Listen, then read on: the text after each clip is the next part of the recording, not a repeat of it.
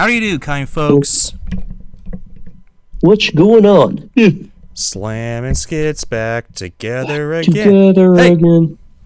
In this new episode of the D Podcast. First one in a That's right. very, very, very, very long time. Very what? And lo and behold, I've become a new man. Oh yes. I at least like the new Beavis and Butthead, not necessarily the original, but good. the new Beavis and Butthead I've been watching on YouTube, those little things, and yeah, they're some of them are good. It's pretty good. Some of them I actually laugh at. They did a good job. Surprising enough, yes. Thank you, Mike Judge. Thanks, Michael. I was thinking about doing watching the Beavis and Butthead Do the Universe, because I watched, I think, half of Beavis and Butthead Do America and then fell off for some reason, probably because I fell asleep. Totally. Because Probably, it was 1 a.m. But that'll do it. yeah. But anyway, that's not what we're talking about here. But first, we're going to talk to Skits. Skits, how you doing? Well, kind folks, I'm feeling kind. Are you feeling commonly kind there, kind folks? Yeah, I'd say commonly kind. Yes. Not too bad. Nothing else new in the realm of skitshood? I mean, not particularly. No. There is one thing.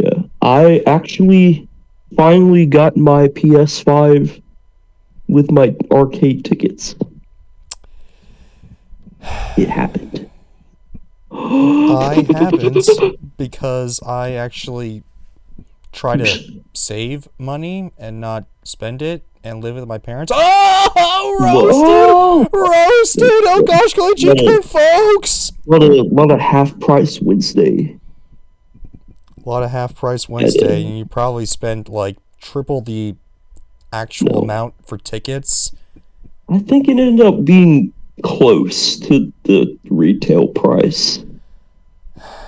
It's an interesting experiment. Closely in the Could opposite have been direction. It might have been a little more. Oh, could have been a was little less. I bet you $1 million I don't it was know. a little more. No. That's off. That's what they do. No. Yeah. Not quite. That's the carnival game shtick. Well, it's not a carnival. It's not a carnival, but they use the carnival shtick. Almost. Sort of. Fairly much. And there's the Sackbuster. Fig. Fig? The dog of dogs. dogs. There he is. He bounced up. Oh yeah, and I also got a new cat. Yeah, they got a cat there in the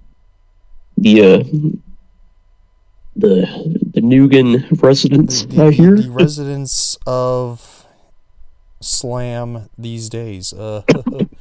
Yes. He always hides behind the washer and dryer, but I mean, that's true. He's a little skittish, but he's still a nice guy. He just chills, mostly does his thing. But yeah. Yeah, just don't pick him up behind the washer. Apparently, don't pick him up behind the washer. Don't pick him up at all, because then his really sharp claws will scratch the ever-loving crap out of you. My scratches are still healing, and it's been like what, a month and a half or something like that. Wowzers! And the Sackbuster still wants to throw the waffle or sack ball. So yeah, there you go. Yes, he does. He's cuddling with his waffle right now. I'm not surprised at all. That sounds about right. Boneless the bear. In a nutshell. Boneless the bear and his friend to the end.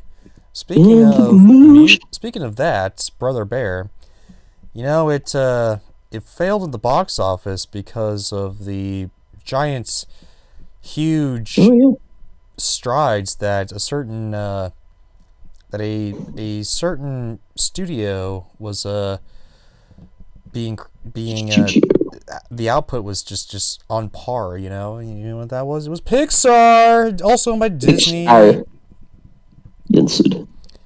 Pixar Animation Studios, That's studios true. that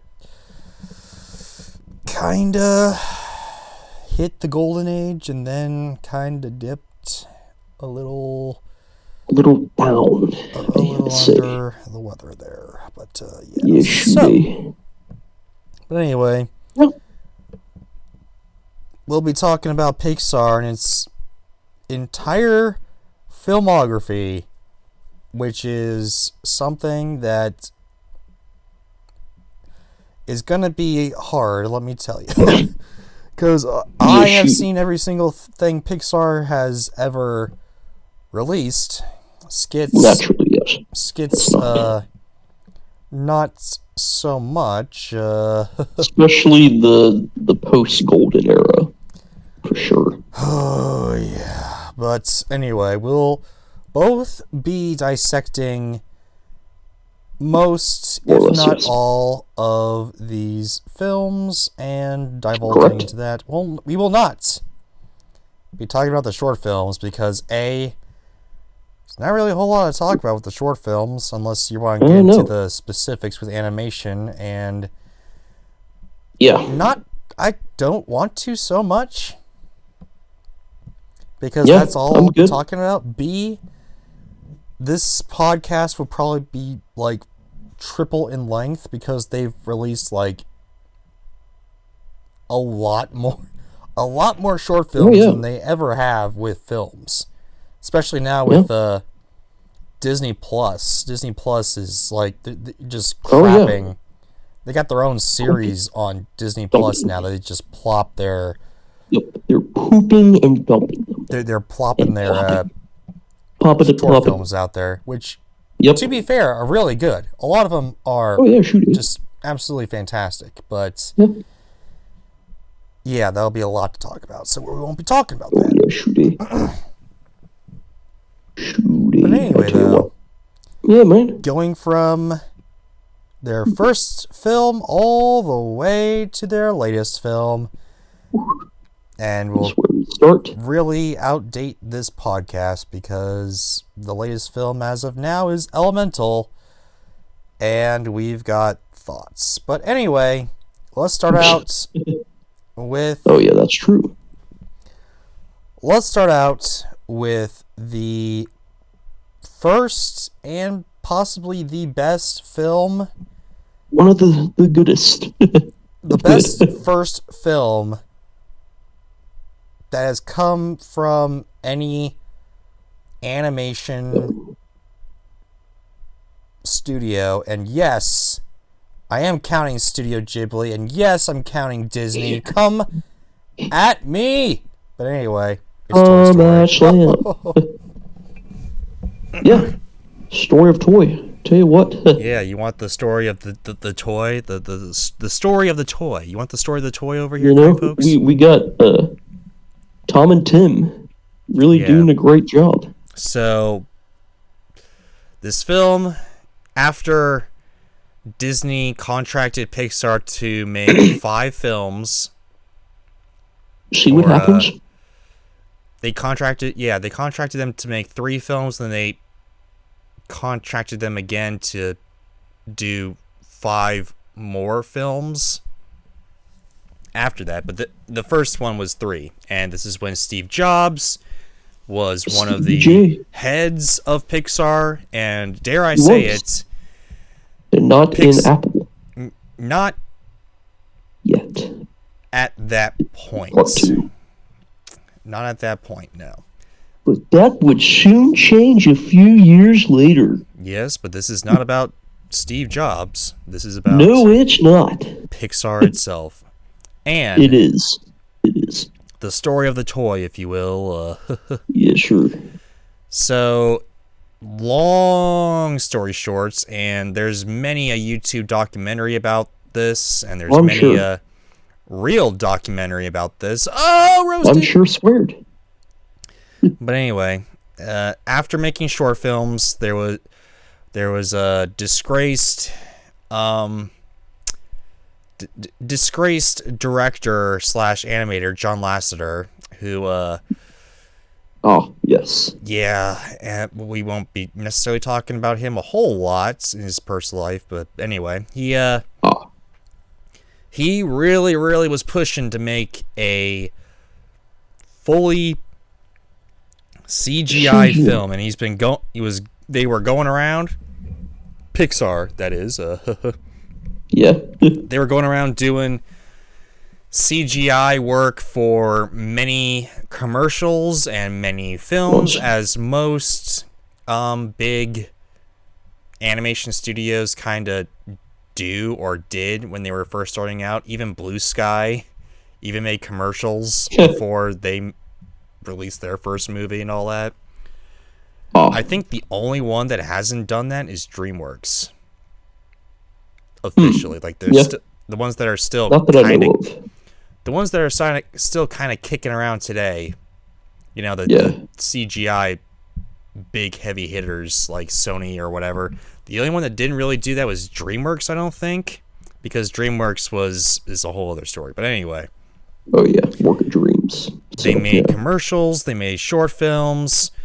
It was just a whirlwind of success after success, and then lo and behold, Disney came around and were like, "Hey, make 3 movies for us because we want to spearhead the new animation and all that." And Jeffrey Katzenberg, like, the first film to pop up was John Lasseter, was with disgraced animator John Lasseter, and he he was a big fan of toys, and because the technology for CGI was very was very limiting.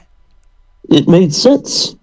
Yeah, I mean it was very plasticky. You could get the plastic stuff down. So hey, why not make a whole movie about toys? So they made a whole movie about toys.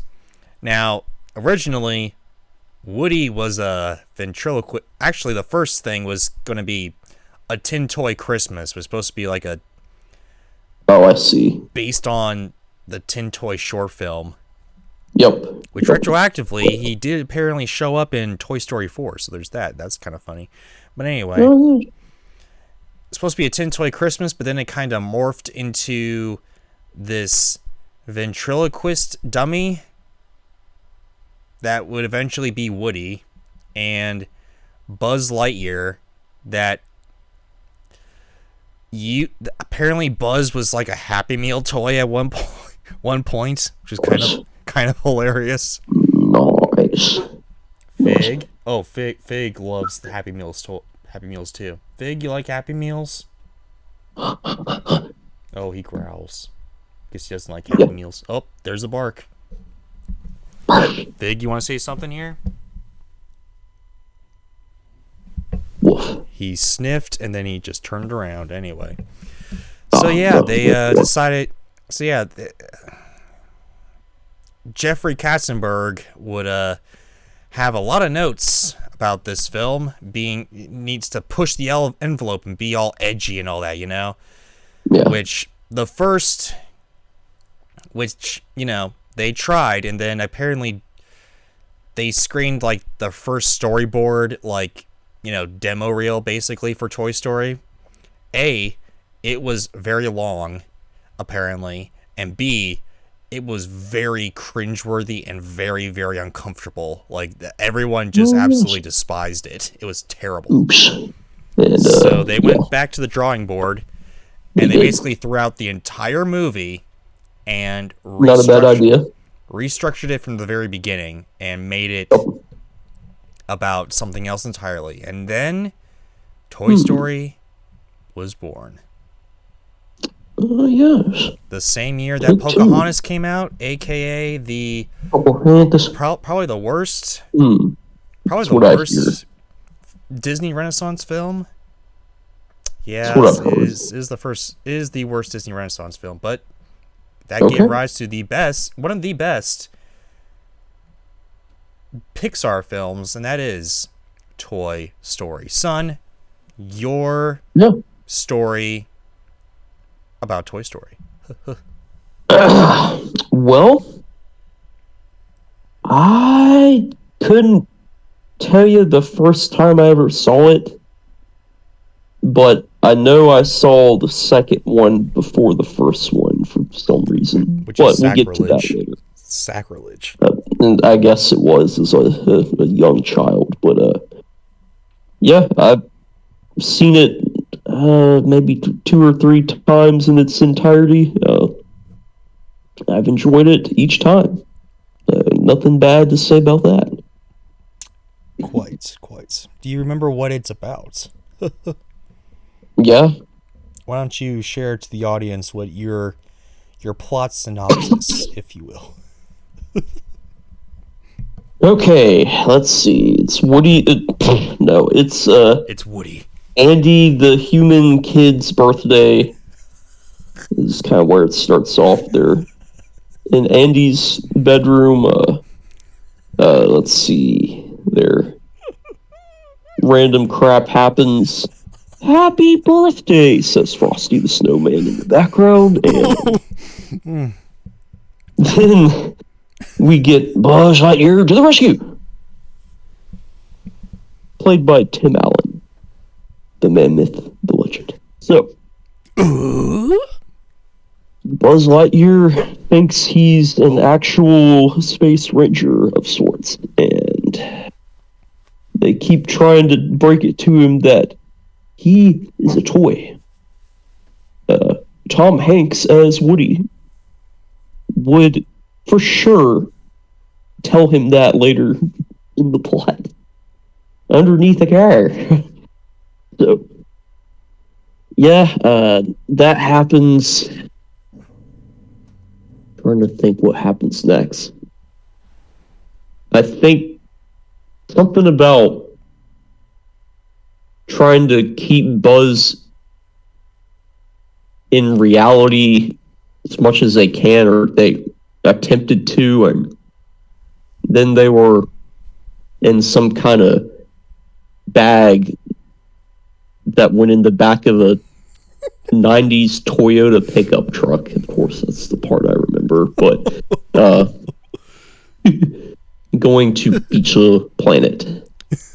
And when they get to the Pizza Planet, other than Pizza, there are some 90s arcade classics. The fictional classics, that is. Which, by the way, and that looks the Claw. looks a lot better than Chuck E. Cheese, let me tell you. Oh yeah, of course.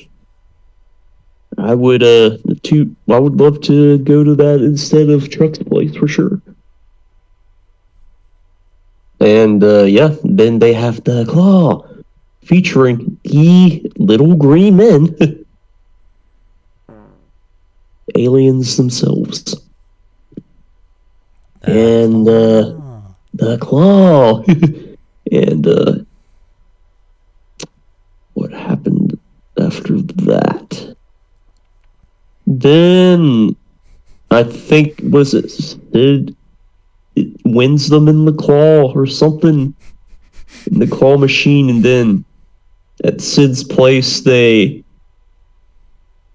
somewhere in the mix, Woody and Buzz were underneath the Toyota truck, and Woody's just like, "You are a toy," and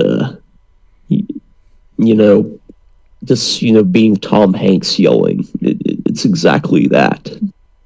So, can't beat it. But then, anyway, fast forward to, Sid has them at his place. That's where all the toys get modified, you could say. Maybe not in the kindest way. Look a little strange. But then I remember Woody goes from his silent mode to he does something hilariously cringy where he like does this owl like 360 head spin and comes to life. Then let's see what else. Buzz Lightyear tried to fly out the window at the stairs, and then he fell. And then he's like, well, crap, I am a toy. Thanks, Tom. Somehow they escape, and there's a little callback to the start where they talk about this isn't flying, this is like falling with grace, or whatever the hell they said. I forgot the line, but it's like falling with style. I can't even remember. Then they end up back at the Andy crib, and then the Wheezy the penguin's like, I think I feel a sore coming on. Then, you got a friend in me. And then the credits. Sound about right there, Chief? Well, you got close. Oh, nice. About 99% there. Oh, good. Most of the stuff, so they were just hanging out with Buzz at the beginning, though. They weren't trying to keep it in reality. They were just hanging out with him. Yeah. That's what I was talking about with the whole Andy's birthday part. Yeah. Thing is, this whole film takes place in basically 3 sets, which is kind of interesting to say the least. 3 main settings. 3 main settings, sure. Yeah. It's Andy's room, Pizza Planet, and the adjacent outside, and Sid's room, and that's it, which is kind of interesting if you really think about it. Yeah. And yeah, they use their money where they put the money where their mouth is, and I gotta say, most of this is fairly rough, especially today, but this is the first fully CGI film, so I mean, I cut them some slack there, kind folks. Kindly, I'd say. It doesn't suck or anything. It doesn't necessarily suck. There are parts where it gets a tad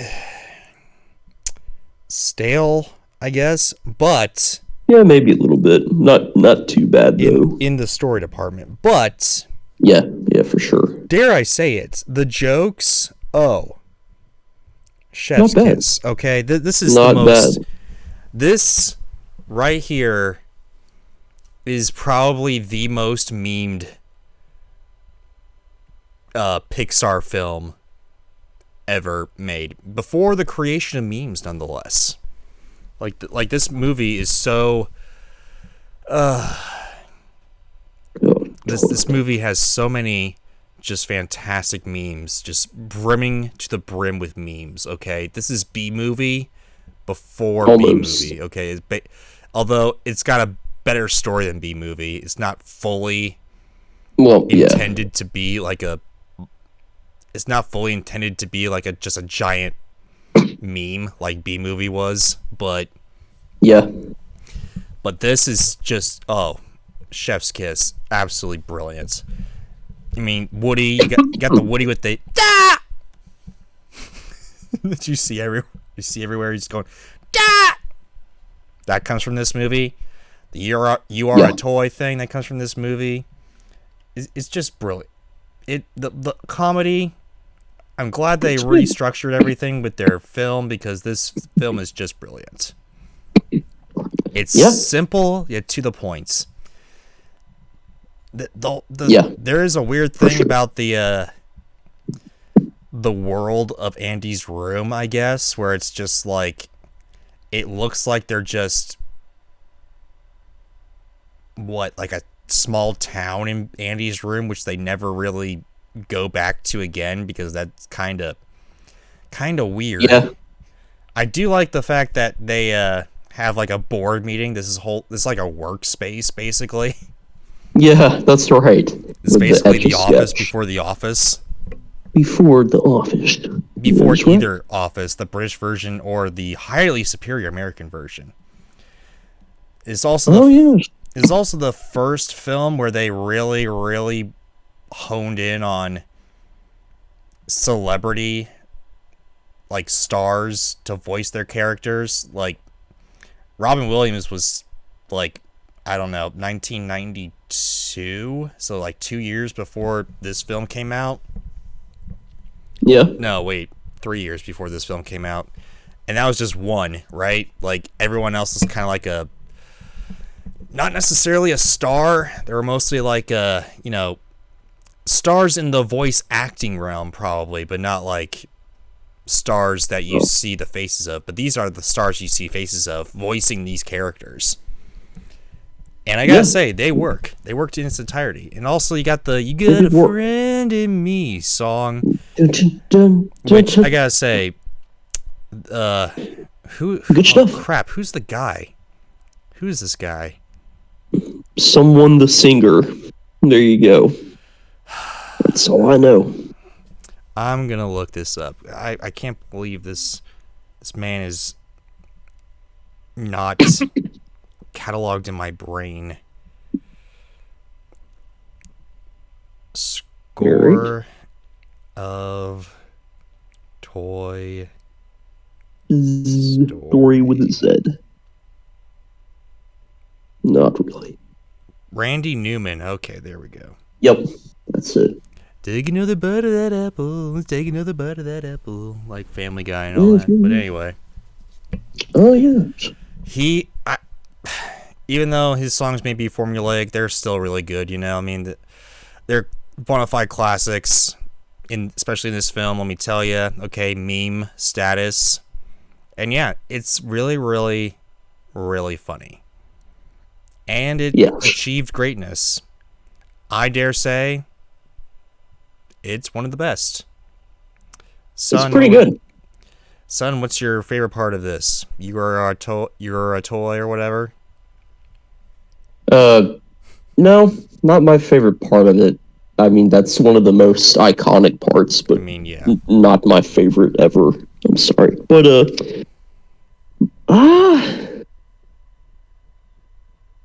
that's a tough one. There's several that stood out.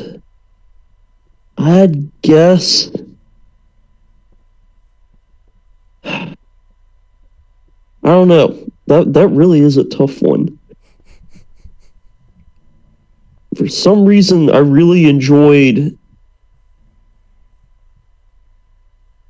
the trip over to Pizza Planet. I don't know why that always stood out, but it did. I'm lost.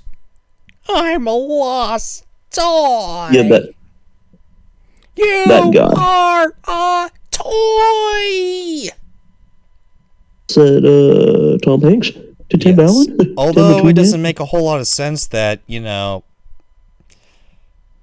Buzz wouldn't know that he's a toy and would freeze whenever Andy comes around or whatever. Because that's true. I even as a kid, I was like, huh? Why is he freezing here? Why? I never actually thought about that, but you're right. Even in the box, I was like, why is he frozen? Why doesn't he, I mean, I get it. Maybe he thinks he's, frozen in time or something, like a lot of the space people tended to be, or what, Chronos sleep or whatever that thing is. Cryogenic freezing. Sleep, yes. Yep. But afterward, he still freezes, and I'm like, why? I mean, you can't turn it on and off, right? You can, but why would Buzz turn it on? Like, the toys, they can talk to other kids, we see that with Sid. Plus, what are these rules? Even with 4 movies, we still don't know these rules. Why does there have to be rules? It's a lot of weird things, but nonetheless, it is a powerful film that a good one. Really is very, very charming, very well done. Especially, and it had basically no right to be. I mean, it was their first film, so they could make more mistakes, but just the fact they made almost single-handedly the Citizen Kane of animated films right out of the gate. I mean, perhaps yes. Gosh, I mean, at the time it kind of was. Gosh, like G kind folks, yeah, they were on top of the world right there. I would give this a 9 out of 10. And I will match that. Ah, nice. It is a good one. It is. And now on to A Bugs. The next one. A Bugs. Not Life. quite as good as Toy Story. AKA, not awful. AKA the animated Seven Samurai film. or the Magnificent Seven animated film, if you will. Yep. Steve Buscemi was somebody in this, wasn't it? Steve Buscemi? No. I got him mixed up with the other guy. No, he was the voice of the angry grasshopper that came in. And that was disgraced. That was disgraced actor Kevin Spacey. Oh, okay. That's who I was thinking of. Yes, we Kevin Spacey actually did a far more worse things in his years. So he can kindly go rot in hell for that. Anyway, though, so A Bug's Life, if you will. I guess it came out in 1998. It was just like 3 years after Toy Story, because as we see in the production, like the initial trailer for Wall-E, if you will. Yeah. Toy Story was almost complete, and they were like, well, gee, if we have to, make all these films, might as well get started now. So they finally did. So what's the next most logical thing disgraced animator John Lasseter would, come across, if you will? What's the next film in their lineup? Why not Deadass Bugs? Yeah, that's what he did. Oh, yes. And yeah, surprising enough, there was like 2 bug films that came out in 1998. Yep, the CGI Bug Wars. Basically, yeah. It was, and CGI Star Wars the next year. Oops. Yeah, when Jeffrey Katzenberg left, he took the idea for this Pixar bug movie and made Ants and rushed that film out to kind of compete with A Bug's Life in the same year. And he got it out earlier, but dare I say it's kind of... I've never seen it. I have, and it's... I know. Very ugly. You all know. It is kind of physically unappealing. It definitely looks more like, when you think of 90s CGI in the generic sense, it's that. Oh, yes. But in retrospect, it's kind of got like a retro charm to it now. But it wasn't really... Like, compared to its competition, it did not win. That's the best way to look at it. No. Plus, the story was a little, it was a little of an oops. It was, I like, short tangent. I like the fact that the bugs in this world, they had this giant hour-and-a-half long adventure or whatever. Like, this giant film. Oh, yeah, shooty. This giant film of an adventure, basically in a picnic area, like literally a few steps for regular humans. Ants had like a huge hour-and-a-half film long adventure, basically. I like that idea. Yeah. Other than that, that's really just about it. This film is just boring.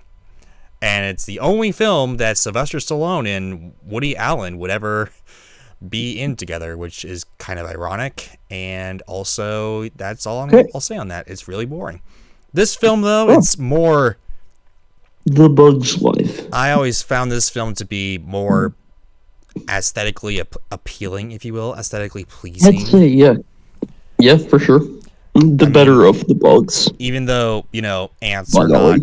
not, blue or pink, they are brown like ants, like the ants and ants, if you Like will. dark, This, like black brown, I guess, something yeah, like that. they're not Yeah. they're not light blue or, light pink or purple or whatever the No. heck they are. They're, but I like that. I don't know why. Maybe it's because I was a kid when I first watched it. It was more appealing to the eye, and it wasn't ugly. So there's that. Yeah, it did have that going for it. Better story. That's probably what really saved it. AKA Seven Samurai. Correct. Which, if you know the story of Seven Samurai, that's basically this movie. But anyway, Flick, I'll take the story this time. Or actually, no, you'll take the story this time because this one I don't really remember that well. Lucky excuse. Anyway, so Flick, I'll sum this up very fast though. Flick is a inventor, and all the other ants are just ants in a colony, if you will. Oh, metaphor. Anyway, he's in love with the princess, but the princess doesn't like him.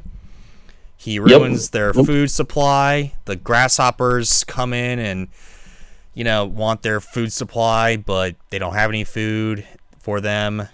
So now they've got 3 days to find it. And while I guess they get as much food for the grasshoppers as possible, Flick goes into this small town, which is also below the A-Man trailer park customs that we see in Monsters Inc.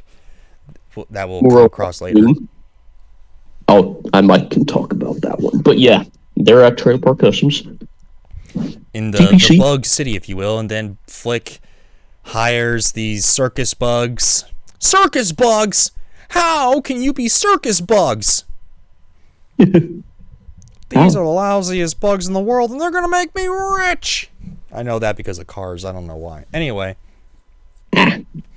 So, the bugs, they come along, and they're like, oh, yeah, we'll do this. They think they're going to put on a show, so they try their best to put on a show, but then they realize that, oh, wait, we are actually supposed to fight these grasshoppers. Oh, no. But then Flick comes up with the idea to create this fake bird to scare away the grasshoppers.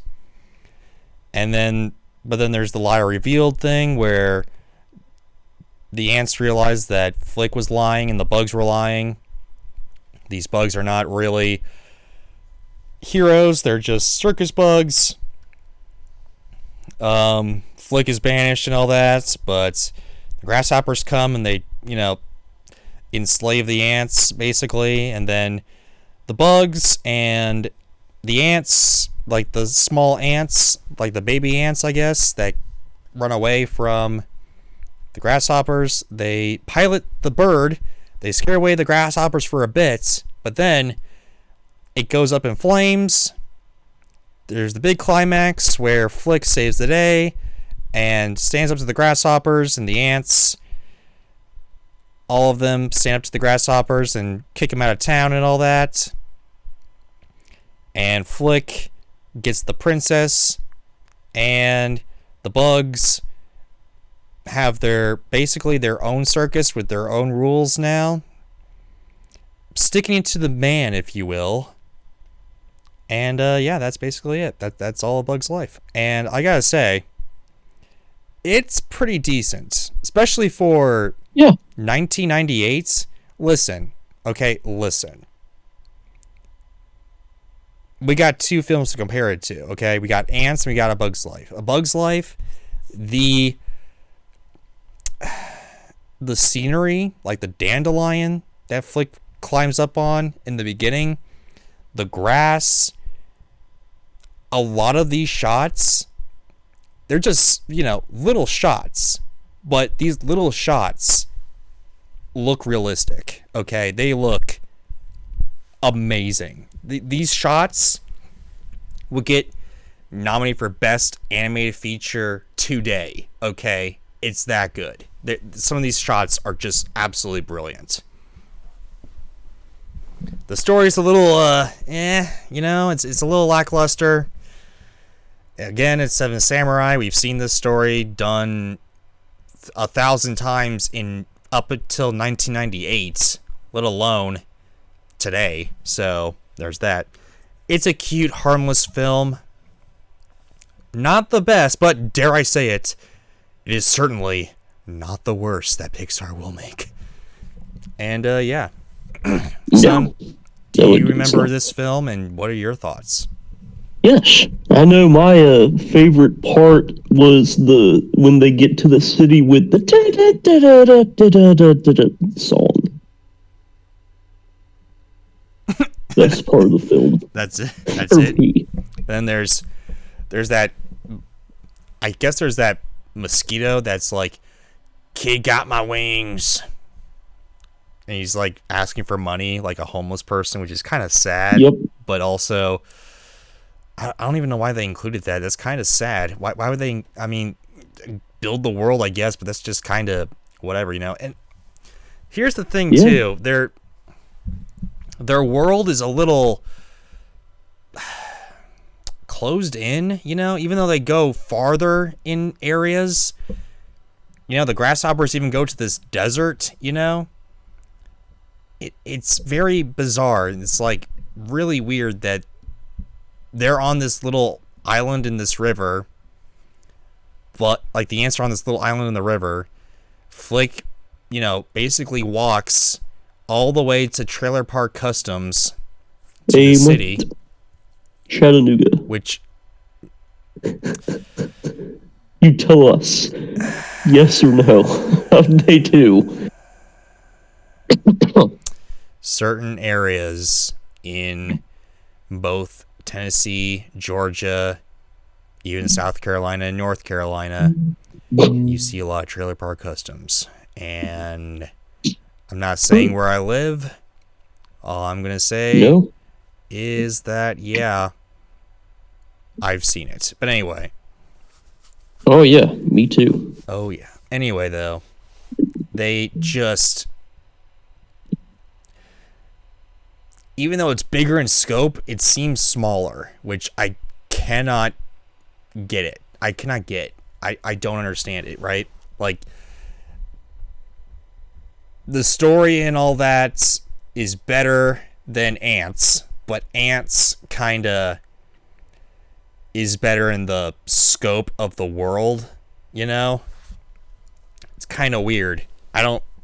If you combine these two films together with their best parts, you get like a really great film, but we just have this. So, yeah, not the best, but certainly not the worst. I would give it an okay out of 10. No, I'm kidding. I'll give it 7 out of 10 as one of the film reviewers I watch. I'll give it a 7 out of 10. Closer to a 6 than an 8.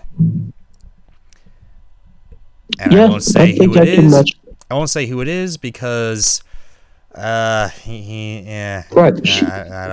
don't know about him. Anyway, son, privacy, please. Your rating for A Bug's Life. Mine, again, I think I'll have to match your 7 here. Closer to a 6 than a 8 there.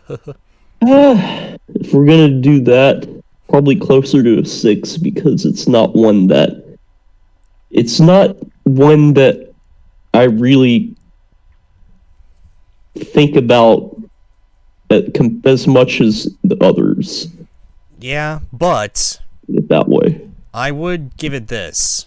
You're playing the guitar. I see. A little bit. Indeed. I would give it this, though. What will you give it?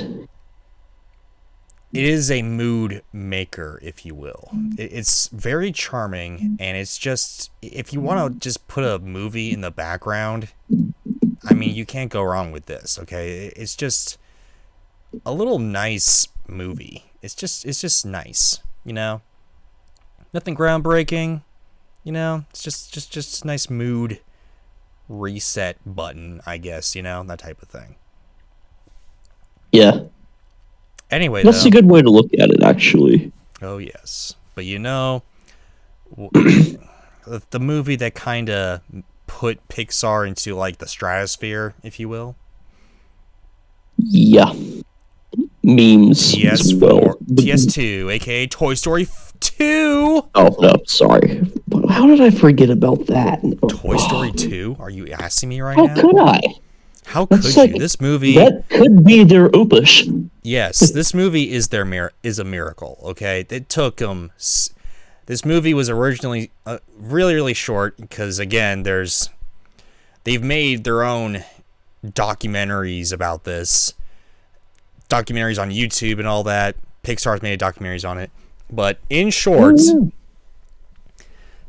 originally Toy Story 2, they were developing it to be like a direct-to-video film and all that. But the higher-ups at Pixar, not Disney. Let's be clear here, not Disney, but Pixar were like, let's make this into an actual film. So they had... Normally, Pixar films take 4 years to make, roughly. This film took 6 months to create. Wowee! It was a miracle that it got made. It was deleted. It was deleted even on their main servers, and they had to go into their backup servers that... I don't even know how they even got this, but some person had the entire movie on her backup computer at her house, which I don't even know how you would even do that today. Okay, let alone nice computer. Let alone a giant film, like a giant film, giant huge CGI film with late 1990s computer technology. I have no idea how you would do that. I mean, yeah. I guess there are some ways of doing that, but I cannot, for the life of me, even comprehend how they did that. But I guess they did that. So I mean, here we are. They got the movie made. So I mean, there's that too. Dare I say it though, with everything working against them, this film was created, and dare I say it, even to this day, with the fabulousness of Toy Story 3, even Toy Story 4, and the original Toy Story, this is the best Toy Story film in its entirety, of the entire franchise. Oh, yes. This is truly just a breath of fresh air. I remember watching this as a kid, and I was like, this movie is... I love this film a whole heck of a lot better than the first one. I barely watched that first one because it didn't look all that great. Me being stupid. Stupid kid, you know? But...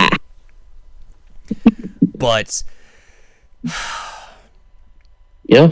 Dare I say it, you know, is just... I just watched Toy Story 2, not even Toy Story 1, but even today, my fondness for Toy Story 2 is just absolute gold. Okay, listen. Son, your experience with Toy Story 2. I specifically remember seeing this from the white VHS. There was a white VHS? No. The case was white. That's what I'm thinking of. But I remember, I think that was how I first saw it, if I'm not mistaken. And then after that, I saw it many times on DVD. I will never forget the epic gaming intro. Oh, but the game was false, and I always wanted to play it. Let me say this, okay? the opening gaming thing was just, even though it was GameCube, it was if you looked on the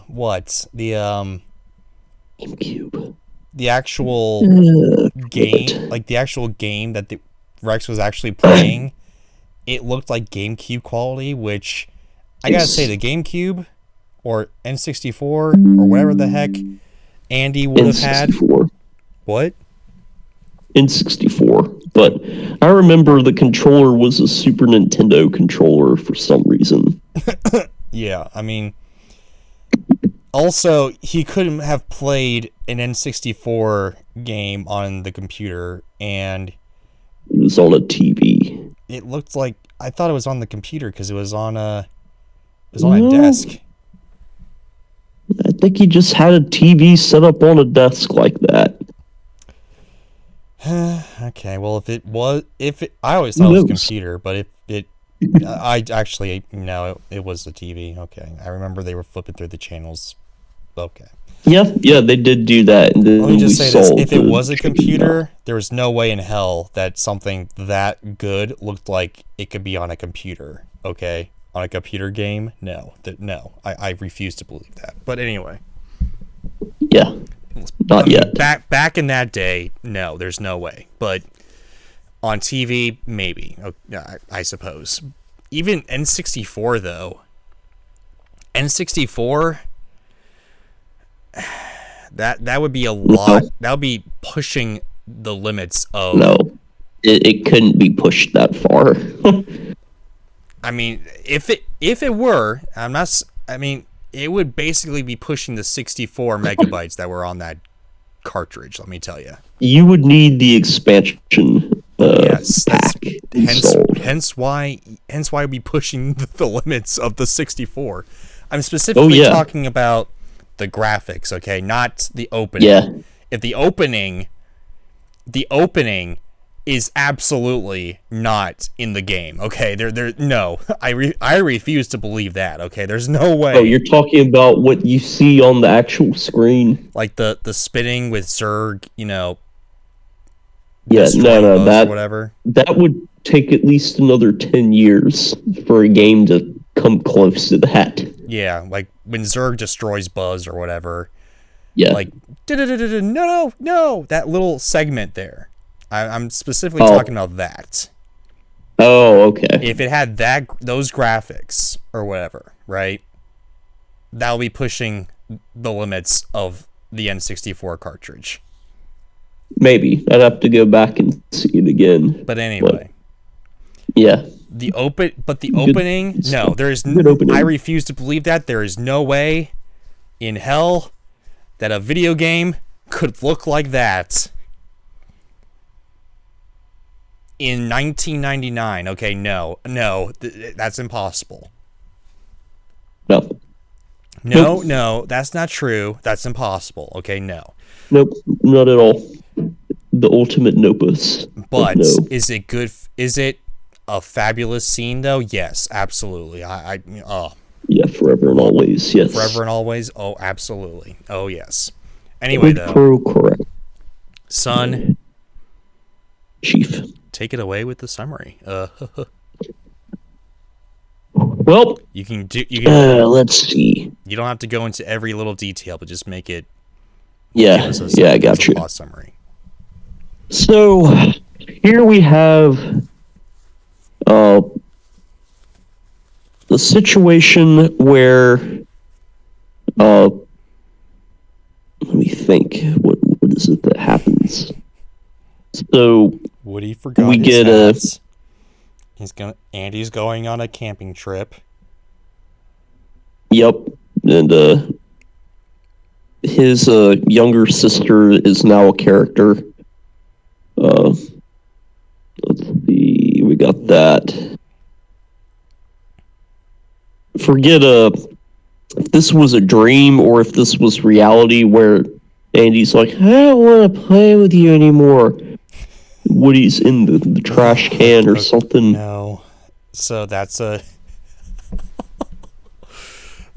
dream sequence, and the reason for that is because Woody's arm gets ripped, and he gets put on the shelf, and apparently he's been shelved, if you will, which is apparently a really bad thing. And Woody has a dream where Andy doesn't want to play with him anymore, and then he goes into this really weird, trippy dream sequence where you know, you just all that shtick kind of happens, and then they have a yard sale, and Andy's like, "Oh shoot, I'm gonna be sold at a yard sale or whatever." And apparently, Andy's mom or something, I guess, throws Woody unknowingly into the box for yard sale-ness, if you will, and then everyone's got to get him and all that.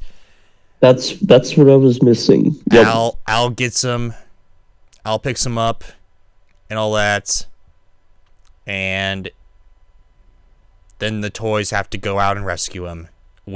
And they figure out it's him based on the channel flipping you mentioned on the TV. Yes. And then they see Al's toy barn, and they get there. Indeed. And then they go inside. There was a Sackbuster. Did you hear the Sackbuster yawning? I did not, but what a dog. Dog of dogs. Yeah, anyway. What a dog of dogs. Yeah. Well, let's talk about Woody. What happens with Woody? So, Woody goes to Al's private collection because he's a Woody's Roundup franchise enthusiast. But everyone else is at the store, and from what I recall, Buzz sees the aisle with all the Buzz Lightyears new in the box, and there they have. You're missing a very vital piece of information here, son. Well, I'm not. I'll get back to that. He gets somehow trapped in the box. I think they think the Buzz in the box is the right one, and then I remember he's like, "No, you've got the wrong Buzz! You've got the wrong Buzz!" Let's see. We got the vital piece of information. Let me correct a few things here. This is where we meet Jesse and Bullseye and the Prospector and all that, and we find out, yes, he is part of the show and all that. Yes, that was what I was going to get back to. And wasn't trying to get the order precise, but yeah, that is like for a little bit here. That's kind of like the paralleled plot line from what I remember. And and Buzz finds another Buzz that has a belt. You got the wrong Buzz. And because this Buzz also feels like we find out that the reason why he hasn't awakened in his rocket box was because they're in hypersleep. They're ordered to be in hypersleep. Apparently. Oh. So, a little lore building right here, and this Buzz also is in a delusion and all that, you know. Oh yeah. So he thinks he's the real deal. Yeah. So then he puts our Buzz ties him up in a box, the rocket box, if you will, and then he gets the other guys think that he's the real Buzz, and he's like, hops along for the ride and all that. Yep. Oh, sorry. Yeah, and we get the Prospector guy, and I think he's the one that explains to Woody that they had this show in black and white, and then they canceled the show with the cliffhanger ending. Then after that, I believe that's when the guy that plays chess against himself in the park one day in a Pixar short comes in and does something funny, and then sets up his toy repair toolkit and does some restoration on Woody. Very, very polished eyeball from what I remember. You can't rush art. Yep, that's the phrase. You can't rush art. Something like that, yeah. Indeed.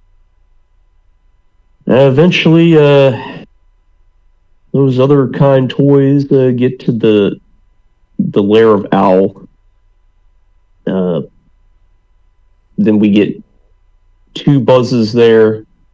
At some point in the store, Barbie gives a tour of stuff, and Mr. Potato Heads makes a point to himself that he's married. He's a married spud. He is. He did say that. So, from there, let's see. We have two Buzzes. Somehow they charge through the vent, and they're like, ah! And they bust through, and then there's something about Jessie's backstory in there, where that little girl abandoned her or something, and it was kind of saddening. Not like the third movie that brings out the Caillou within, but the little touching there. And then, how do they figure out who the real Buzz Lightyear is? Well, gosh, golly gee, it's the dump at Sharpie marker on the bottom of the foot, of course. And the real one says Andy. I don't know what they did with the other Buzz.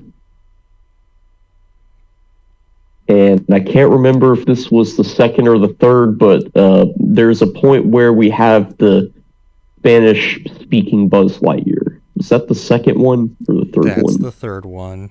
And okay, I couldn't remember. Okay, more on that another time then. Yeah. And then Jessie becomes part of the clan. Makes a good little wifey for the real deal Buzz. And they get back. And they chill. There's no singing penguin that I remember this time. No, there is a singing penguin.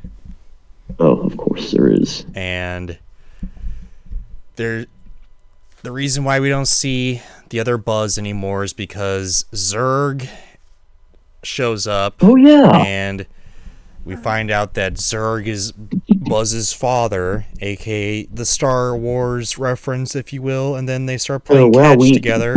Oh yes.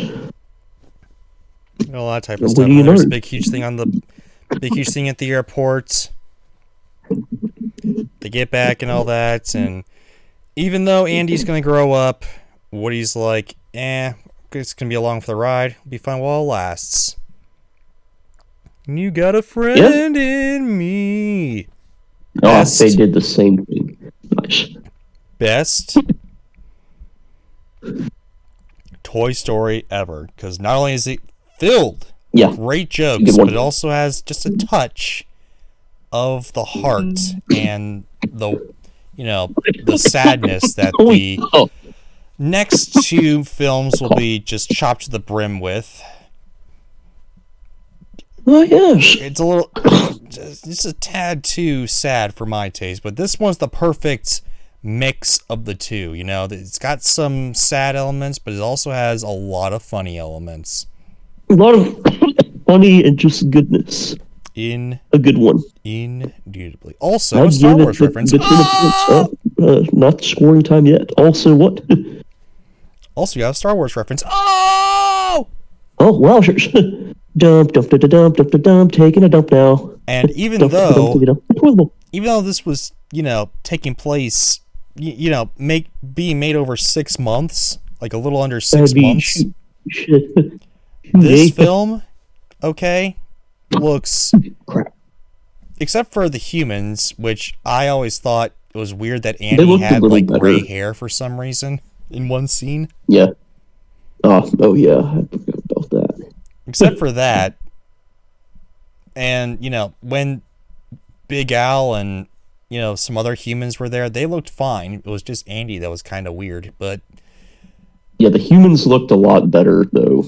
I mean, they had a long way to go before 3 and 4 human quality, but I mean, it was a good step in the right direction. Yeah, except for Andy. But everyone, all the humans looked a lot better.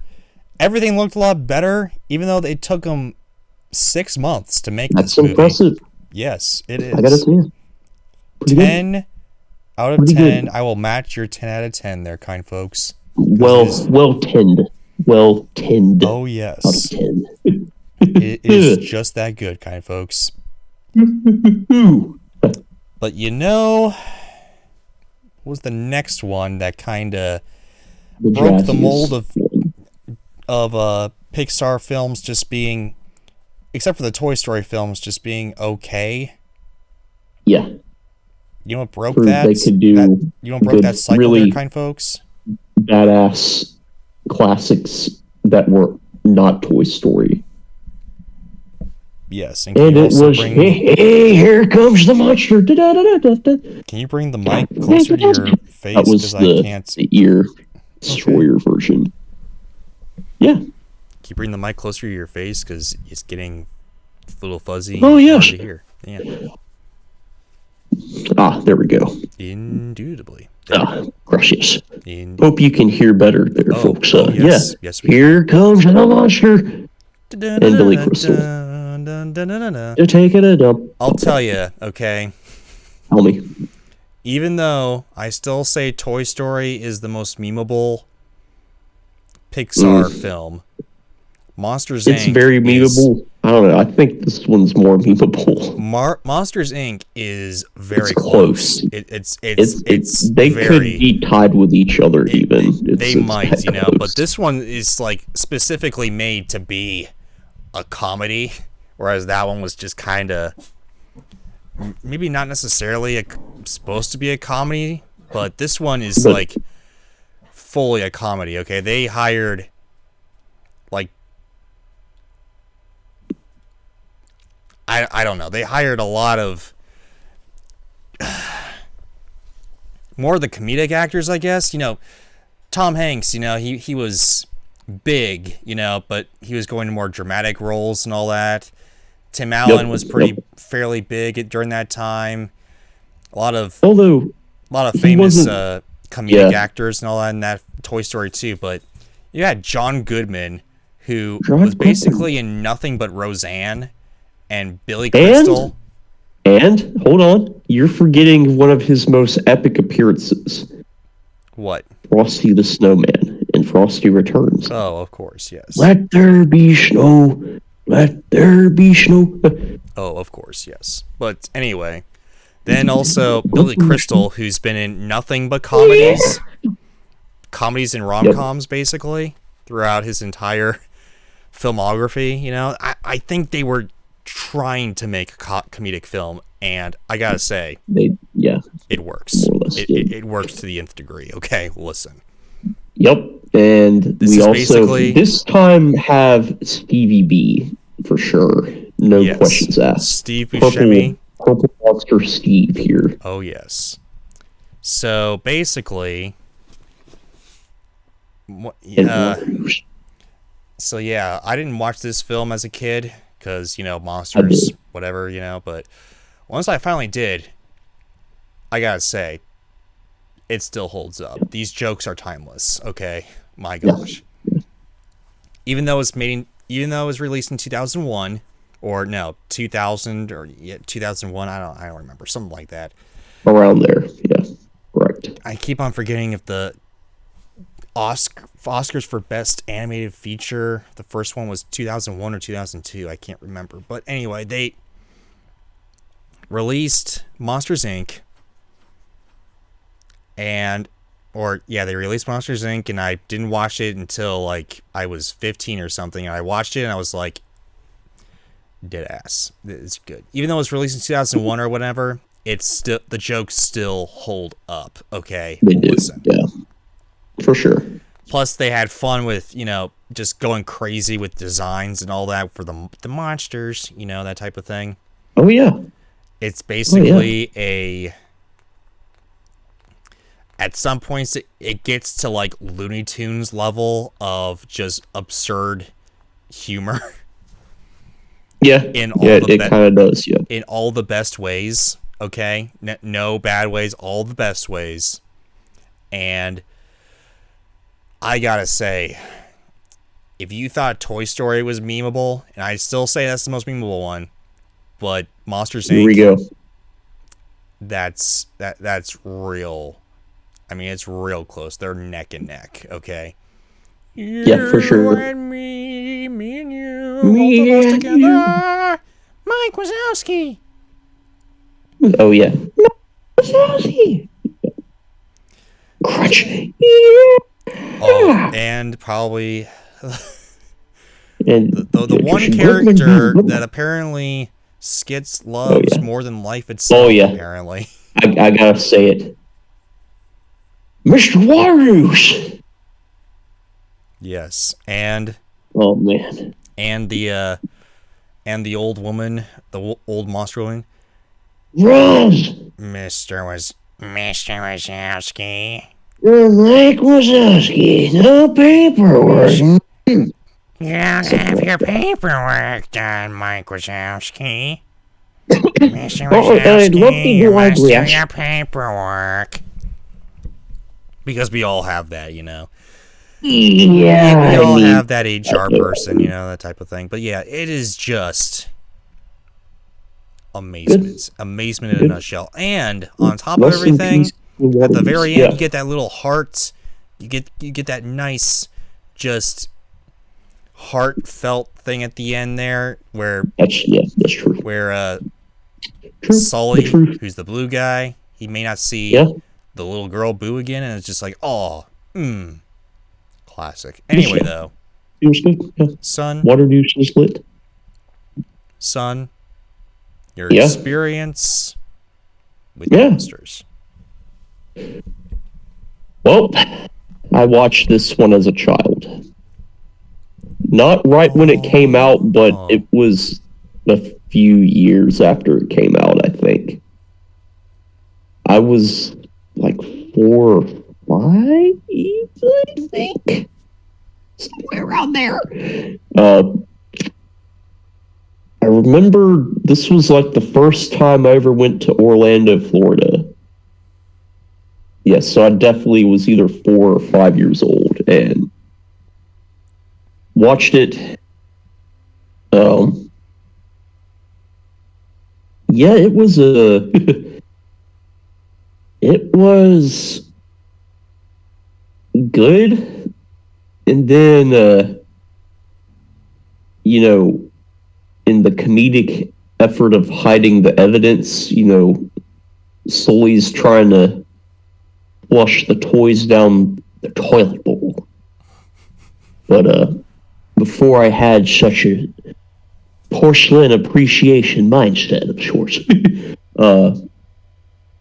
that terrified the crap out of me. I don't know why. Just the thought of the toys being lost and never being able to find them again. I think it also reminded me of this time that I dropped something down a vent in the house. You know, like for your heat and air conditioning in your house. I dropped something down the vent and couldn't get it again. And it was something about the gone and you can't get it back factor that just that did not sit well with me. And yeah, that was me with balloons that were flying away. Yeah, you know? Yeah, same thing. It's the same concept basically.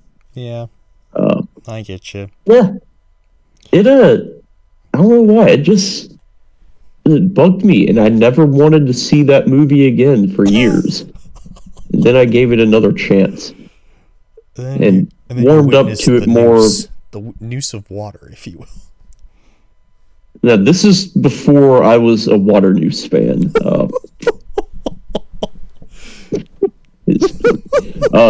No. Then I got kind of warmed up to the franchise with little pinball, of course. I mean, what else would it be? But big influence on my pinball love tied in with Monsters Inc. Funny enough. Yeah. Shoot, eh? Tell you what, I somehow acquired this. It was in like a computer game multi-pack or something where this Randall Monsters Inc. pinball game was like a free bonus disc. And I played the crap out of that all the time. And Randall's like, yeah, I'm the pinball king around here. Something like that. And yeah, through that, I kind of warmed back up to it. Fast forward to today. This is now probably one of my favorite Pixar films, period. It's got to be tied with maybe two others. But yeah, this one's definitely one of the top ones for me. And, then I discovered Mr. Waternoose. And Waternoose, as John would say, was like, give me the child, in his most senile old man voice possible. And just every time Waternoose appears, it's just like, yes, because he's just so outlandish.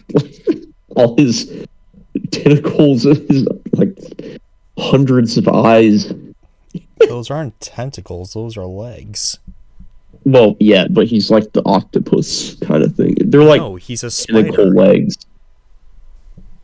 Oh, that's okay. why he has multiple legs. You don't know? You're right. Son. Yep, Spoder Noose. Yep, there you go. Precious. That is correct. Son. He just had more of that like purple octopus color. Maybe that's what I was thinking of. But and water and Waternoose. Maritime keywords there. Water. The water in the ocean. Noose, where you tie the noose and throw it around the post on the dock so the boat doesn't float away. Waternoose. There you go. Quite. Too bad he went to jail/prison. Well, jail, then probably prison if he got convicted. Well, if we ever get a proper Monsters Inc. 3, if you will, hopefully better than 2. He could come out. He could, he could break free. So you never know. That would be cool. They would have to unfortunately get another voice actor. That is unfortunate. Yes. Hence why we don't hear his voice in Monsters University. Probably. We do see him though at the very, very end. We haven't gotten there yet. So yeah, son, why don't you take it away with the synopsis? Yeah. So, again, you can keep this short if you want to. I'll try. Let's see. We start with good opening. And while he does that, kind folks, since I already know, I'm going to get some water. So, son, just keep on talking and take it away. Yeah, shoot, eh? So while Slam gets water and the Sackbuster chills with his waffle, I'm going to tell you about Monsters Incorporated. So, we start with the opening song. It's great.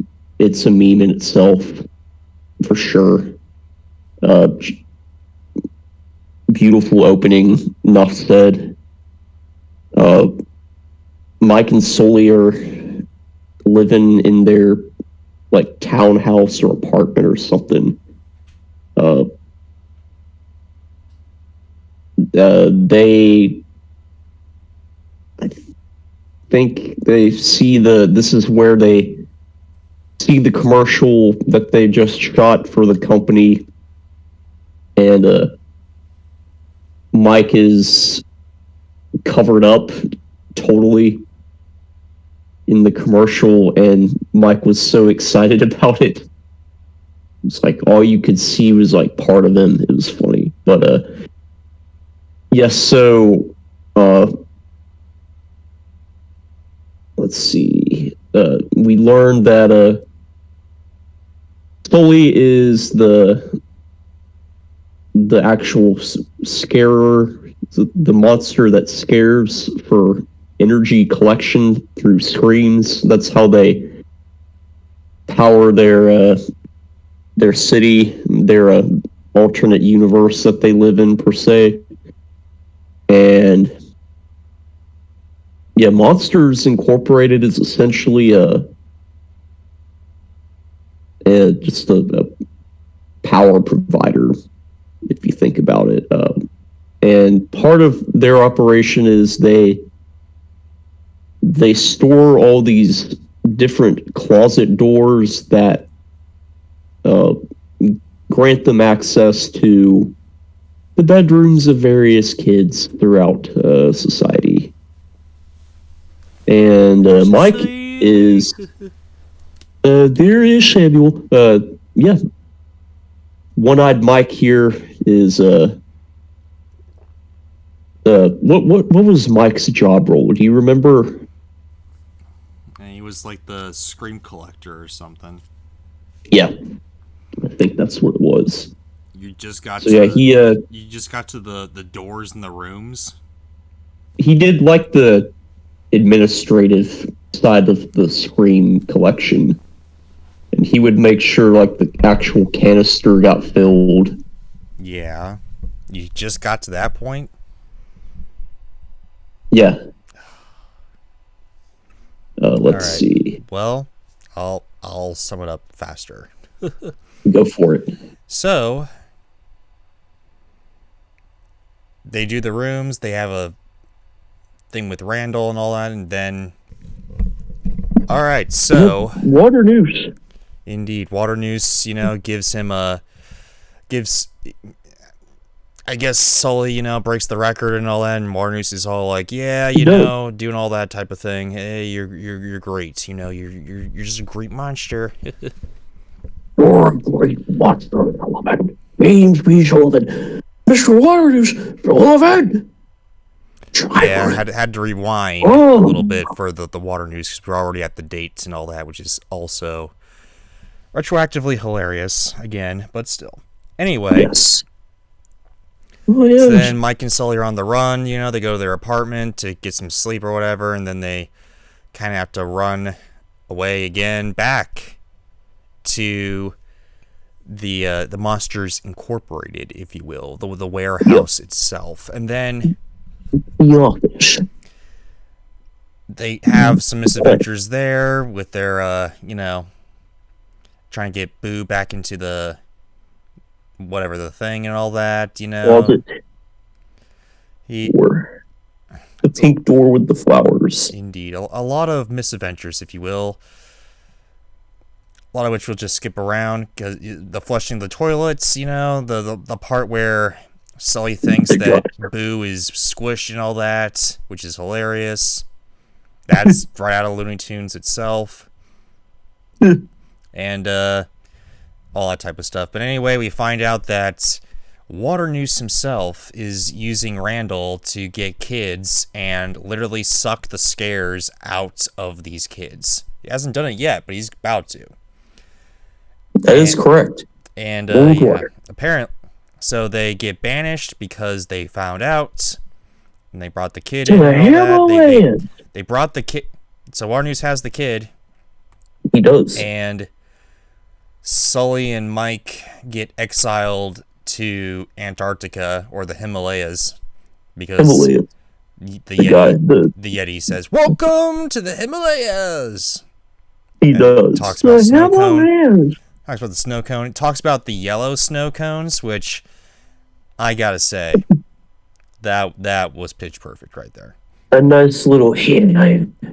Indeed. Anyway, so then, the Mike and Sully, they reconcile and all that, and they get Boo back. They jump through a bunch of other doors and all that, trying to get Boo back. They get Water Noose exposed, if you will, and Mike and Sully become the new CEOs of the whole monsters, if you will, and Boo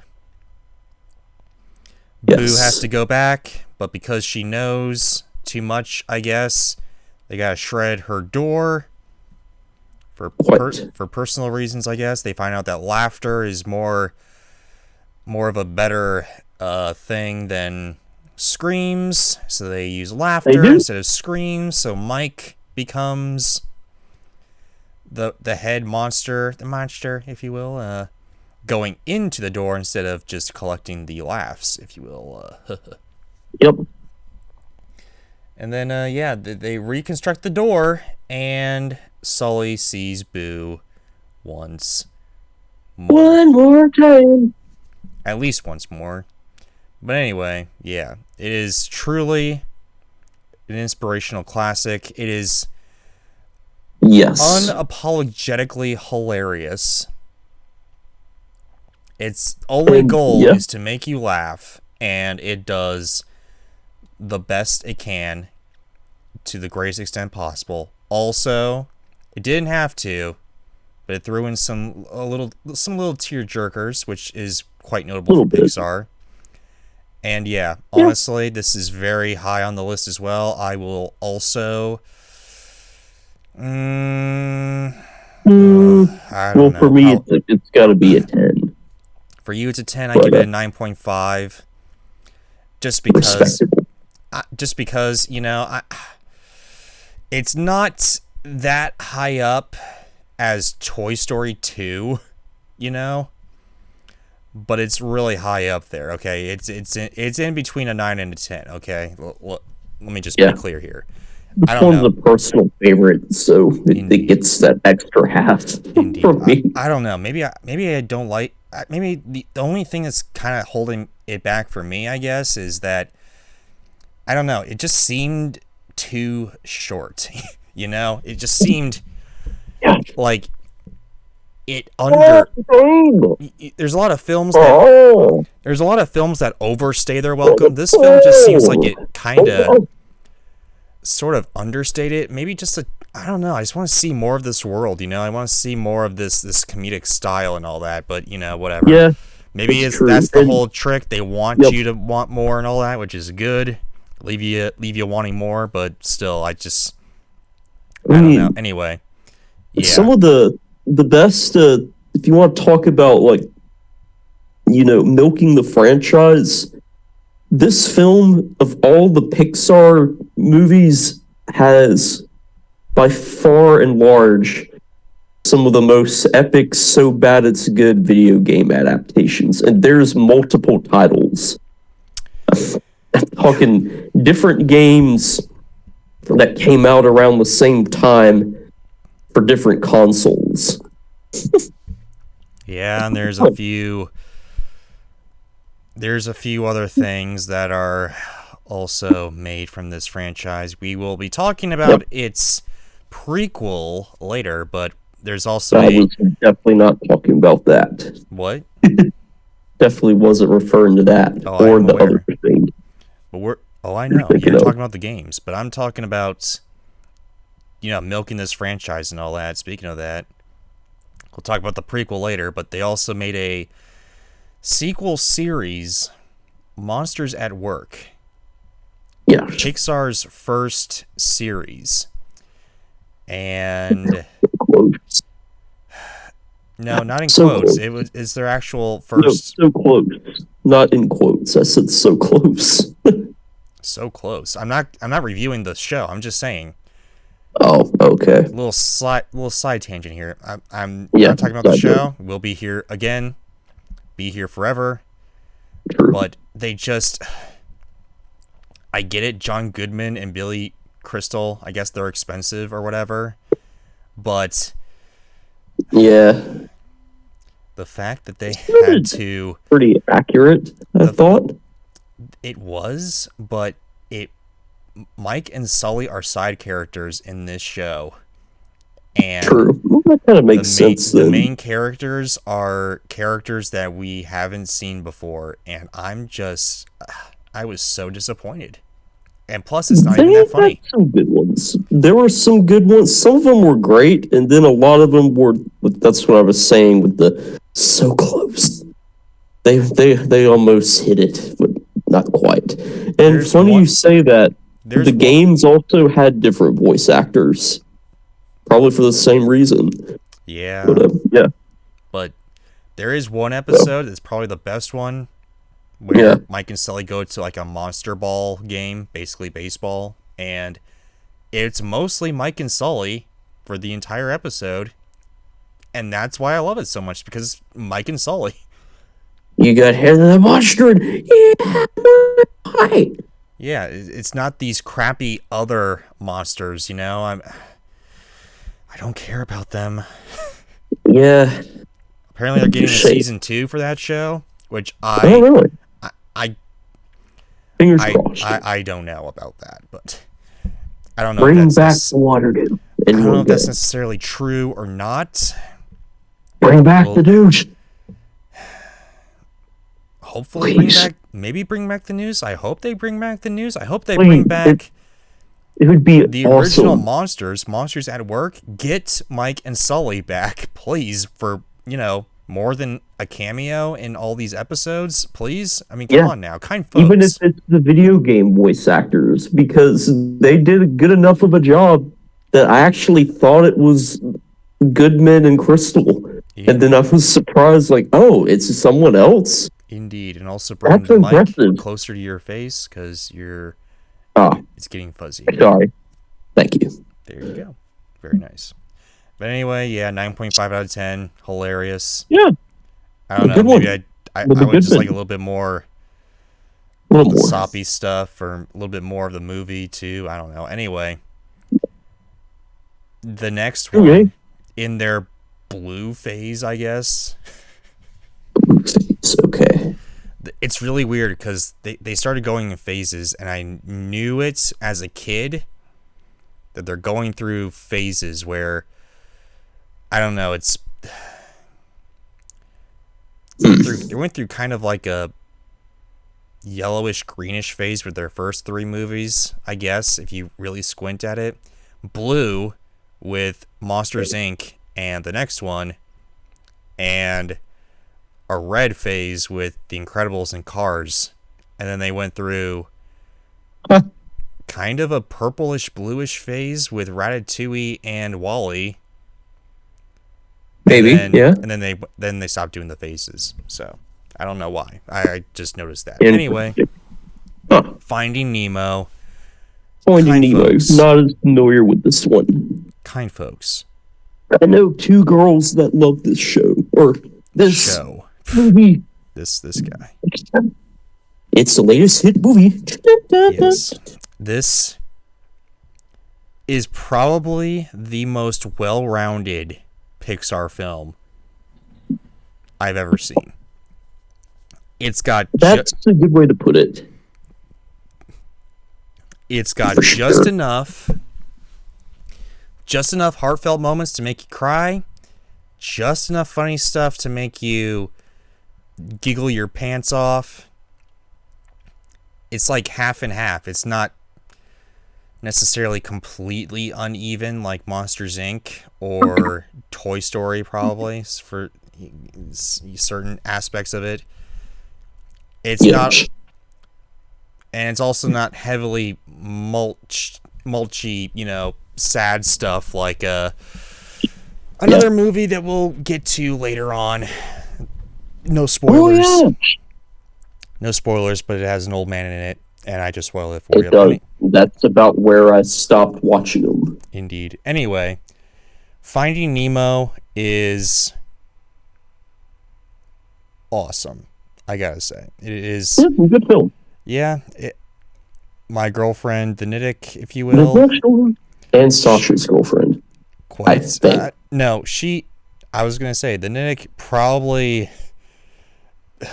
Oh, I can't believe I'm saying this. Brave is probably her favorite Pixar film, which just head shakes all around. But her second one definitely is Finding Nemo.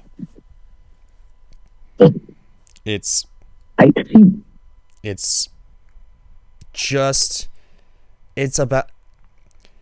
more than just, an ocean movie, which is where a lot of cheaper animated films kind of come from, because you can just have the fish float and you don't have to animate a lot of stuff. You can just have them float around doing whatever, Yeah. But they really tried, okay? They have the water effects. This was also the time where they tried to redo. There's like the special test that they did where they animated like a wave or something. Like they had like a video of a wave, and then they tried to animate it. They tried to animate the same wave, and they tried to compare it, and apparently they showed it to some people, and they could barely tell that which wave was animated or not. Apparently, according to the Pixar story, aka their documentary and all that. So interesting. This was that time and all that. So they made the water. It's as vibrant. It's so, I gotta say, okay. The water, the coral, the ocean is just absolutely spectacular. I gotta say, this is no wonder this film almost grossed $1 billion at the box office, okay, because it's just that good. So what's this film about? In short, it's tell about us. What?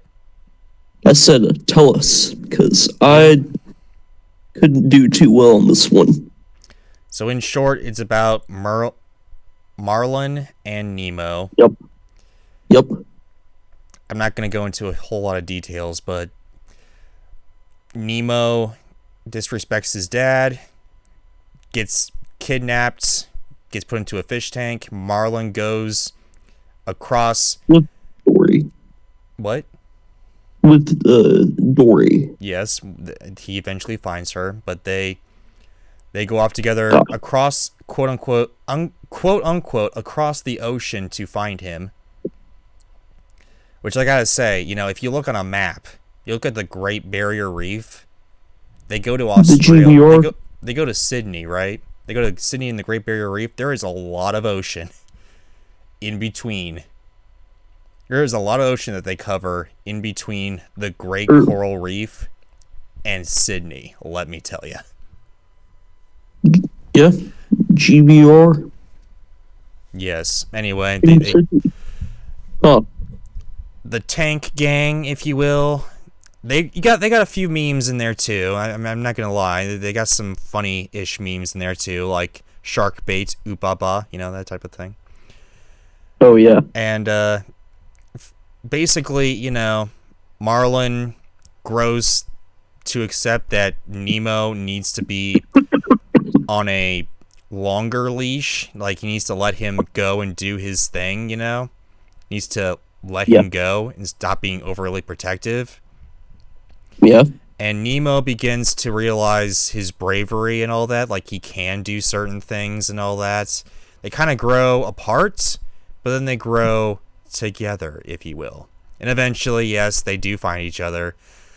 Again, this is a very short summary, but that's the brilliance of this film. I'm telling you the summary, but there's just so much more. I could tell you all these jokes that they do, like Bruce, the sharks that are vegetarians and all that. Fish are friends, not food. Yep. Hilarious. The whole plan to escape the tank is absolutely hilarious. The germaphobe, the cool star and all that, the bubble fish, the crab, the French crab for some reason, which is just so random. Oh it's yeah, hilarious. that guy. There's not really a villain in this. Like, there's not really a villain in this whole thing. I mean, Darla's kind of a villain, but she's just the antagonist. I wouldn't even call her a villain. She doesn't really have a whole lot of effect to the main characters. They just got to get away from her, you know? It's like saying that. Yeah. It's like saying that in Indiana Jones, the big giant boulder at the beginning of the movie is the main antagonist of Indiana Jones, basically, you know? Raiders of the Lost Ark. Yeah. It's basically like that. It's non-consequential. There's no villain, but the story is done in such a brilliant and just amazing, touching way that it struck a chord with a lot of people. And I dare say this is a lot of people's favorite Pixar film, and I can't blame them. Apparently, you know, like you said, Sasha's girl GF, that's her favorite film or whatever from Pixar. I think she at least had the GameCube game for it. That's about all I know. She has a GameCube game of Finding Nemo, yeah. Wow, she's more of a nerd than I previously thought. Good going for her. Anyway. Yeah, she's pretty cool. But yeah, indeed, very nice job. I would not expect that from her. But anyway. Well, she had it as a kid. But anyway. Oh, okay. Well. Oh, I thought she was younger than that. Okay, whatever. Anyway. No, our age. Indeed. All right, but anyway. The ultimate anyway. Son, your experience with Finding Nemo. What's your favorite parts of it? Go. Fisher Friends Not Food was not too bad. I liked the imagery of the reef, nice and colorful. The fish tank was pretty neat. The girl with the braces was kind of funny. Darla. Yeah. Was it Ellen that played Dory? Mm-hmm. Oh, toilet sauce. That kind of made that take a mild dump in the bowl there, but she was quietly canceled. Let me tell you. Perhaps yes. No, not perhaps. She was quite canceled. Few too many bad experiences from the kind celebrities, but yeah. I had the same video game as a certain someone we just mentioned. So on the PS2, not the GameCube, but I played through like the first level and then did something else in my life. So that's about all I know. I know you could swim around. That's about it. Yeah. The turtle was pretty. Oh, Bruce. Oh, man. Oh, bro. Like the great EAS. The great EAC. You get pitted, man. Like once so you know, once they know, you know. Oh, Squirt's the Niddick's favorite character because, of course, you know it's a little surfer dude. Oh, yeah. The turtles are clearly the best part of this film. Yes. Unconsequentially, that's why they're the only, other than the core three, they're the only ones that make another appearance in the sequel, which we'll get to. But anyway, yeah. Yes. I'd say, Foof. FOOF. Foof. What would yeah, I mean, Finding Nemo, I mean, what else is there to say? There's just it's just absolute gold. It is absolute gold. Son, what would you rate Finding Nemo? Probably lower than you, but I'm gonna say I'll barely give it a 7. Oh my gosh! Oh, I don't heresy, know. son. It didn't really. I don't know. It was just not that memorable for me. I don't know why. Oh, they didn't jingle keys in your face. No, they didn't.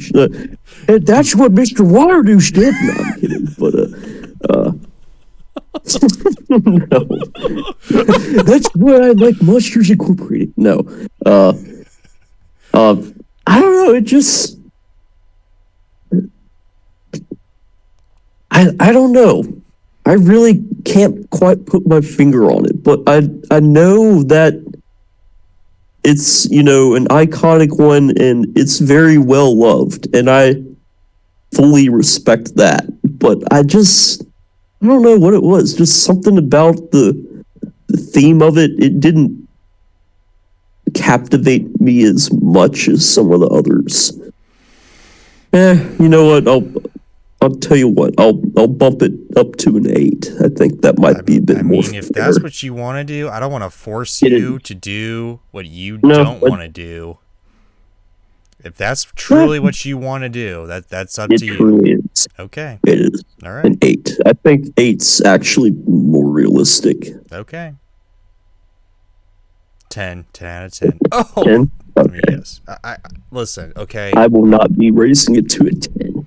It is a 10. It is a 10 for me. Okay. Listen. Just the thing. The memes that came out of this film. Okay. The amount of memes, the amount of story, it's just all well rounded for me. It's just, it looks good. It is good. I feel good after seeing it. I laughed. I cried. This is what I watch movies for. Okay. Listen. Okay. And I think, I personally think that this, unlike Monsters Inc., where I wanted more, just I don't know, 10 more minutes of hilarity or something. I don't know. This, I think, ended just perfectly. I think it's just not too much, not too little. It's just right. It's just... That might be what it is. Maybe it got a little long. Maybe. That's why that kind of makes sense, actually. Yeah, maybe. I don't know. But for me, it's the perfect length. The right length, huh? Okay. It's just the right length. Just the right amount of laughs. Just the right amount of cries. And you know what? A lot of people would agree. So I'd say that's a win for Pixar. Yes, indeed. People just bought like $821 million worth of tickets. So, there you go. They did. But this was true. But for you, doesn't even come close. Okay. To the next film on the list, my personal favorite that you can see on my letterbox. The Incredibles, folks. The Incredibles, yes, The Incredibles. Yep, that is a Lyndon favorite. Confirm. It is a Lyndon favorite, I think yes. That was a Lakeview Lenovo desktop background at one point, if I'm not mistaken. At one point, yes, it was, because it's just that good. Yep, I thought I remembered that. Yeah, so... So yeah, The Incredibles is actually the first film that...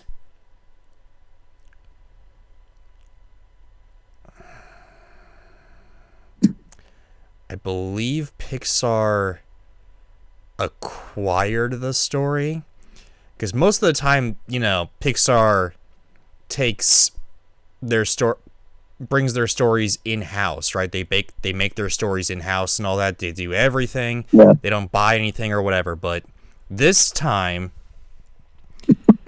they actually purchased the story. I believe, correct me in the comments below, but I believe it was Brad Bird. And I know they asked Brad Bird to come in to direct it and write it and do all that stuff. And it's the first of 3 films that Brad Bird directed, and the only director that they had to officially, acquire from outside elements that aren't specifically for Pixar and all that, which I gotta say, nice job, because this film is immaculate. Back as a kid, I did not believe so, though.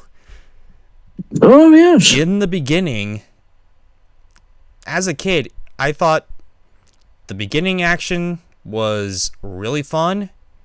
The middle part was really boring, and then it picked up again once he did his superheroing again. But then he got, then I guess there was more spy stuff, and I just thought the spy stuff was absolutely boring.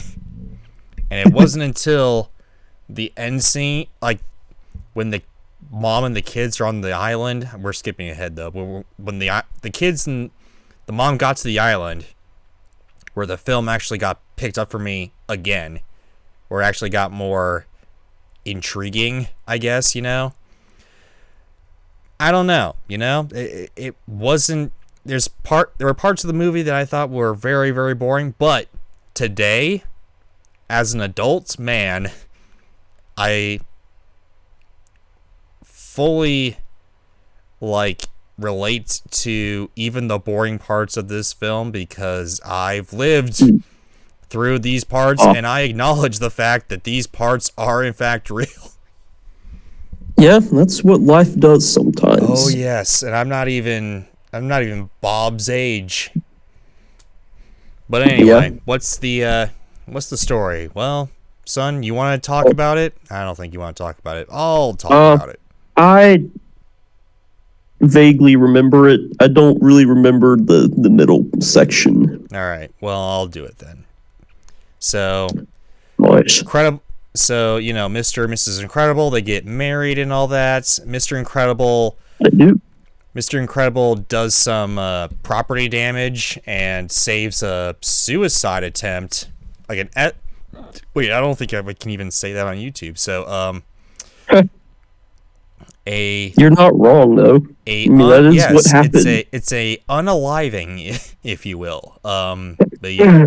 An unaliving attempt, and saves him, but he sues Mr. Incredible because he didn't want to be saved, and then it just sparks a whole bunch of controversies and all that with the supers, as they're called, and there's a lot of property damage and people who, all that type of stuff, and apparently they, the supers, they are outlawed. So now Bob has to work as an insurance agent, which is funny in and of itself. But the fact that it's so boring and so just liquid eggshell white, it's just, it is that boring. Let me tell you. The manager guy was kind of funny. Yes, he is hilarious. I liked it. He's also the same voice as Rex from Toy Story. He is. Yes, you're right. Unfortunately, he has. But you're right. Unfortunately, he has passed away. May he rest in peace. Rip Rex. Yeah, because even though there's a Toy Story 5 coming, which we'll get to, but oh yes, I don't think we'll be seeing him anytime soon. We won't. If they make an Incredibles 3, we will not be seeing this boss character. No. Anytime soon. We haven't seen him in the second one, but we're jumping ahead of ourselves. Anyway. So yeah, there's some trouble brewing too, because Dash, his son, there's Mr. and Mrs. Incredible's son, gets in trouble. Violet, she's shy and all that, all that type of stuff. Jack doesn't have any powers or whatever, so there's that. Mr. Incredible, I guess, goes on a saving spree with Samuel L. Jackson, Frozone, if you will, which we'll get to. We'll get to. But anyway. We will. Yeah, they a whole bunch of shindigs go on, and Mr. and Mrs. Incredible's marriage are kind of in a slump and all that. Mr. Incredible gets, pissed off, so he throws the boss through the room and all that because he constantly gets in trouble for helping people, and he has to get relocated now, although he gets a card from someone who wants his superheroing. So he superheroes his way onto an island and fights the robots. Starts his kind of midlife crisis, which I didn't even think as a kid what that was, but this is a midlife crisis where he exercises again, he gets thinner, he gets better, he starts spending more time with his family. I don't even know how I guess he does more stuff for the robot people or something, but I don't know exactly what they do. They don't show us, but anyway. Again, very short summary because there's a lot of things to be had here. He starts superheroing again, and lo and behold, he gets kidnapped and trapped by his former, number one fan, if you will, Syndrome. Incrediboy, if you will.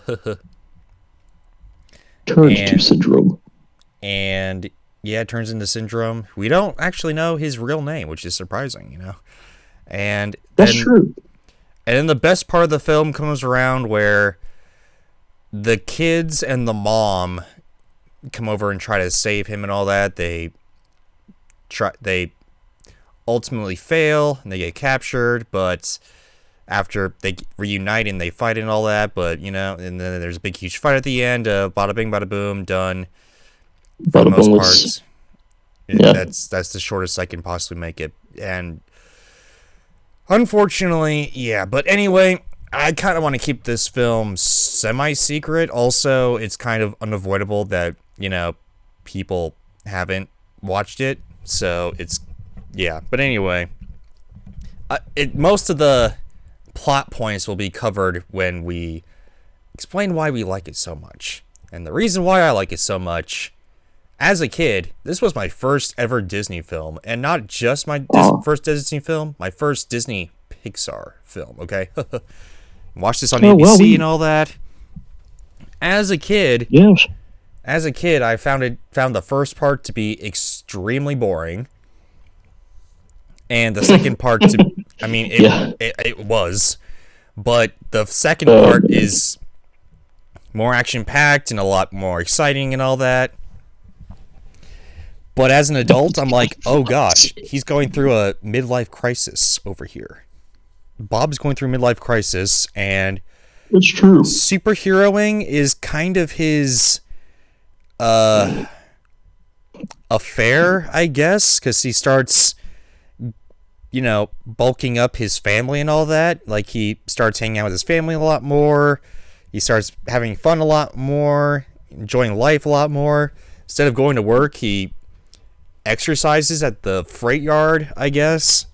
But he thought he got fired for, shoving the boss through the wall. He did get fired. Instead of going to work, later on, after his first superheroing duty on that one island where he destroyed the ball the ball robot for the first time. Oh yeah, the big ball thing. Yeah, I don't know exactly what happened. I don't think it's necessarily quite that clear. Either he got a ton of money from that one job, or he's continuing to do things on the side or something, but for some reason, I don't know. But anyway,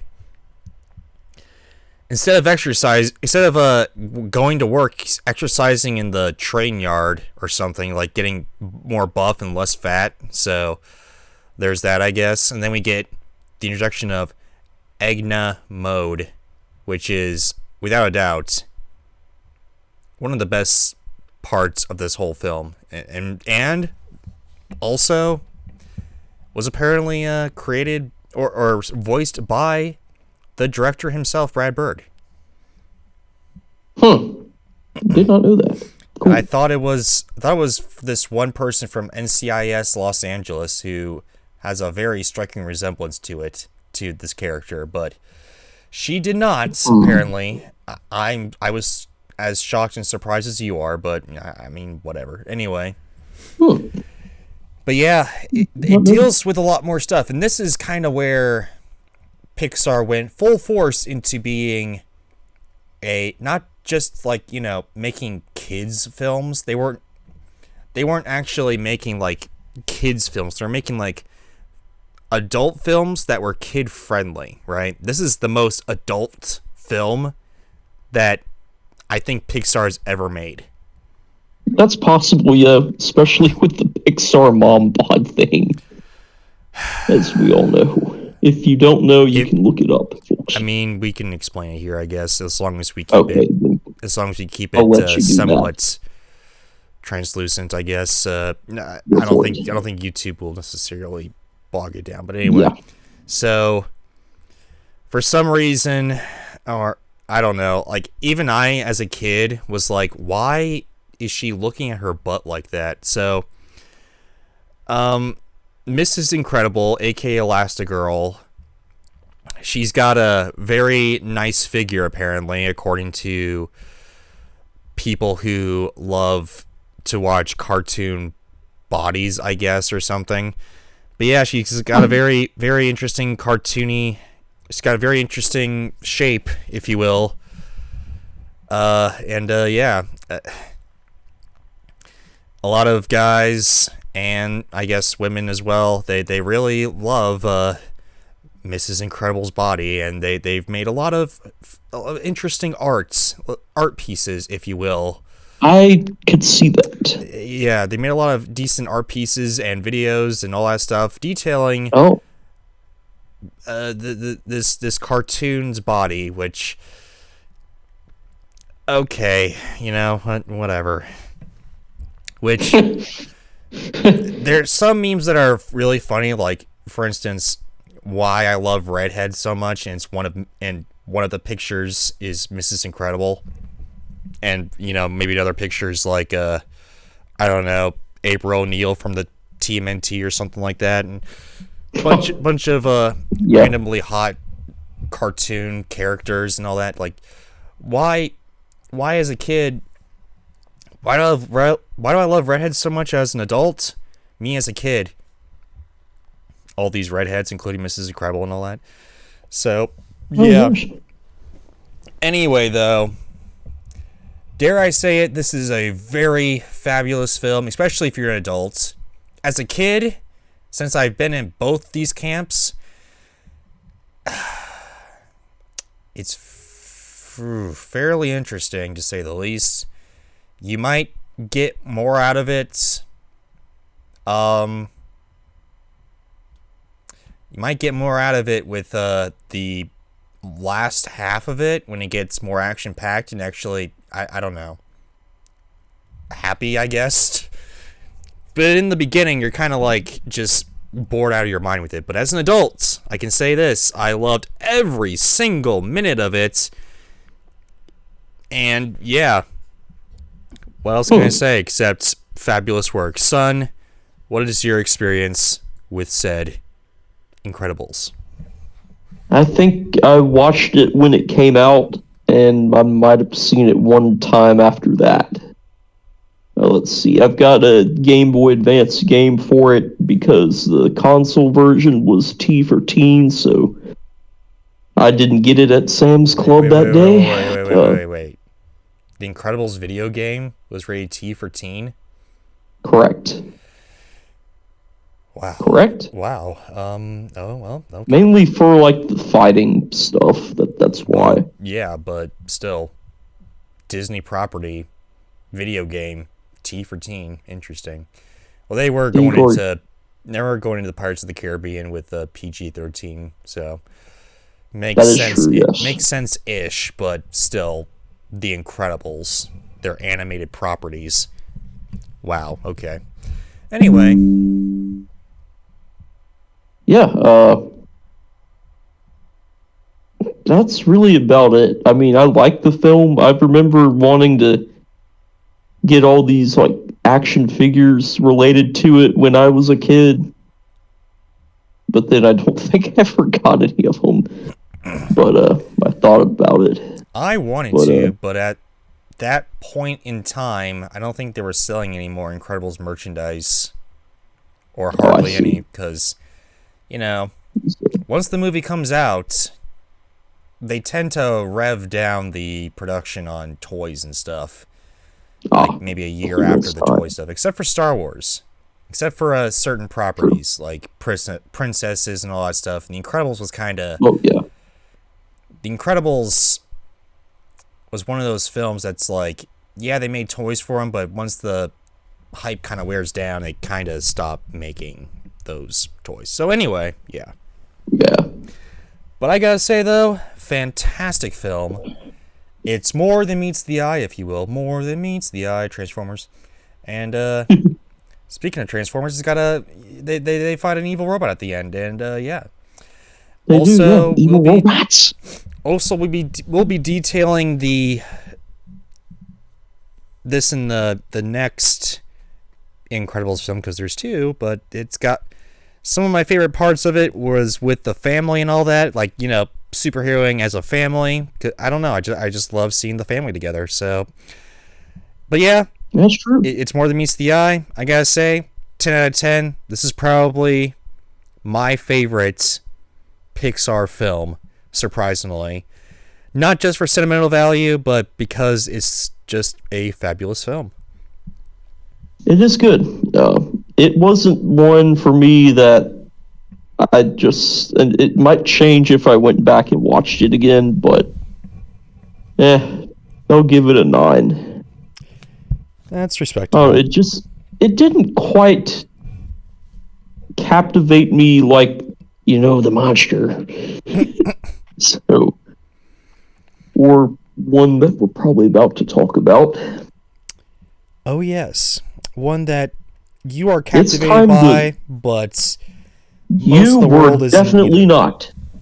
We'll get into it, but it's Cars. That's the next film. Which Cars? The ending of their red period, The Incredibles and Cars, which, again, I don't know why. Monsters Inc. Finding Nemo.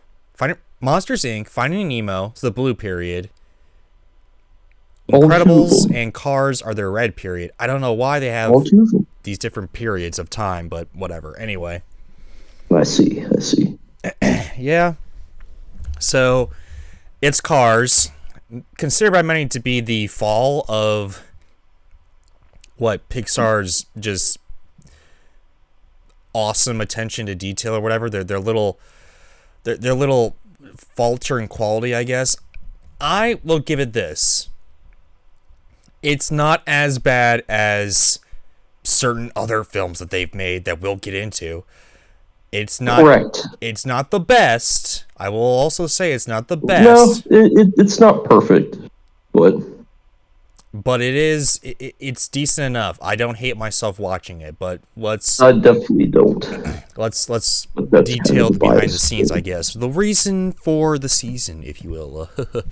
So, this film actually came out in 2006, the same year that Michael Eisner left Disney, probably for the better. Bob Iger had entered the company as the CEO of Disney, for better, for worse, mostly for the better.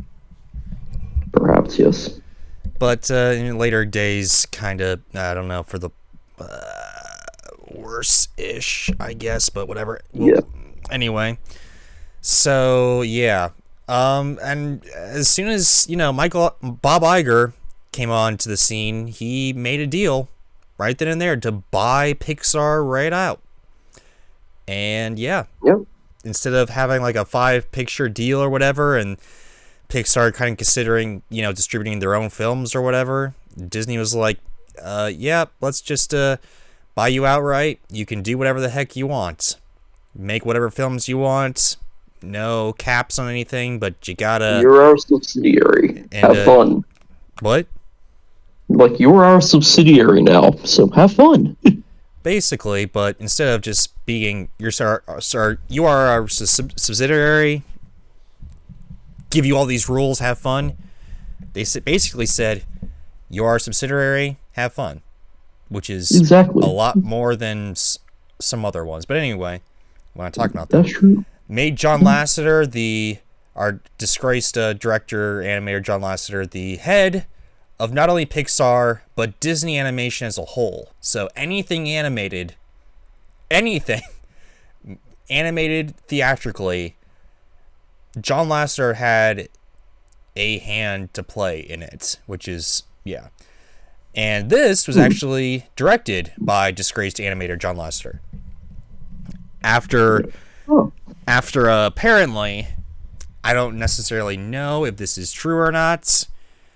I mean, every interview he's ever had, he's said this, but I will detail why that may not be the case, but we'll dive into it.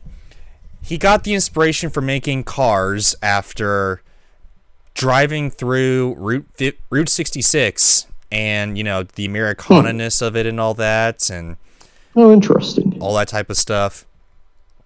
He went on a road trip with his family. Actually, he took a break, and I guess after making Toy Story 2, because he directed the first three Pixar films back to back to back. And after that, he's tired. He's done, right? So he took a break with the family, which, yeah, I mean, if you're, doing all this stuff, especially with Toy Story 2, making a film in 6 months, you want a break. I bet. So, yeah, he took a break. I know it's between that time and 2006, where he took a Route 66 road trip and just fell in love with Americana and all that, and want to make a movie based on it. Nice. Now, that's his story. There's another film that this is very, very reminiscent of, called Doc Hollywood. Yes, so I hear. With Michael J. Fox, except this one is rated R, and I'll tell you something, kind folks, okay? There's a lot of rated R-ness in this film. Like Michael J. Fox, okay, fabulous in the film, but I'll just tell you this. It's an enjoyable film, but there's a lot of sex, and there's a lot of nude scenes in this film. Cars is basically the rated G version of Doc Hollywood. It is so close. I can't even tell you. It's literally beat for beat the exact same film. I am not even joking. They even he sort of Mater isn't well, I guess we'll get into it later, but anyway, I know you guys don't know Doc Hollywood because that's kind of obscure, but it's still a great movie. Everyone knows what Cars is, but let's take the wheel on this one, son. Let's deal with Cars. So, a bit of a underrated classic, in my opinion. Here, in a nutshell, it's the story of how Lightning McQueen, who is the Ka-chow. Owen Wilson. Wow. I was a car in the movie Cars. He was a car. How wild was that? Wow. I know, Owen Wilson. Wow. Yeah, Doc. I mean, he's like a celebrity figure, essentially, in a world where cars are alive in a sense. They are alive, period, but okay. Alive in a sense. So they... let's see. He's in the Piston Cup, which is basically NASCAR in real life. And IRL, if you will. So he's doing his thing. He's famous.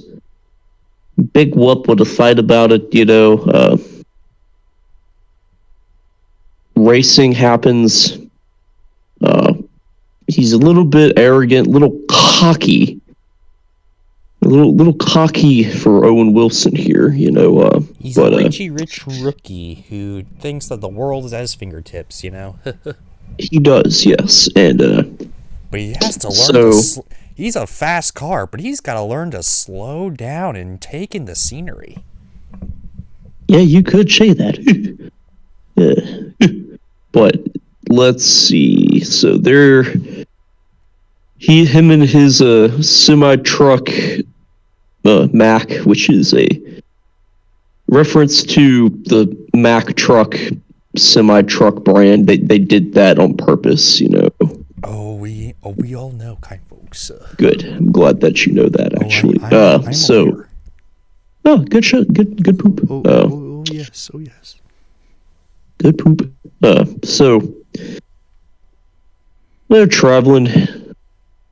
Then we get Why are they traveling? to go to the next race location. So this is for the Piston Cup, but Chick Thunder Hicks and Chick Thunder Hicks and who's he, the Duke or whoever he is, the King. The King, there you go, the blue car. Yeah, the Dynaco guy. They all tie. There's a three-way tie for the Piston Cup, so they got to finish it off in Florida, so they're heading off there. Anyway, let's continue. Then Owen Wilson even stuck his tongue out, I think, and that's how they tied it. Yes. Tied by a tongue. Chow, wow. Which leads us into car anatomy that many people have been trying to decipher to this day. They have, yes. I've seen stuff about that. But, yes, so they're traveling. They're on the highway, you know, and yeah, that's a song in that film. Life is a highway. From a cover band. It's a cover from Rascal Flatts, and not the original band that did it back in the day that I forget the name of. But dare I say it though, even though Billy Ray Cyrus, no, it's not Billy Ray Cyrus. No, although he did do a cover for this film too, but this cover, dare I say it, superior. I gotta say, and it's not just. Yeah, I kind of like this version better. Also, it's not because of the film, because #movie. You know, I listen to the other ones; they just don't sound right to me. Probably because I think I like the newer one also. Maybe because of nostalgia or something. Maybe it is because of nostalgia. I don't know. But anyway, I prefer this rendition. I had to look it up. I remember I looked it up on Spotify. I was looking up throughout, like really, really searching for it. I could only find it on YouTube back in high school, and I finally found it. And I gotta say, nice. The bee's knees. It's now on Spotify, so JSYK. Anyway, though, continue. Yes. Let's see. And on this said, we get the street racing gang that comes up with the Fast and Furious reference, I guess, if you will. Yeah, kind of the F&F reference, or maybe Need for Speed Underground for the gamers paying attention here. We got a DJ with his 50,000 subwoofers in the hatch in the back. We got Wing with his 50,000 feet tall spoiler. And let's see. What was it? It was Wingo or something. I forgot what that guy's name was. Something like that. I don't remember any of these guys, but I definitely do. But then again, duck cars. So yeah. I mean, then there was Snot Rod. But I mean, whatever.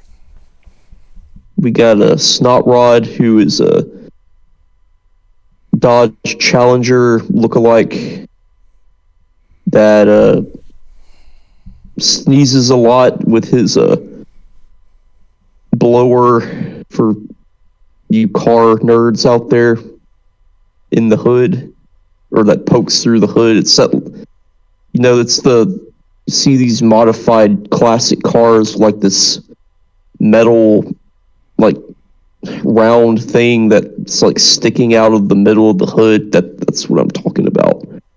So that was on there, and the snot rods sneezing and blasting off, something like that. Somehow between that and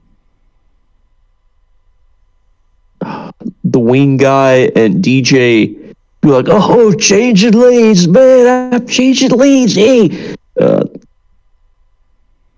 They put Mac to sleep, and I thought that was kind of funny, but kind of cruel at the same time. Lightning McQueen falls out of the trailer. Oops, whoops. He wakes up when some car goes by. He's like, good job, wow, Owen Wilson. And something happens that I forget, and then he's like, the interstate, wow. Then that's when you get the love it to kick in, and he's hauling some ass on good old Route 66. Then the Radiator Springs sheriff, known as Sheriff, appears, and he's like, "Oh no!" Comes out cop style, pulls him over. Then he blows a gasket, which I thought was kind of funny. Another thing that the common film critic would probably not really appreciate or relate with, but the car enthusiasts within us did. Hence why it's an underrated classic. And then, what was the line? He's like, "Boy, you're in a heap of trouble." Never forget that. Owen Wilson, Lightning McQueen, he's like tangled up in the telephone line wire from the roadside. Let's see. Then he goes to the court where Doc is the straight up judge, and Doc becomes important a little later. Somehow he's sentenced to like community service through repaving the road, and that's somehow when he meets Mater. They're probably like not really getting along at first. Lightning's like, cut you out. Huh? Wow. Then let's see. Lightning McQueen stays at the Cozy Cone Motel place where he meets Sally, who is a Porsche 911. Fun fact, in real life, one of our neighbors at a place we once lived had one of those cars. But regardless, little crush develops there. Mater invites him out to do some tractor tipping. They do that. It's kind of funny.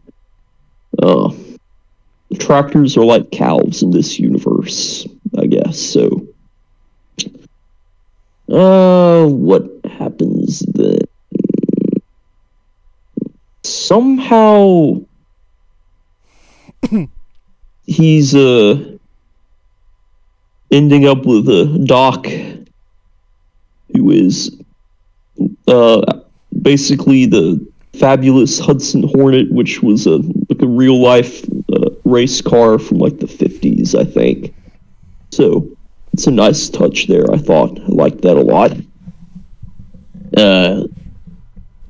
Doc is trying to explain to Lightning how to race around the dirt track, and he's like, turn left to go right. That was a big thing. Lightning McQueen tries it and drives off the side of the track into the briar patch or something. It's funny. Then he's chilling with Ramon, who's like, "Hey, Holmes," and gives Lightning McQueen like a paint job for some random ass reason, but relatable for the car culture's sake. All right, what else? We got Flo's V8 Cafe, which is where Lightning McQueen gets some fuel. Let's see. They start the day like randomly the next morning. Let's see. Sarge, the World War II era Willys Jeep, raises the flag, and then Fillmore, the Volkswagen bus, starts playing the like Jimi Hendrix style psychedelic rock. It's like, I respect the classics, man, all through the land.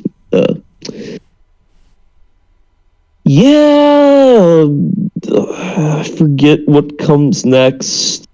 Something happens there, and I'd have to rewatch it. Then they go to the next race finally to beat Chick Hicks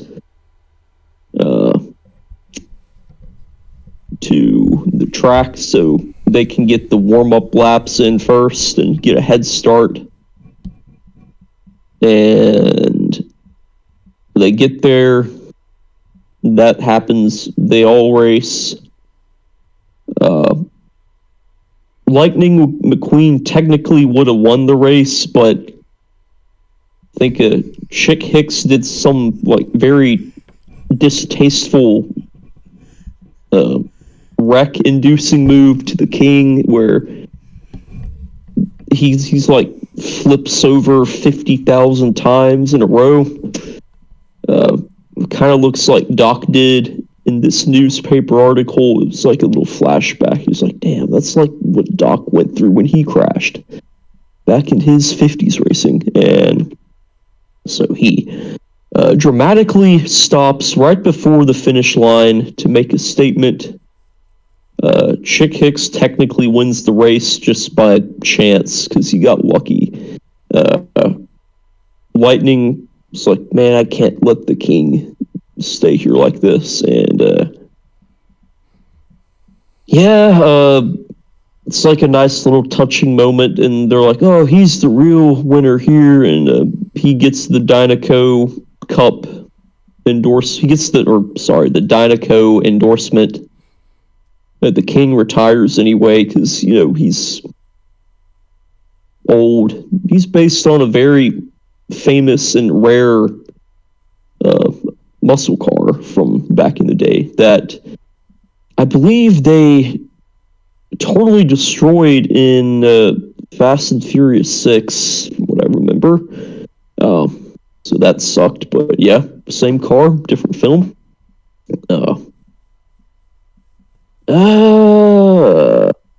Then there's a little bit of fun stuff at the end. Radiators. Oh, I totally forgot. Okay, this was the part I forgot about. Lightning McQueen he somehow starts to really feel a sense of belonging in Radiator Springs. So he's like, man, this place is depressing. Let's bring it back. You know, people need to see this place. It needs to be a good stop here. And essentially, they get all the neon lights fixed up. The traffic light finally works again. And it's a popular stop on Route 66 for a while. Then I think after Lightning McQueen left, it kind of went back to the way it was before, which kind of sucked. Now, back to the end. So, Lightning McQueen is a is now like a famous resident of Radiator Springs, and he's kind of become one in the Brotherhood of Radiator Springs in Carburetor County. Another car pun for those of you car nerds out there. And then credits play with the Get Your Kicks on Route 66 song playing. Mater finds his long lost hood that was missing. Then he sneezes it off and it falls back into the canyon. And then I think that's it. That was going off of memory. I haven't seen it in a few years. An exhaustive recount. It really was. But anyway, I'm out of breath. That was a movie recap with Skits. It was. Clap, clap, clap. Round of applause for Skits. Cheering for Skits. Anyway, that's probably the only one that I'm going to recap. Again, you've recapped some more, but that would the only one that you're going to recap after this one, probably. Anyway. Yeah, that's what I'm getting at. That's the last one I'm going to be recapping for you. But anyway, this is about where I stopped, except for Toy Story 3. Anyway, Slam. Cars, I mean, basically replace car racing with plastic surgery / doctoring. Doc Hollywood, yeah. And then get Doc Hollywood. That's basically it. We do. We do. And replace it with replace some scenes with some sex scenes and some nude scenes, and then you get it's Doc Hollywood, yeah. Yeah, it is. We know. It's true. Oh yes. Yeah. Good shit. Oh yes. Anyway, with the what is it? To be fair, I will give it this. Animation's pretty pristine, especially for 2006, okay? It does look good. I mean, right. Shark Tale came out in 2004, okay? So, I mean, come on now. There you go. Some of the songs, very well done. Good soundtrack overall. I liked it. Yeah, they've got the down-homeness down, whoever did the soundtrack. Good job. Yes, indeed. Nice job. I think that was Yep. I had an ant crawling on my neck, so that's fun. Anyway. That is kind of toileting. That is kind of toileting. And then but fortunately I killed it, so there you go. Anyway. Yeah, there you go. Enough of that grossness. What else? The story is fairly decent. However, even as a kid, I was like, this is just a film that's trying to sell me toys. Because I saw Cars Mania all over the place. Yeah, that's true. And I loved every bit of it. Of course. And you probably didn't, but I did. I liked it enough, except I remember the moment I figured out that they were trying to sell me toys was when they were the McDonald's Happy Meal, okay? You had the cars in there, right? But a couple of the cars were the Fast and Furious cars that moved Mac or whatever, Oh, yeah. Messed around with Mac. And I was like, oh, these are going to be interesting characters in the film. And then I watched it when it came out on DVD because I wasn't allowed to go in the movie theater because, The Life of Slam. Not going to talk about that, The Life of Slam. But anyway, watched it on DVD when it came out, and they were in like 5 minutes. And I was like, what the heck? What? What? That's the first time I realized that I was being marketed to, and I was like, this is ass. That's funny. However, it is not a bad... Despite what many people say online, dare I say it, it's not a bad movie. Not a bad film. It's not the best film ever made either, but no, I don't regret putting it on every once in a while. Yeah. And since this is probably your favorite movie, son, what is your rating on said film?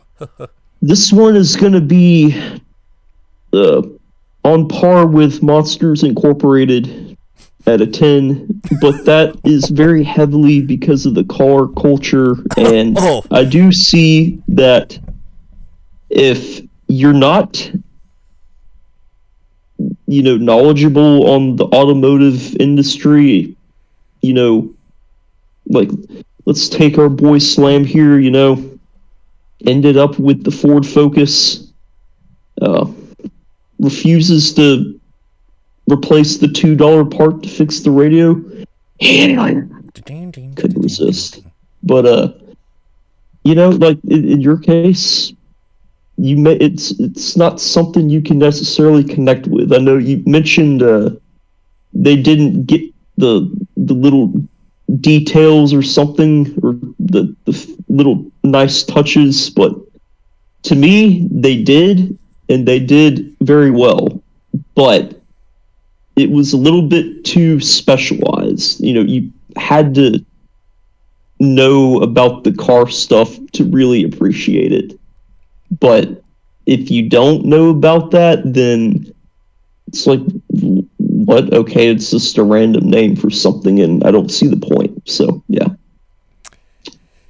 There you go. I Yeah, would 10 out of give 10. it a 7.5 out of 10. Again, Nice. 0.5 higher than I thought that you'd give it. Nice. indeed. I don't know many people you're thinking it's gonna give it a 6 out of 10. I was like, no, No. because Yeah, he was. hey, It's good. I got some nostalgia with this film, right? I do for sure. It's actually not that bad of a film, and No. is it the best? Again, is it the best? No. Is it here just to sell toys? Well, if you look at the micro index of Disney highest grossing properties or whatever, even with Star Wars, Cars is like in the top 5, if not the top 10. Cars is in the top 10, if not the top 5. So, of course, they made sequels to Cars. But some were better than others. yeah. But anyway. A certain one of them, we'll get to it later. But yeah. The Cars is basically Cars is a decent film. It's just compared to Pixar's top level awesomeness in film, even Monsters Inc., okay? Exactly. Yeah. It's just, if we stopped at Toy Story 3, this would consider to be the worst film, and it's a 7.5 out of 10. So it's not bad. It's just considered by me to be, if they stopped at Toy Story 3, this would be their worst film. And again, that's saying something. That is saying something. Yes. That whole era was just good. Yes. The if that's the Pixar, worst one, that's pretty good, because that was a pretty good film. Oh yes. So, anyway, though, onward and upward to the next Brad Bird film, considered by many to be probably the best Pixar film. Again, you can probably insert Pixar film here, and people would consider it to be the greatest Pixar film of all time. But anyway. Yeah, true. Ratatouille. Another good one. Yes. Now, this unfortunately is going to be a running story in regards to some of these films, but apparently there was supposed to be a writer and director who were actually set to make Ratatouille, but the disgraced animator / director John Lasseter decided to replace them with Brad Bird. And Brad Bird, I don't know how late in the production it was, but I heard that he basically took elements from it and rewrote the basis of it. Do I think that's for the best? I haven't seen the original draft of Ratatouille, but I clearly just adore what they did with this film, because I'll tell you, okay, The Incredibles was basically their first spy slash superhero film. Cars was their first like sports film, basically, I guess. Yeah, you could put it that way. Ratatouille is basically their first indie film. And if Yeah, I could see that. if you're a fan of indie films, that's why this one didn't connect with me as much, but I still like it. Yeah, you're a fan of indie films. It's really, really good because if you think, oh, this is going to be the plot, it completely like does a 180 and it's like, oh no, it's about this now. Oh no, it's about this now. Oh no, it's about this now.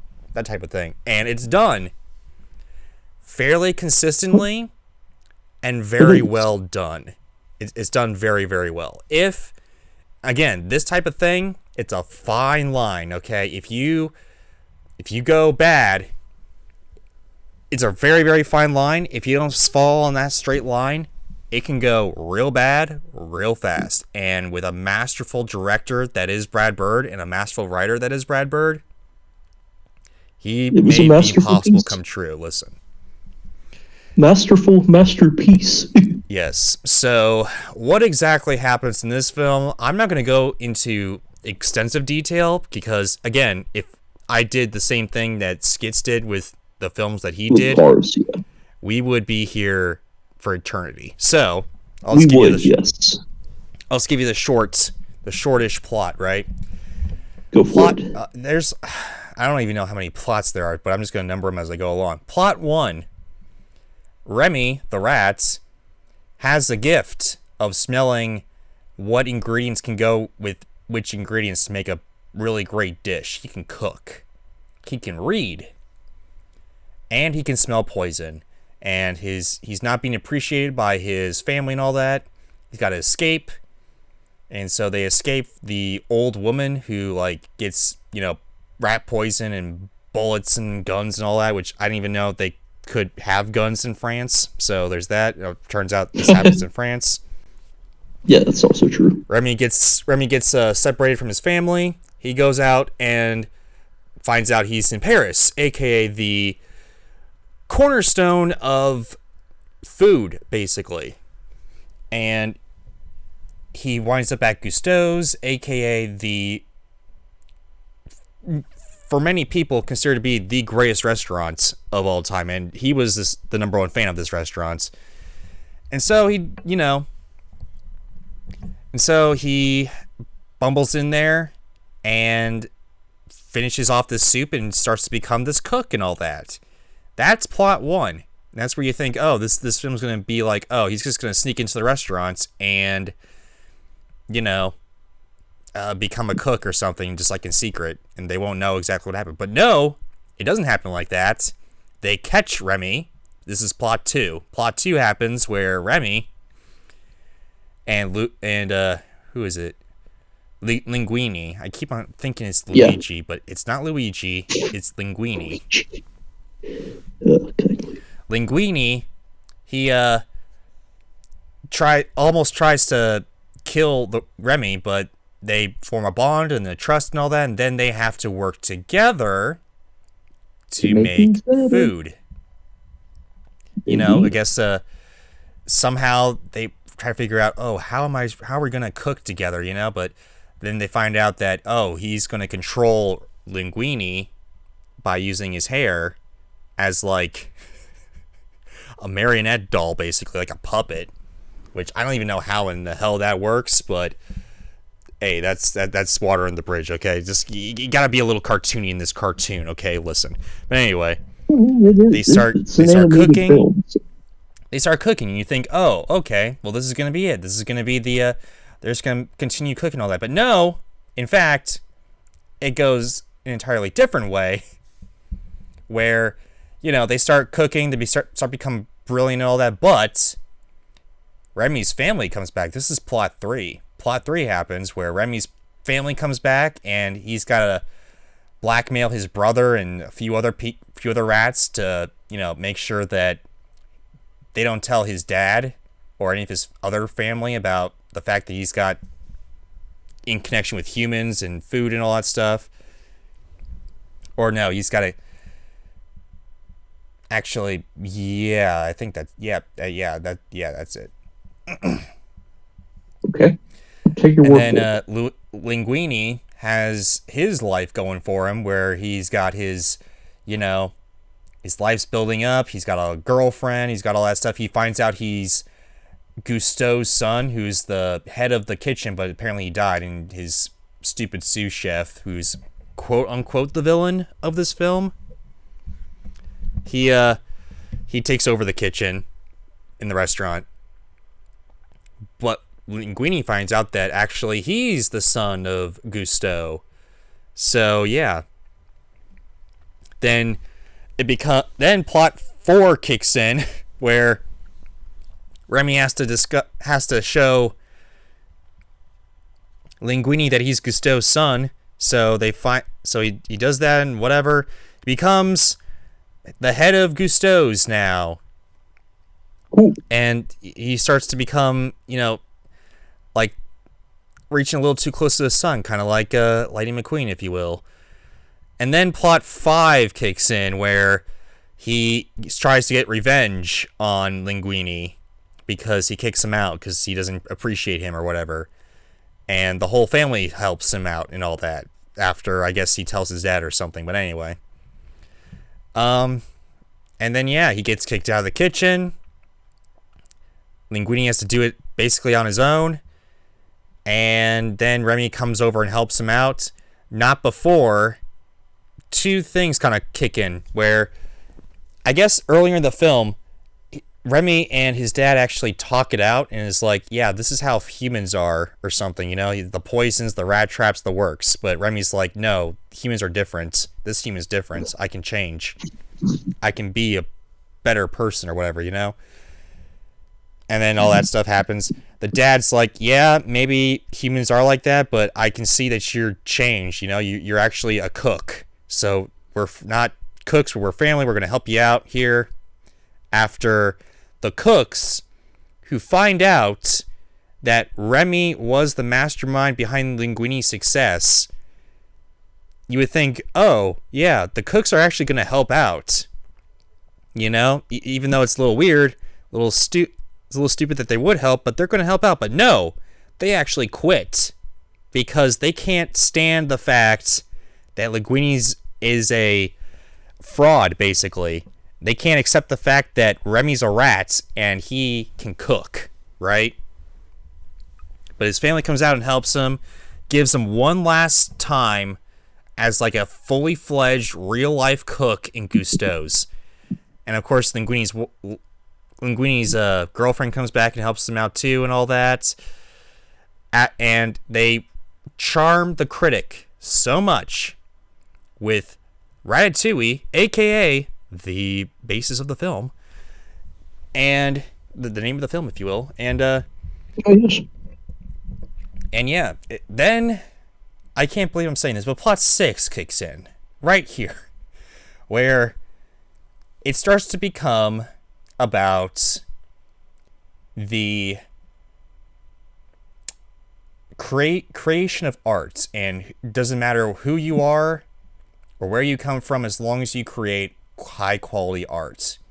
And of course, they close the restaurant down because, of course, the villain tells on them and all that. Gusteau's closes down, but it's a bittersweet ending because Remy actually gets to, have his own restaurant where he serves both rats and people, which is kind of a cop-out, and I don't think would happen in real life, but you know what, whatever. He's got to have a happy ending for the Disney folks out there. And yeah, that's basically a Disney ending, indeed. 6 plots in this film, but they're all seamlessly told and very well done. I cannot believe I'm saying this, but it actually works. And Patton Oswalt plays Remy. Okay, come on now.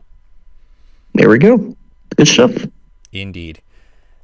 Again, an indie film, but it's so well done. And you know why it's called Ratatouille? I'll just really briefly explain why it's called Ratatouille. You want to know why it's called Ratatouille? Why is that? It's actually a French stew. It's not, what it looks like in the film, actually. It's actually a French stew that, French just put in it's like a gumbo, basically. It's like you put in anything and everything Oh, I see. you can to make it work. And they put all these stuff. It's like the film. They put all these plots together, and it works. Oh, very nice. See what they did. Clever. Very clever, very clever. That's why Brad Bird is the genius. There you go. But anyway, yes, this is a fabulous film. One of my personal favorites. If not for The Incredibles, this is definitely in the top 5, if not the top 3. I see. I just love it so much. And I'm going to give this a... What did I put it on Letterboxd? Actually, I'll put it on Letterboxd here. But anyway, son, what is your experience with Ratatouille, and what would you rate it? Let's see. I think I watched it once after it was done in theaters. I think I watched it at one point. I'd like to say I had a board game based on it. I think maybe rented the video game from Blockbuster one time. Didn't end up buying it. It was not one that my mind really wanted to remember the plot of for some reason. I just remember it was there and it happened. It's not really an ADHD type of film, I guess. In some ways it is, and in others maybe not. I don't know. Regardless, I was not intrigued by it per se, but it's a very fascinating plot, or set of plots, I should say. So, and I don't dislike it either. It's not like it's bad, but I'd say I'd give it an 8.8. That's great. Mate? 8.8 out of 8.8 out of 8. Oh wow! Whoa! Anyway, though, yeah, seriously though, I 8.8 really enjoyed this film. Even as a kid, I would watch this film fairly regularly. I remember liking it a lot more. I don't know why. I like the colors probably or something. I don't know. Yeah, it was done nicely. Because dare I say it, this is more adult than The Incredibles probably. In many things, you gotta think while you're watching the film. Honestly, it's not like you can actually just turn this on.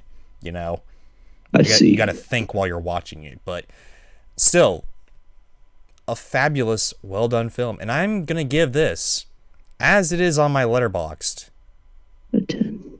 Yep, 10 out of 10. Yep, exactly. Cool. Because it's just that great. It's closer to a 9 than a 11, I guess, but still 10 out of 10. It's the lower of the 10. Of the 10s that I've given 10s to. Let me tell you, but it's still chef's kiss of a film, if you will. Oh, and it matches with the film. Oh, well, we get the camera. I gotta say, the animation, superb. This is actually... Yeah, pretty good. Hold on. No, okay. Except for The Incredibles, this is the best human animation Pixar's done so far. Was human animation in Finding Nemo, which is... Each time they get better and better. Human animation...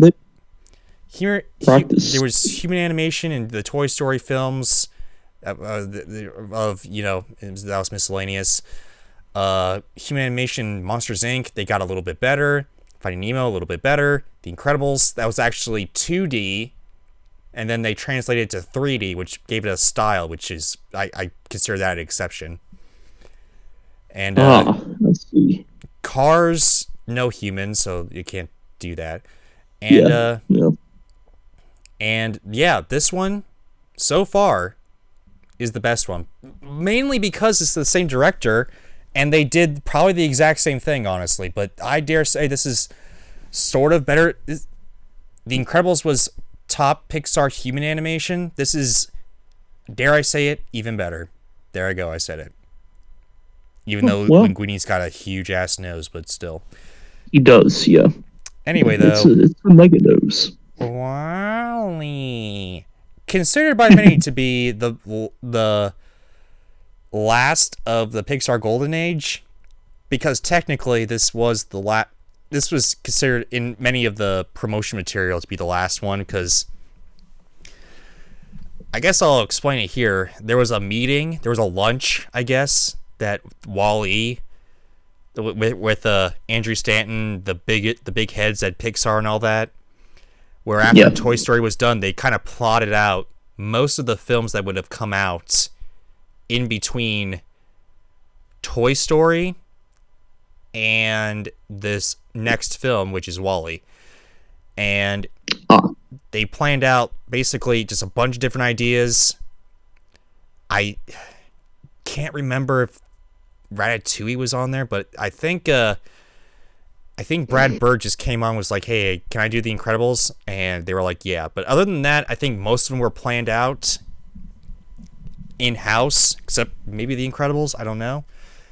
But the last one that they talked about that day was the story of a robot named WALL-E. Dun, dun, dun, dun, dun, dun, dun, dun, dun, dun, dun. I remember that commercial every time I put on the Ratatouille DVD. It was crazy. Anyway.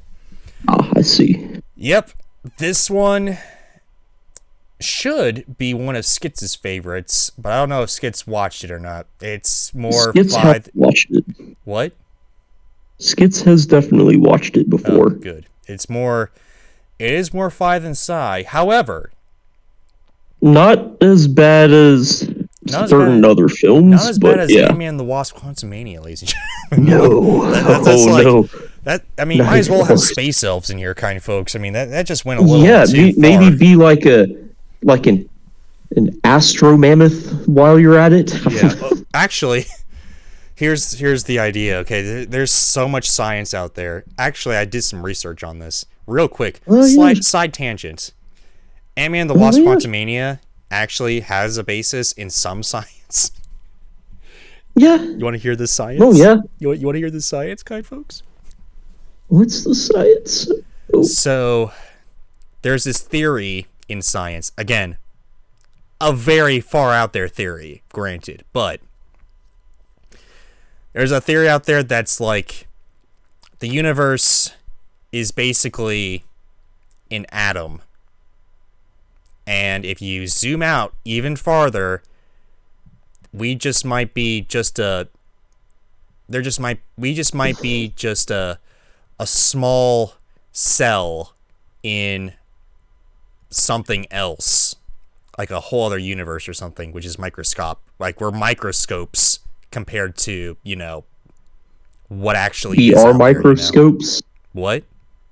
Are we microscopes now? We're microscopic. We're so microscopic. Oh, yes. I was going to say, wow, we're just a lab full of microscopes. Yeah, so it's kind of... It has some basis in science, but... A little bit. It's just... It's far out there, let me tell you. But that's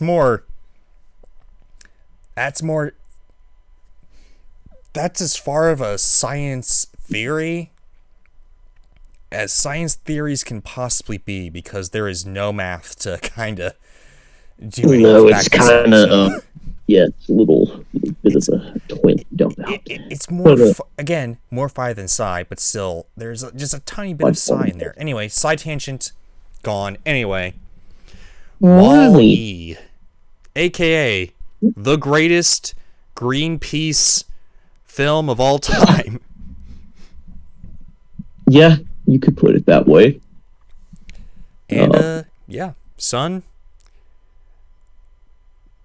this came out in 2008, the same year as The Dark Knight. So and the superhero craze was at the heights. Dark Knight, Iron Man, it's back when that's starting when to kick off and all that. Started the MCU with Iron Man and ECDC and The Incredible Hulk and the Batman and Hellboy 2, The Golden Army, which is Anyway, though. Yeah. But yeah, Wall-E came out in 2008. It did. And is this a fabulous film? Abso-frickin-lutely. But Yes, anyway. yeah, it's a good one. It's good. Do you know enough about this film to explain it? Yeah, but I think you probably have the plot more memorized than I do, just because it's a film with a plot. I mean, yeah, Nothing. but so is Cars. So, but anyway. exactly, and yeah, for that to avoid another Cars explanation, I'll let you do it. To make it go faster. Sure. Which It's surprisingly, I go faster talking about this than you do. Sort of, yeah. But I'm having to think back and try and recount it. That's why. Quite. Anyway, though, okay. Very short analysis. We're roughly the future. We're in the future, approximately 800 years ish in the future, Yeah, right? something like that. 800-ish supposed years in the future. And New York. Earth, I guess. Earth is what? I think it's New York. I don't know. It's somewhere on Earth. I know that. It's somewhere in North America. Anyway. Earth is kind of a trash bin, if you will, global warming, if you will, and trash, that type of stuff. Anyway, though, Earth becomes so unhospitable that humans kind of left in their giant Axiom starships, and started a huge cruise, basically, just going through, traveling through space and time, basically. Did they though? I thought they were kind of floating there in outer space. Just that I was exaggerating. I know they were floating. They blasted off. They were floating in space. They were going on a cruise. It's basically a space cruise, okay? But a long one. But yeah, but there's a reason why it's taken this long. Yes. But anyway, so the first 20 minutes has little to no dialogue, which is incredible. Done well. It is absolutely incredible. Let me tell you. No, barely any dialogue. What? Except for the song in the intro where it's like, "There's a world outside of Yonkers." Well, yeah. That's what makes me say New York. Hence the barely in the explanation here. Barely any dialogue. There are some commercials too, and Wall-E and Eve also say, words, but they don't say complete sentences, Yeah. Wall-E plays Pong, from what I recall. He does. And so basically Wall-E is the last of his kind, basically, where all the trash compactor, robots that are supposed to clean up Earth kind of, stopped working. And there's actually a comic book that kind of explains it further, but I won't get into that. But anyway, as to why, these robots died. But anyway, while he's the last of his kind, he finds a cockroach.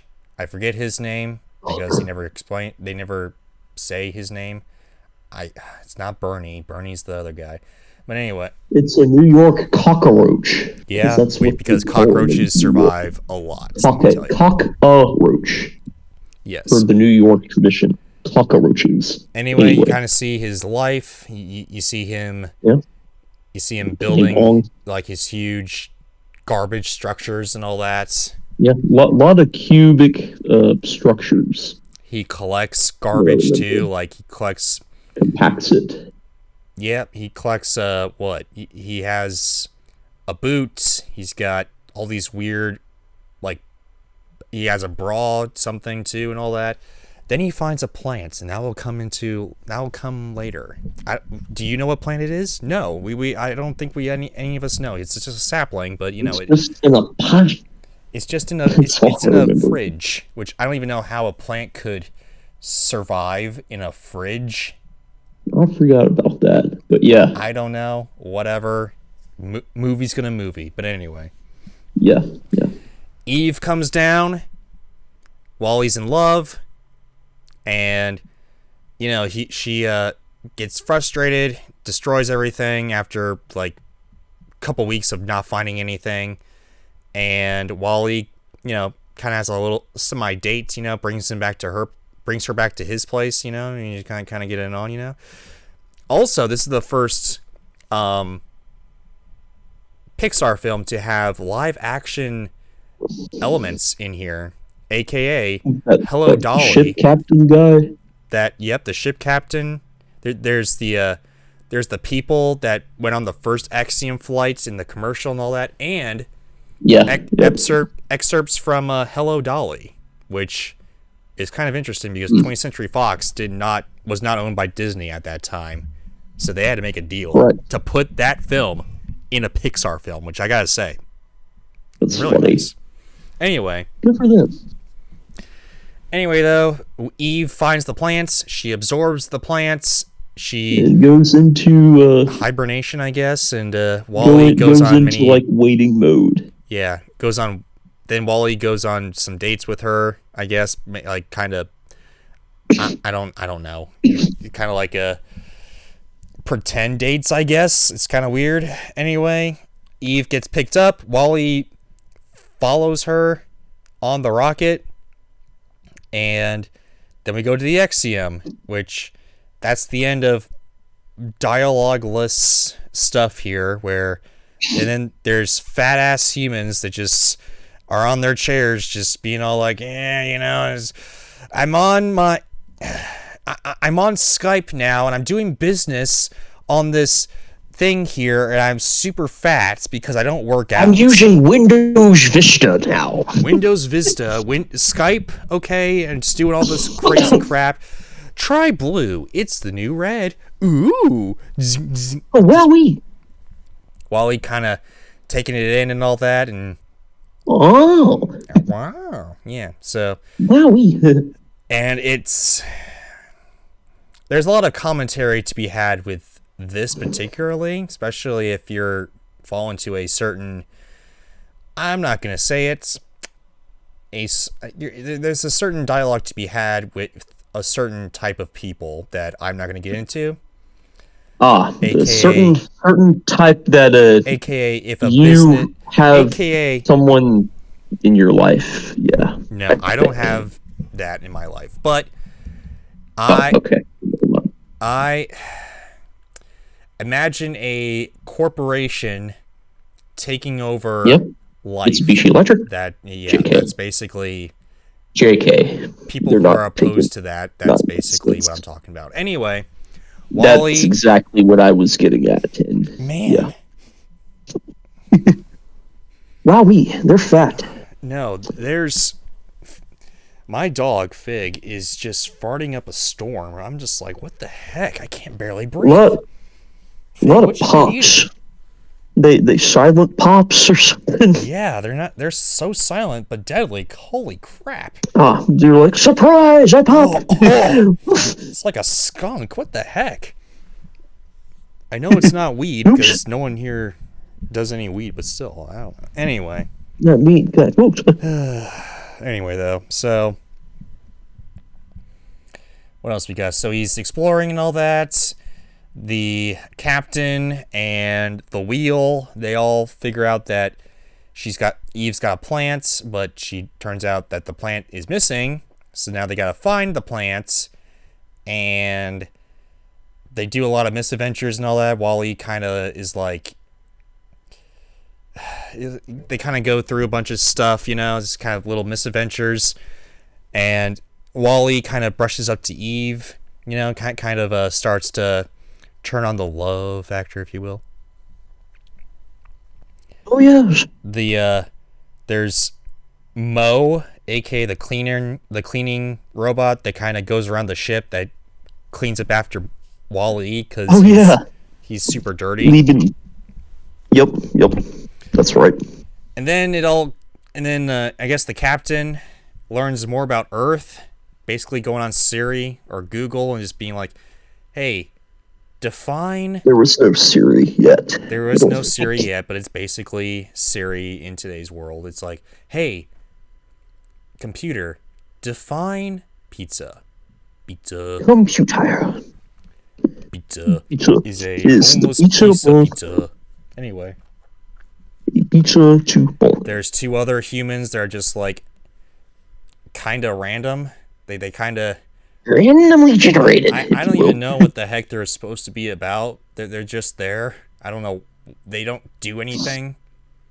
Yes. They're just. Yeah. I don't even know why they're. I don't even know why they're there. But anyway, they're just there trying to be like, oh hey, wait, maybe not standing up and just sitting on your chair all day, maybe that's wrong. Maybe you should go out and experience life. Maybe that's a good thing to do. If they could dump and walk, I suppose. Yes. I mean, they started to. I mean, they tried. Anyway, though, then there's a big, huge thing comes around where they find the plants. They rush up to the captain to give him the plants. And then the captain's excited, but the wheel's like, no, can't do that. Because Earth sucks, and there's a prime directive, whatever, Prime directive. Tries to kill Wally. Wally falls down into the trash compactor. You find that there's bigger Wallies. Mega Wally. Wallays. So they weren't extinct. There's Wallays, if you will, where it's instead of Earth, it's axiom, if you will. And yeah.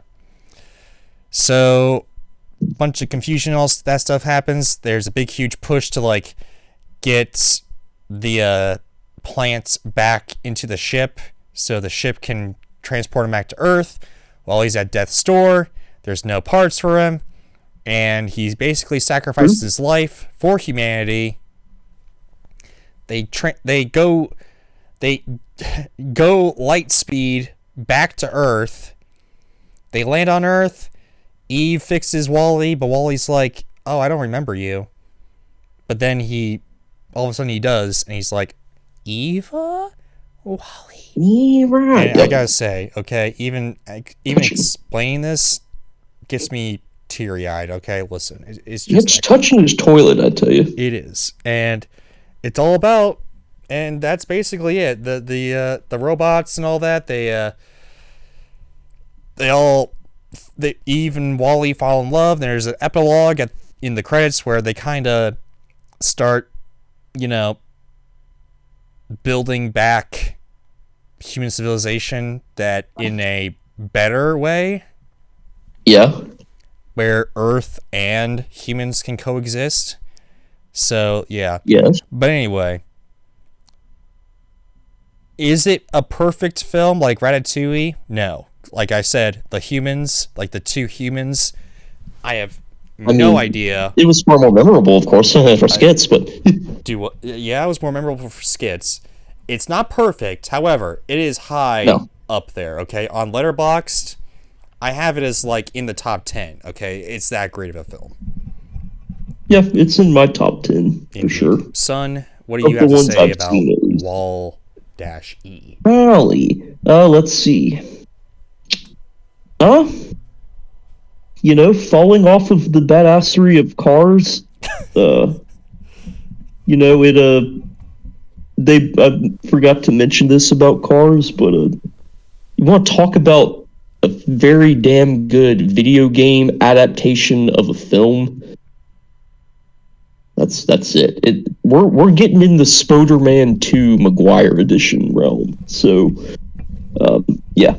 It's if you like driving games, this is one worth checking out. Very early Xbox 360 title, funny enough. But yeah, Wall-E also has a very good video game, and what it does even better than the Cars game is I think it follows the plot of the film a lot more linearly, where the Cars game is kind of more of like a tie-in.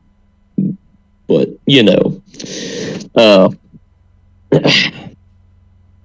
let's see, what Slam forgot to mention was also the security robots that are like, halt, halt, halt, halt, halt, halt, halt, halt, halt, halt, halt. So, Halt. Anyway, yeah. What else? Like I said before, the nice little inclusion of Atari Pong was a nice touch. Thought that was cool. I gotta wonder if that somehow goes back to Steve Jobs being associated with Pixar, because before he was, doing the Apple thing, he worked for Atari, aka Atari, uh, who made Pong, and maybe that's like a little tie-in there. Who knows? Uh, let's see. Yeah. What else? Yeah. I mean, Slim. Uh, I think that's about all I got. Is it? Okay, well, what's your rating then, son? This one's gonna get a 9. I want it to be a 10, but it's just, I don't know why, but there's the Cars film and franchise just really does something for me that this one just doesn't quite have. I don't. Maybe it's a little bit too much of the thing you mentioned about certain squad of society members that associate with such a sour sauce for large entities of business. Here's the thing, okay? I think that's That got a maybe lot of... it was a little bit of that deep down.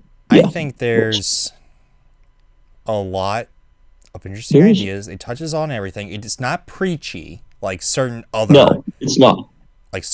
films. It's just No. it's hidden in there enough where you're just like, it doesn't distract from the message. It doesn't distract from the plot of the film, which the plot is just almost chef's kiss, basically. Almost, I yeah. will also push your 9 and give it a 9 as well. Good poop. The only real reason I would give it a 9 is because it's got a lot of ideas. It's pushing a lot of them. There's two things I have an issue with this film about. I don't know. I was expecting more, I guess, Main thing is it just takes place in this one like crappy Earth setting, and then the Axiom, and that's it. The Axiom is really small in my opinion. It's just not that big, It seems like I don't know, but it's just, I wanted more, I wanted a little bit more, a little bit of something at the end. The end just seems it felt like something was missing, and I don't really know what it is. The end was just, there was something off about it. It was just a little... It was like it kind of just stopped. Yeah, it was just wanted something else to happen. It was maybe a little too big of a cliffhanger. It's like, all right, we could do it. The end. I was like, okay, well, that's somewhat resolving, but not the resolution. I mean, for me, it was like, it was building up to this, but everything just fell perfectly into place, and I was like, Deus Ex Machina, Deus Ex Machina, the movie right here, kind of folks. But everything else did work. The one other thing that didn't work for this film for me are those two people. John Ratzenberger plays one of them. And I don't understand the point. They're just there. I don't know why they're here. I see. But other than that, fabulous film. I really enjoyed the first 30 minutes where it was Me too. very little dialogue, and no real faces, but Pong. Pong, and you could feel everything that were with these characters just by the way they moved and the way they looked at each other. It was just I couldn't believe that Pixar could do that, and they did it. The end. I mean, they did. Indeed. I mean, sausage. Unfortunately, though, this film did not get a Best Picture nomination, although many people tended to think that it should have, including The Dark Knight. So, next year, in 2009, they announced that they were going to expand the Best Picture category to not just 5 films, but 10 films. Do you know what one of those films were that was nominated for Best Picture in 2009? Up. Up. Now we get to where skits kind of left the Pixar community. Except for Toy Story 3. Rightfully so. And that was also nominated for Best Picture at the Academy Awards. For the right reasons. So, anyway. Well, yeah. Here, Up is good. It seems like there's a lot of memeing and nostalgia for it. Especially, I think people a few years younger than us, I think, watched it when they were the age I was when I watched Cars, if that makes sense. It seems like there's a lot of hype around it. Which there is some. However, there's also almost an equal amount of disdain for this film. It's also kind of sad, isn't it? Where the guy loses his wife and all that. We'll get to it, but at least there's no unalivings, but Well, not in that sense. It's more of a death, but not that type of death. Anyway, so many people are kind of split on this film. Like, oh, this film got nominated for Best Picture? What the heck? So, after the first 10 minutes, it doesn't really get up to that amount of quality. It kind of peaked in the first 10 minutes. The first 10 minutes, the first 15 minutes or whatever, that's, the saddest part of the film. And I guess I'll dive into the plot of this film. So basically, Carl and Ellie, they are adventurers, they're kids, they want to explore the world, they live in 1940s or something, I don't know, very early 1900s, I don't know, anyway, 1930s, 40s, something like that, anyway, so early 20th century, first half, whatever, anyway, they grow up, they get married, you see their entire lives put out before you, right? The fact that tearing up just thinking about it, kind folks. It's that touching. It's that if they just released this first 15 minutes as a short film or something, they would have won most of the Academy Awards. Okay, that it was that good. And then it kind of ooched. Yeah, so a little bit. It didn't suck. In shorts, they go through their lives. They don't have kids. Ellie dies, and Carl's just there, retired and alone in his house. Large nose. A very big Pixar nose. Oh, yes. Anyway, though. So, yeah, Carl, he's an old man living in the city with his house, trying to hold out as long as he can, but he, I guess he strikes a guy, and he strikes a guy, and he is sued, and he has to go into a nursing home and depart from his house, and of course the big corporate overlords have to take his house. Toilet. Yep, but the good news is that he built up a lot of balloons and helium from his time working at a zoo as a balloon handout person or something. So he inflates all of his balloons, lifts his house up off the air, tying all the balloons to the fire pit, which, let me tell you, kind folks, that Clever. Don't think it would work. It would not work if you tied a lot of balloons, unless that fire. It's like the thing that holds the logs. The thing that holds the logs in place in your fireplace, you know? Like, if you tied all the balloons to that one thing, that thing would come out. That thing is not... You would not lift your entire house up, okay? That is a crime against physics. Crime against physics. Yeah, it is a crime. It's a crime against physics. But anyway, a movie's got a movie, you know? But anyway... Oh, yes. Basically, the whole film is about him trying to do his adventure stuff that he's been dreaming about since kidhood. Russell's there. He was like a Boy Scout, wilderness explorer. Yeah, where does he come in? What? How does he get involved? So he's like, he needs a badge, and he goes up to Carl's house and is like, hey, can I help you out? And he's like, no. Then he tries to find the snipe, which is a fictional, you know, thing, if you will. And he's looking for the snipe, still looking for the snipe. And then when his house goes up, he's, you know, underneath the house, but he grabs onto the house, you know, as the house is lifting up, and he's stuck there now.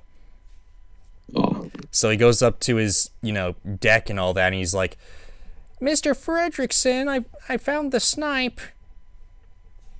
Please let me in. No. Oh, alright, you can... The best joke of the whole film, let me tell you. Anyway. Then they fall down to South America, because they're in South America now, apparently. After losing their... After being in a storm and all that. And they find out, oh yes, they're in South America. They're in the giant mountains and all that. The giant tabletop mountains of the Andes, I guess. Andes Mountains. And so they got to go to Paradise Falls, which they are at. And they have to walk there. And somehow he's got to get Carl back. But along the way, they find a talking dog named Doug. Best part of the film. They find Kevin, a giant bird, if you will, a giant ostrich bird. Boneless the bird. Boneless the bird, indeed. And then they find out, oh, Doug's friends are trying to find this bird for some reason. And then they get kind of trapped by the adventurer that Carl finds, that Carl, you know, idolized as a kid and all that. Apparently he's still alive somehow, and... Turns out that, yes, he is the villain, and he's going to destroy the house because that's what Carl likes, and he wants the bird, and he will get the bird no matter what to rejuvenate his career and all that, I guess. But I guess they go over, and they decide to go to Paradise Falls still, and they go there, and Kevin's like... Kevin tries to go there, but the bad guy shows up again. He destroys the house to the point of that the house is like almost at the point of popping, I guess. And then he gets even more angry. He disassociates himself with Doug and Kevin, and the only reason he lets Russell come along is because he's a kid and he, you know, human decency, I guess. So he's gonna bring him over to Paradise Falls, and he does. The end, right? But no, turns out the thing that kind of drove him to Paradise Falls was Ellie, right? And all along she had a scrapbook of all the adventures that she's gonna have as a kid or as an adult when she grew up from a kid, right? But then he was like, "Oh, this never was, you know." Never was filled out or whatever, but turns out, oh yeah, it actually was filled out. It was filled out to the brim with all their adventures, because life is an adventure, and that's the point of the whole movie, and it made you cry because it's that sad. And yes, it is that sad. And I didn't watch it, but it is that sad. Oh yes, it is. So then Carl's like, he has to basically rid himself of Ellie and has to go on his own adventure because Ellie like says, thanks for the adventure, now go and have your adventure. And it's like, oh. So he kicks out all the stuff that he had in his house to go back and get Russell, because Russell went up to try to get Kevin. So they all have an adventure up there, and there's a lot of old jokes, and it's funny, and a bunch of other stuff. And they become victorious. Kevin gets back, they take over the blimp, or the Zeppelin, the Led Zeppelin or whatever that the old guy had. Not Carl, but the other old guy had. Kills him, I guess, and the house falls down, never to be seen again by Carl.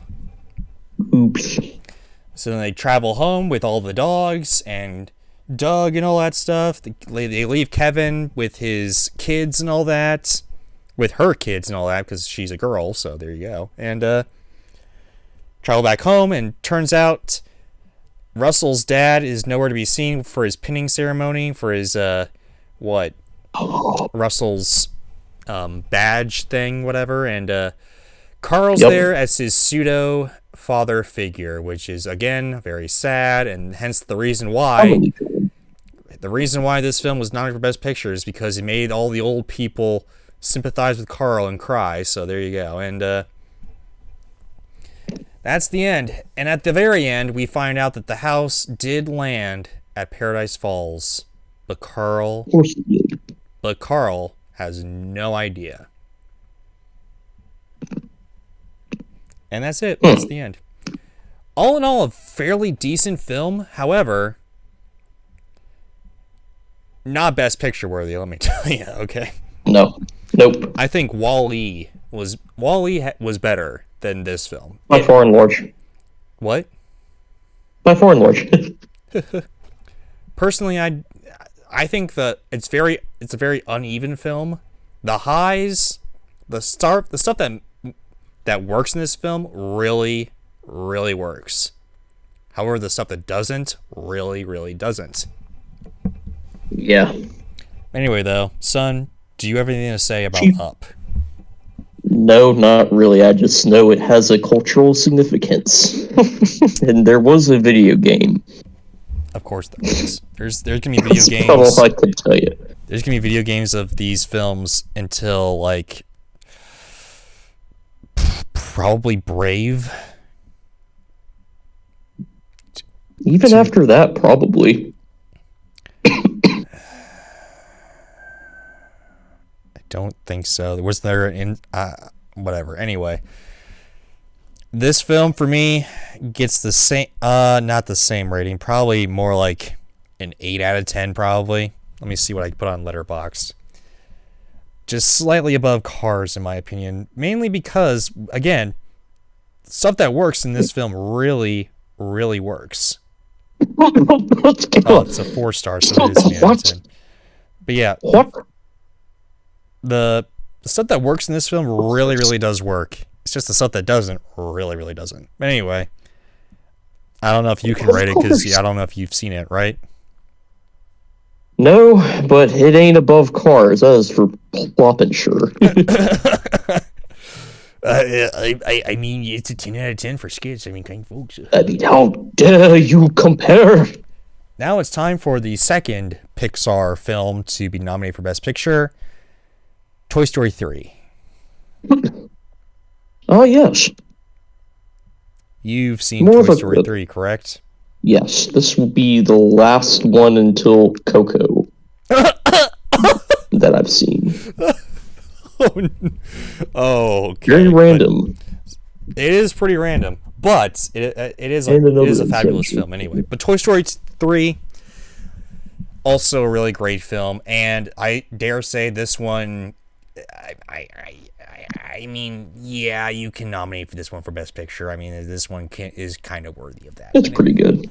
I liked it. It was a little bit of a tearjerker, but not too bad. So here's the thing about this film. You know about Toy Story 2 and how much tear-jerking there was in that film? Not like this one. Let's make a Toy Story 3, but this time, let's make it all about the sadness. You're gonna cry. Oh, you're gonna cry now. You're gonna cry, okay? But still, it is really good. Anyway, though, Woody. Let's just go into the plot, I guess. So Andy is grown up. He's going to college.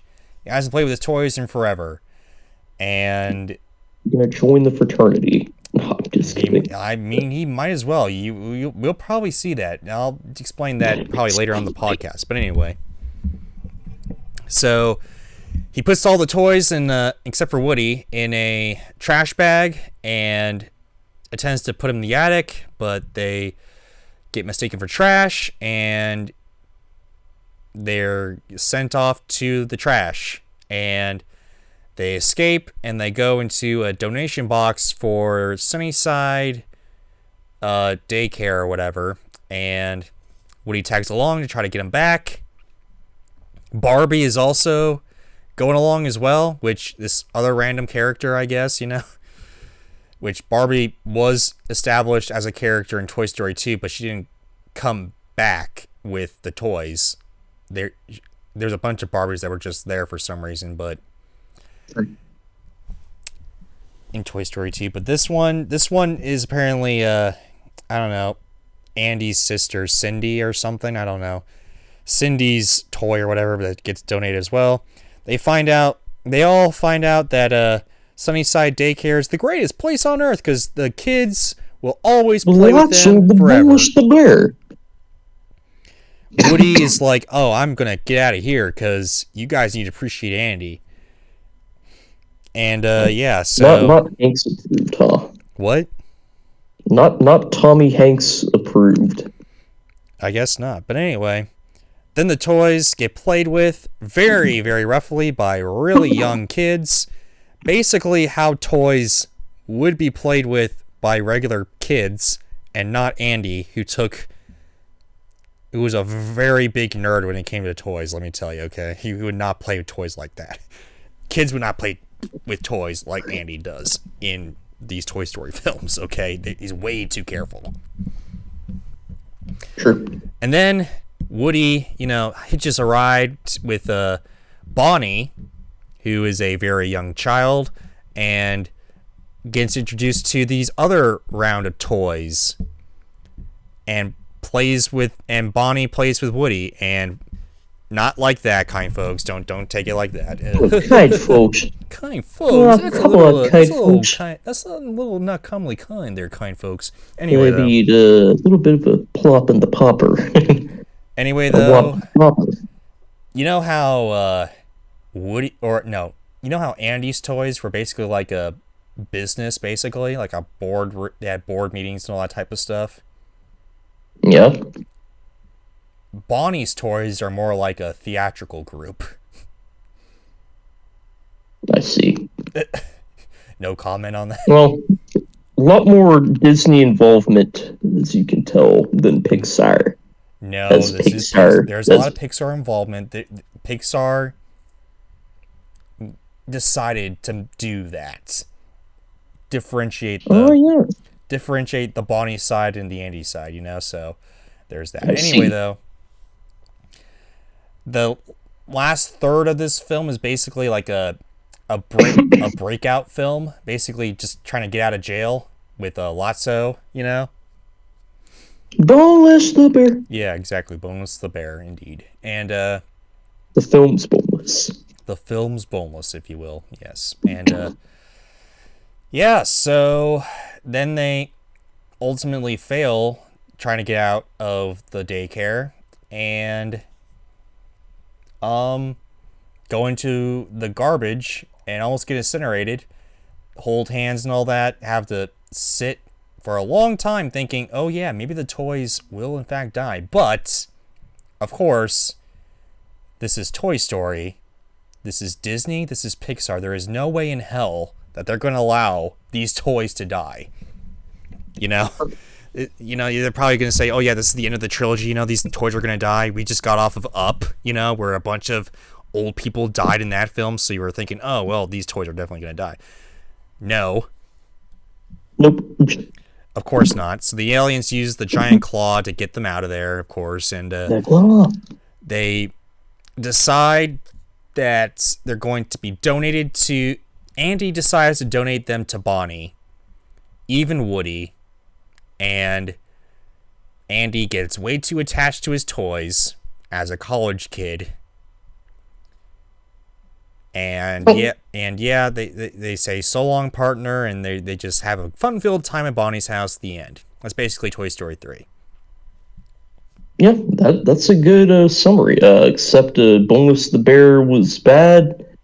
You probably did say that, but just to reiterate, he started out good, but he was a big bad purple bear after all. Oh yes, he was. He wasn't so. And then we have he wasn't so hugging Latino after all. Lightyear. Buzz Lightyear, let's go there. Something like that. Yeah, Buzz.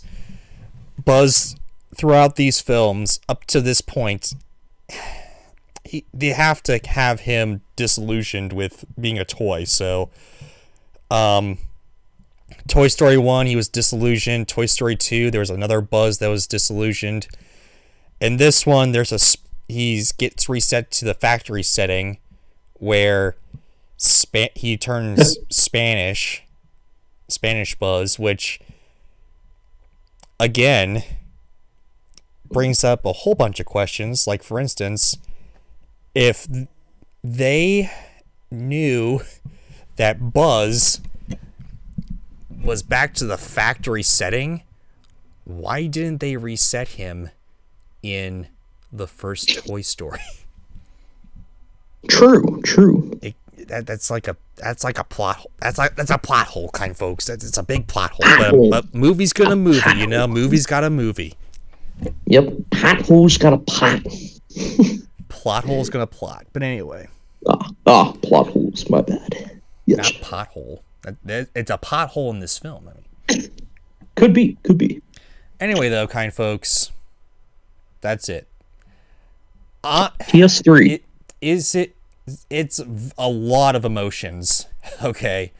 Yeah, there's a lot of emotions in this film. There were.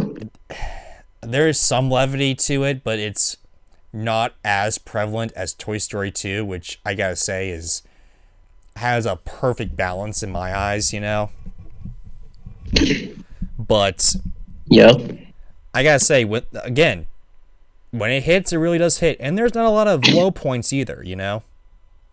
There's not a ton of low points. There's just true. Does the escape really have to happen? Not necessarily like that, you know, but you know, there were some parts in the daycare with the Lotso being the bad guy. It got a little dry. I'm not gonna lie. Yeah. There are. But it is far beyond. It's still a fabulous film, and dare I say it, almost deserves to be nominated for Best Picture as well. So, in my eyes, yeah, I give it a 9 out of 10. And surprisingly enough, it's the first Toy Story film to not have 100% on Rotten Tomatoes. It actually has a 99%. Hello, Karen. Yeah, there's 4 reviews that are just like keeping it from being 100, which I'm just like, what the hell? But anyway. Yeah, folks. Hold on. Pardon me. Anyway. Son, what's your thoughts on Toy Story 3? And what grade do you give it? I think this one I will match The Incredibles with an 8.8.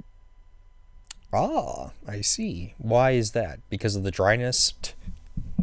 That and I wanted Toy Story to make me feel great and not upset, you know? It's about the nostalgia, though. It's about growing up. I guess, but it was not, it was a little too much sad parts in it for me. Yeah, unfortunately, though, this is going to start a trend. Yeah, well, like I said, last Pixar film I saw until Mama Cuckoo appears. Oh, yes. I don't know if you, I don't know if you watched this film. Speaking of that, I don't think you actually watched this film, did you? Did you watch Cars 2? What? Yes. Well, then you actually I take that back. Yeah. I've seen that one. Ladies and gentlemen, this might be the last one then. I'm pretty certain, yes. Ladies and gentlemen, we're there. We got him. We're in the toilets now. Oh, we're in the toilets now, kind folks. Cars 2. Better be glad it was Cars. That's all I gotta say. Cars 2, aka dare I say it is the worst Pixar film I've ever seen. It is. I mean, not just because Cars and slamming Cars are like, whatever. I like Cars.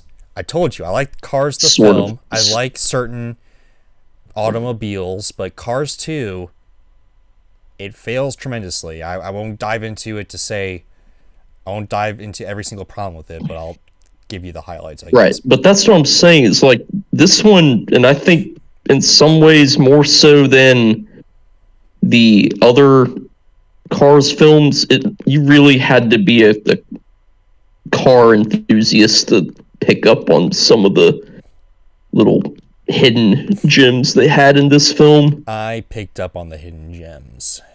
Did you really? Yes, I did, and I still hate it. All right, what was the deal with the main bad guy? Let's see if you know. He was a Ferrari, or he was a Italian car. Oh my gosh! Oh my gosh! He was a dump me out in the bowl. No. He was one of the what is it? He's one of those. A Land Rover. What? A Land Rover. Oh, that which is guy. a British one. That was a whole thing. Mater's like, man, it's one of them old British engines. Yeah, I know now. I thought you were talking about Francisco or whoever. Francisco. The race car that's supposed to take the place of Chick Hicks. Oh, that's the third film, isn't it? No, that's the second one. Wow, that's, I guess, how much the second one has slipped from my mind. The Land Rover. Yeah, Rover, he's the Formula One car. Yeah, the Formula One car. Yeah, that's what I was trying to see. It started out okay. It was doing great. Like, all right, now Lightning McQueen, Owen Wilson, wow, keeps on the world. So the Land Rover. But then, like, what the crap is this? It's a spy film. Yeah. So the Land Rover. The whole point of that was like, oh yeah, this is a electric or whatever, but turns out no, he's actually like a lemon or whatever. He's like a broken down car that breaks down a lot, which I guess is a lot because it's a British Land Rover. Exactly. That's the whole point of the joke. Yeah, that's what I'm trying to convey. Exactly. Land Rovers suck. Yeah, I know. Sure, but what? Yeah, sure. Sure. So Land Rovers don't suck? Some are definitely better than others, but the best ones, I would say, not a Slammobile, unless you want to be forced to learn how to work on it. Okay. Anyway, though, yeah, I got enough of the reason why it is the way it is. Especially in 2011 when this film came out. Yeah. But anyway. Yeah. Even with that knowledge, I still say this film sucks. Because it starts out with this Finn McMissile spy car. No. Yes, it does. No. You have got to say, if you're going to say it, you got to say it right. Finn This is McMissile? probably the best thing of the whole film. Finn Finn McMissile. McMissile. Finn McMissile. Who is played by Bob, McMissile. or played by, oh my gosh. Oh my gosh, who the heck is that? I don't know, but that was the one thing that was stupidly quotable from that film that is stuck in my head. Let's see who played Finn McMissile here. Finn McMissile. Michael Caine. Michael Caine. What? Mike Caine. It's Mike Caine. Yes, indeed. Good luck saying that precisely. Finn McMissile. So, this film is a spy film. It's set in the Cars universe. Yeah. Where the star of the film is Tow Mater. Tow Mater. That in itself isn't necessarily a problem, but I mean, like, if why he's is it written well, if it's written well and he's actually funny, then exactly. Sure. But it's not written well, and it's not funny. Yeah, I mean, again, funny if you're a car person, but if you're not gonna like what's in store. So this is actually the last film that. This is actually, Brad, I think or it's whatever his name is. This is the last film that disgraced animator John Lasseter worked on, directed, and it shows. It's also the point in time where he, I think he took over Disney Animation. So doing all that on top of directing a film, it's a lot, let me tell you. Okay. Granted. But yeah, this film is this film's terrible. I will give it this. I didn't hate it. Okay, I will give it this. I liked the animation. I thought the animation was fine, you know? Oh yeah, I thought no problems with that. The colors, the water, you know, the scenery, it looked really nice. It really felt like it went to the UK because there was a lot of like that drabness. Yes, it did. Old buildings and like the scenery, the landscapes, they looked really great. Yeah. It looked really good. Don't get me wrong. But then again, that's a Pixar film. It is, yes. I think so, at least, yes. Including the monster. Yes. And they do expand the world, I suppose. They do. It was just kind of bizarre. Yeah. It doesn't focus... It's like Fast and Furious, right? We'd be doing these Fast and Furious commentaries, which you can find on the channel and all that. Yep, a lot of bald-headed badassery in these films, I might say. Yeah. So here's the thing, right? Fast and Furious was founded on racing and cars, right? Yep. They started to focus less on that and more on spy stuff in the later films, which after Furious 7, it really started to take a toll on the films, if you will. Yeah. People started to get tired of it. Yeah, it's less about the racing stuff. Less about the racing, more about the spy stuff. Hence... Oh, great. That means it's not going to be fun from here out after 7. Anyway, we'll cross that bridge when we get there. We will, but unfortunately, yes. Anyway, though, so Cars 2 focuses on spy stuff for some reason. Why? I don't know. I don't either. I really don't. Why is Tow Mater the star when it's Lightning McQueen's franchise? I don't know. I get why they kind of kidnapped him to help them. It's because, you know, he was like somewhat of a mechanic and he had like the car knowledge about what brands were good and bad, and you know, he was like a trusted mechanic in real life. Yeah, but he was... So I get that, but again... Why is it a spy film? Yeah, like the spies in this spy film are idiots. okay? Because Mater tells Yeah, I've him, recalled they were kind of forgettable, other than McMissile, of course. Mater But tells them over and over and over again that he's not a spy, and they ignore him. Are you kidding me right now, kind folks? That's like a Saturday morning cartoon type of plot here, okay? I mean, please listen to Larry the Cable Guy for once. Please, we do not want to listen to Larry the Cable Guy, but please listen to him on this one thing. Please. Oh, I do, but I do not mind that at all. But yeah. Okay, so what is this plot? Well, I guess we haven't talked about the plot because we kind of have. We kind of have, but not entirely. So what's this plot? What is the plot? If there is one. Oh, roasted. Anyway, so Cars 2, real quick, because I don't really want to talk about the plot because it sucks this bad. I don't really remember it. So in its entirety. Mater. So Finn, does the spy thing in the beginning, whatever. Yep. McQueen's gonna race against the Francesco guy. First Mater sees Francesco or whatever on the TV. Then he's like challenges Francesco to a race, basically, or whatever.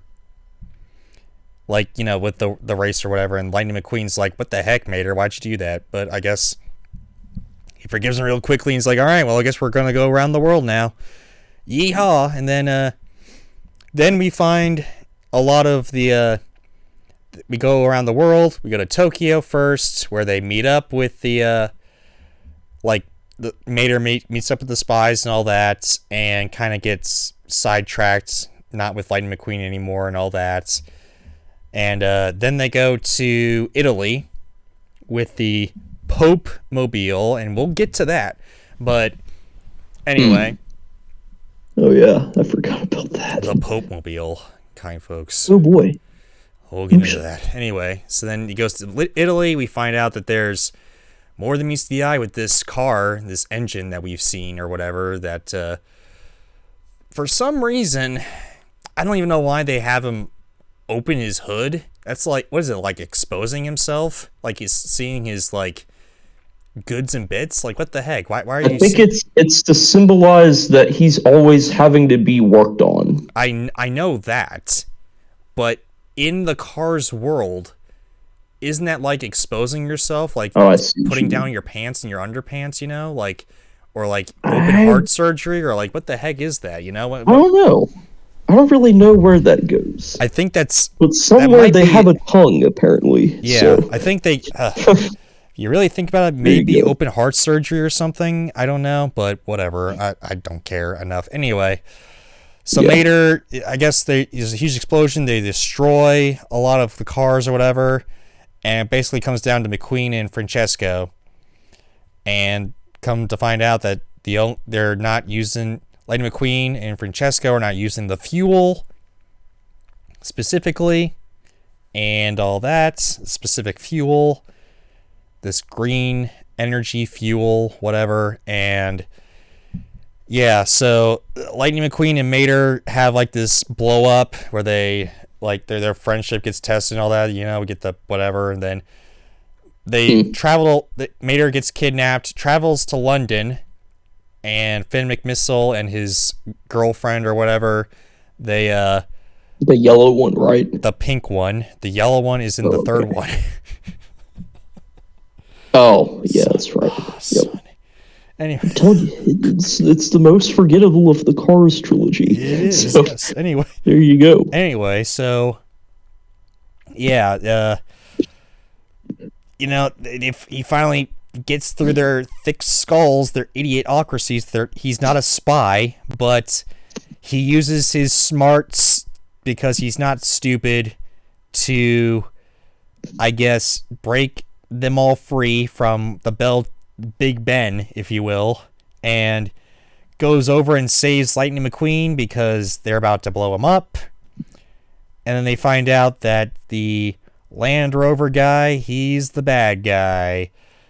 And turns out that he's the lemon the whole time, and he's not gun electric. He's actually a gasser, which, you know, if you're a gasser, then you would have like a exhaust pipe, you know? So yeah,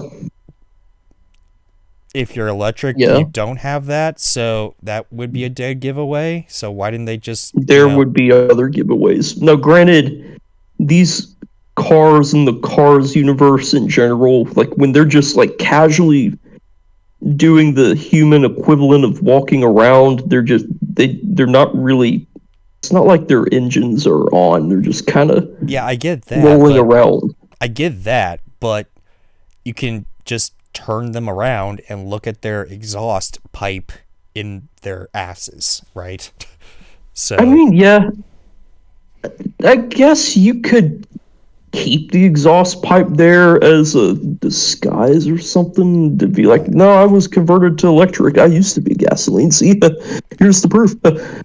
But yeah, kind of dumb either way. indeed, whatever. Neither here or there. I'll be a monkey's uncle. There you go, bingo, you got it. Whatever. You know, Anyway, so yeah. Mater's knighted, of course, and turns out that the pink car and Mater are now boyfriend and girlfriend. Because of course they are.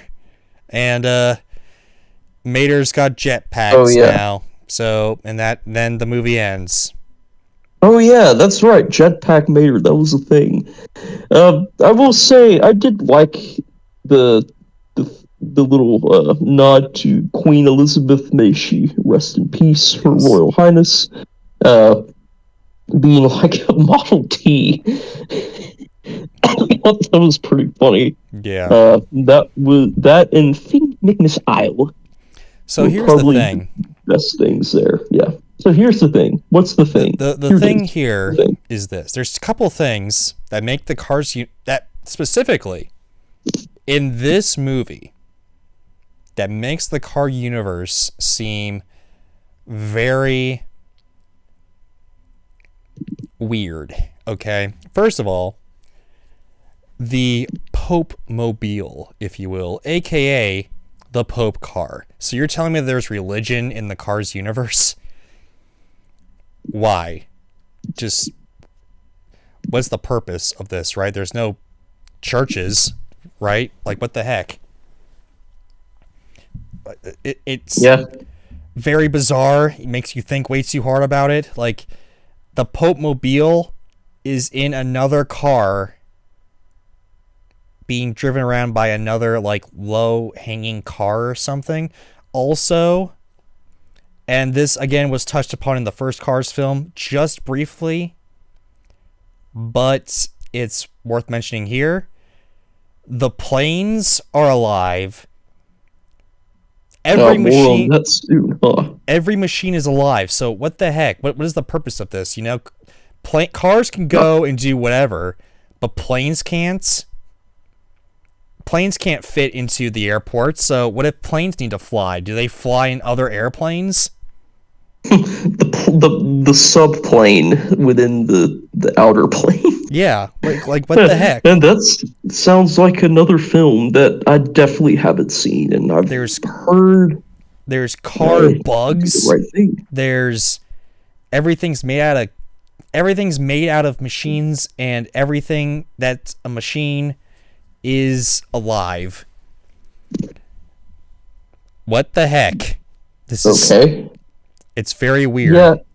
Let me tell you this. This is probably going to be my concluding thoughts on Cars 2 here. I think if it were released as a direct-to-video film, it would have made more sense to me, and I would have been more accepting of it. But the fact that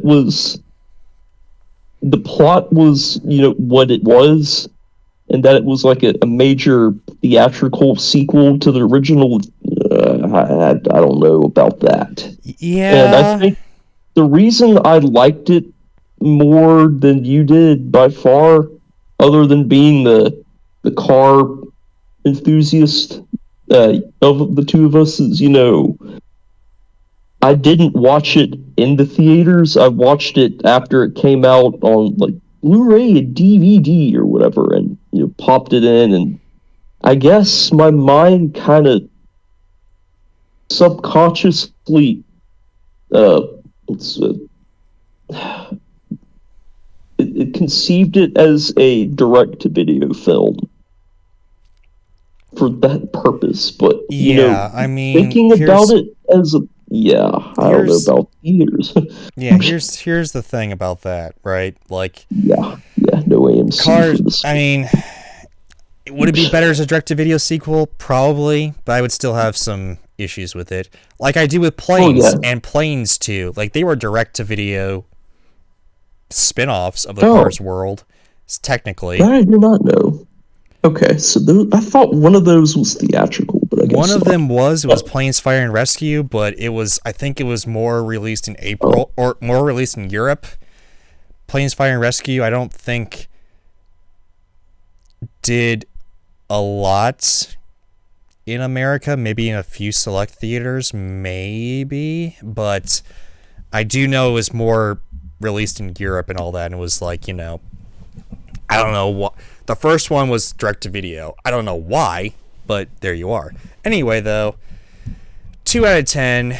The reason why it's 2 out of 10 is because the animation still really well done, really good, and I like the sceneries, but that's all I can say on it. I just like those two. I just like that. I'm gonna give it a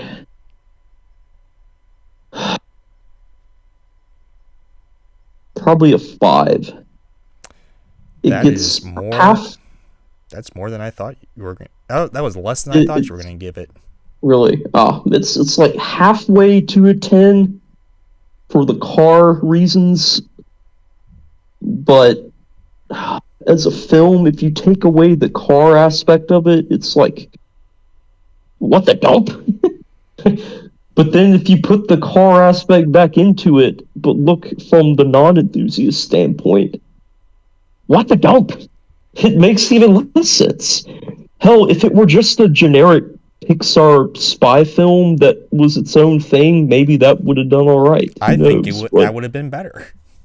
It probably would have been, but hey, should have been a direct video, is what I gotta say. And it is basically a Mater's Tall Tale film.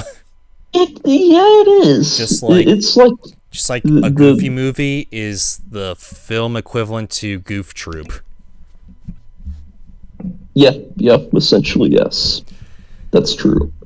Anyway, though, onward to of course, this film didn't get an Oscar for Best Picture, thank God.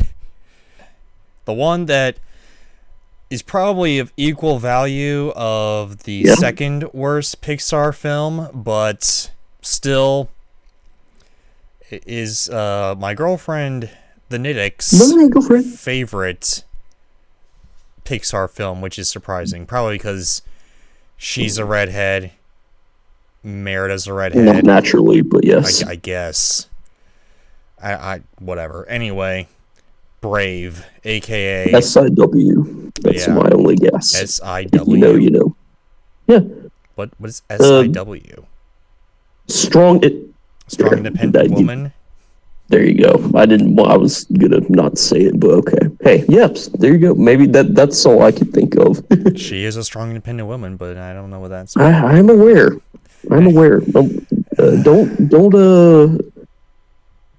Don't be with her when driving through Atlanta. If you know, you know. Yeah, she should. With all due respect. That's not her strong independentness. Anyway, enough about that. Talking about Brave. Yes, that's right. So, a little bit of history behind this film, real quick.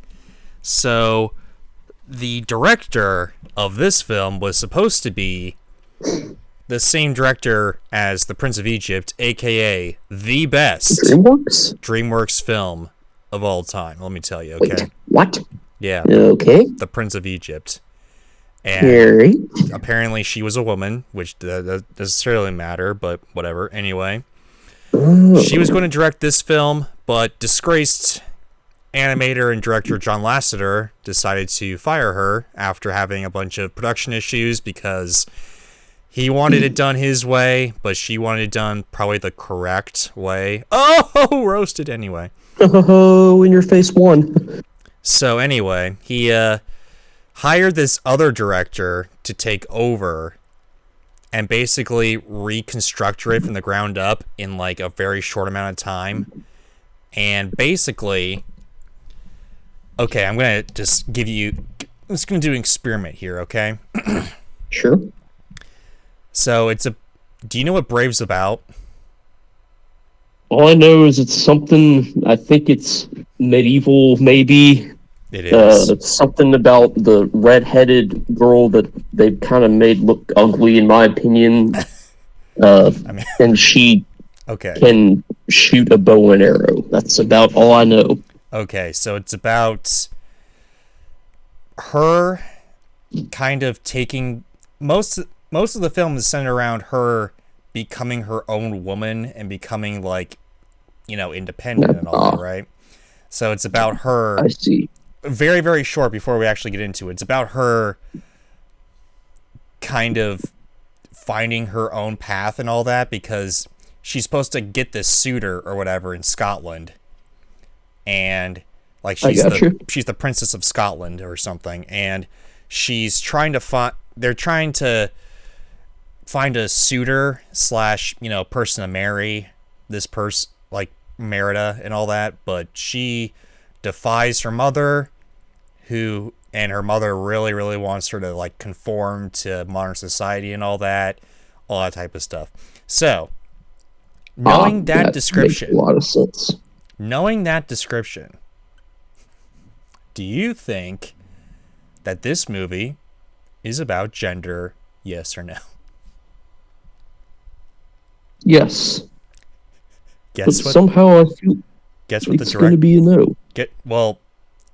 It is yes. That is correct. Oh, cool. Nice. I mean, it was kind of obvious. But the director of this film constantly came out and said that this film was not about gender, which is just, if you watch the film, that is absolutely not the case. I mean, holy poop in the bowl, man. Like, I could tell that from the damn trailers on Disney Channel. Exactly. Okay, come on now. Kind folks. Like, you gotta be plopping me. Like, kind folks. But anyway, hey, so, long story, short story, Merida is a princess of Scotland. She's doing her thing. Her mother's they're kind of battling each other, like a mother and daughter tend to do for a lot of mothers and daughter relationships out there, whatever. But anyway, she inadvertently finds some wills, and wills in Scottish folklore are like little spirits and all that type of thing. It's a whole thing. But anyway, she finds this witch, and we'll talk about the witch later. But anyway, so this witch basically gives Merida this potion or whatever to turn, I guess she turns her mother into a bear, kind of unknowingly. Boneless? Like Boneless the bear? Oh, nice. Yeah, at least it's got Boneless in it. Well, kind of. But anyway. Yeah. And they have to try to find the witch, basically, to undo the spell. But apparently they have to be at this one place at this exact time, or else, the mother's going to be a bear for all time, I guess. And that's going to suck, of course. She's going to revert back to her primitive states, aka bareness, if you will. She doesn't talk. Thank God she doesn't talk. Because that would be extremely annoying. But anyway. I'm surprised they didn't. Just because it would fit. Yeah, but anyway. So, they connect, with hunting because they're on the lam. Because, the patriarchy doesn't believe Merida that they believe, like, the mother turned into a bear or whatever. So whatever. Anyway, then bunch of stuff happens. They get real close, basically, and that's it. It's kind of it. The story's played out to death, honestly. The highlights of it, I'll tell you, okay, are the beginning when she defies her mother. That's actually pretty dope. I'm not gonna lie. I got you. Yeah. It's sort of like a better interpretation of Robin Hood, the Disney movie. It's very. I'd rather watch Robin Hood so far, but okay. I mean, if you saw this, it would be pretty funny and pretty dope. But anyway, they took a more serious approach in this film too, which kind of the comedy really doesn't. The comedy really doesn't, pan out a whole lot. Unfortunately, like when you see the comedy, it's cringe. It's either cringe or it doesn't fit. Which sucks. I didn't laugh once, and I laugh at everything. I would so probably scowl 5,000 times and not laugh once. Yeah, I mean, then I'll give my thoughts later. But the ending is fairly decent as well, because there's this big huge climax or whatever. But at the very end, it sucks again. But the middle is just literally Brother Bear. It's almost. Let's see that instead. I'd rather see Brother Bear too, because at least it's sort of funny. But this is we have Weezus the Moose and Bolas the Bear and Bears. It's just extremely boring. There was a short film called The Legend of Mordu, which I guess that's the villain or whatever. Mordu, the even more big, ferocious bear. Yeah. There was this little short film that they did. Pixar loves to do short films based on their films as well, not just original short films, but sometimes not recently, which is very disappointing, but films at least in the past, previously Incredibles 2, pre-Incredibles 2, I guess, they put together some short films based on their films, and the short film that accompanied this film was called The Legend of Mordu, and it was basically in 2D, and it was about Mordu being this big gothic, just giant man who just wanted power and then just got absorbed in bear power, basically, and just got absorbed into bear culture or whatever. It was very interesting and very awesome. I wish they made a movie based on that, but instead we got this very formulaic, very extremely boring film here, and I do not know how the Nittick loves this film above anything else. This is so... You don't. What? I can see why, but... I mean, I can tell you, I would not ever watch it now. I wasn't planning on it before, but it's on my Red X list at this point after what you've described. I mean, there's certain jokes that I found to be sort of funny. Like, for instance, there's a lot of Scottish jokes, which I gotta say, it's pretty. That was pretty funny. Like, yeah, that was like the only thing I picked up from it that seemed okay. There was this old man that's just showing his ass. And I was just like, that's hilarious. And then there's also equal amount of cringe. Like, for instance, there's these triplet kids, that's her brothers, that fall into this woman's bosom. And I was like, what the heck am I watching here? What? Rated R. That's rated X for just unpleasantness. X for schmecks. Kind folks. He man, so yeah, I'm not so sure about that kindly. And Brave. That's very it's a very formulaic, a very very formulaic title there. So I don't approve. Anyway, though, let's see what I got on Letterboxd. What's the review for this film here? Anyway, though, son, what's your? Have you watched it? Probably not. What do you think of No. what do you think of that here?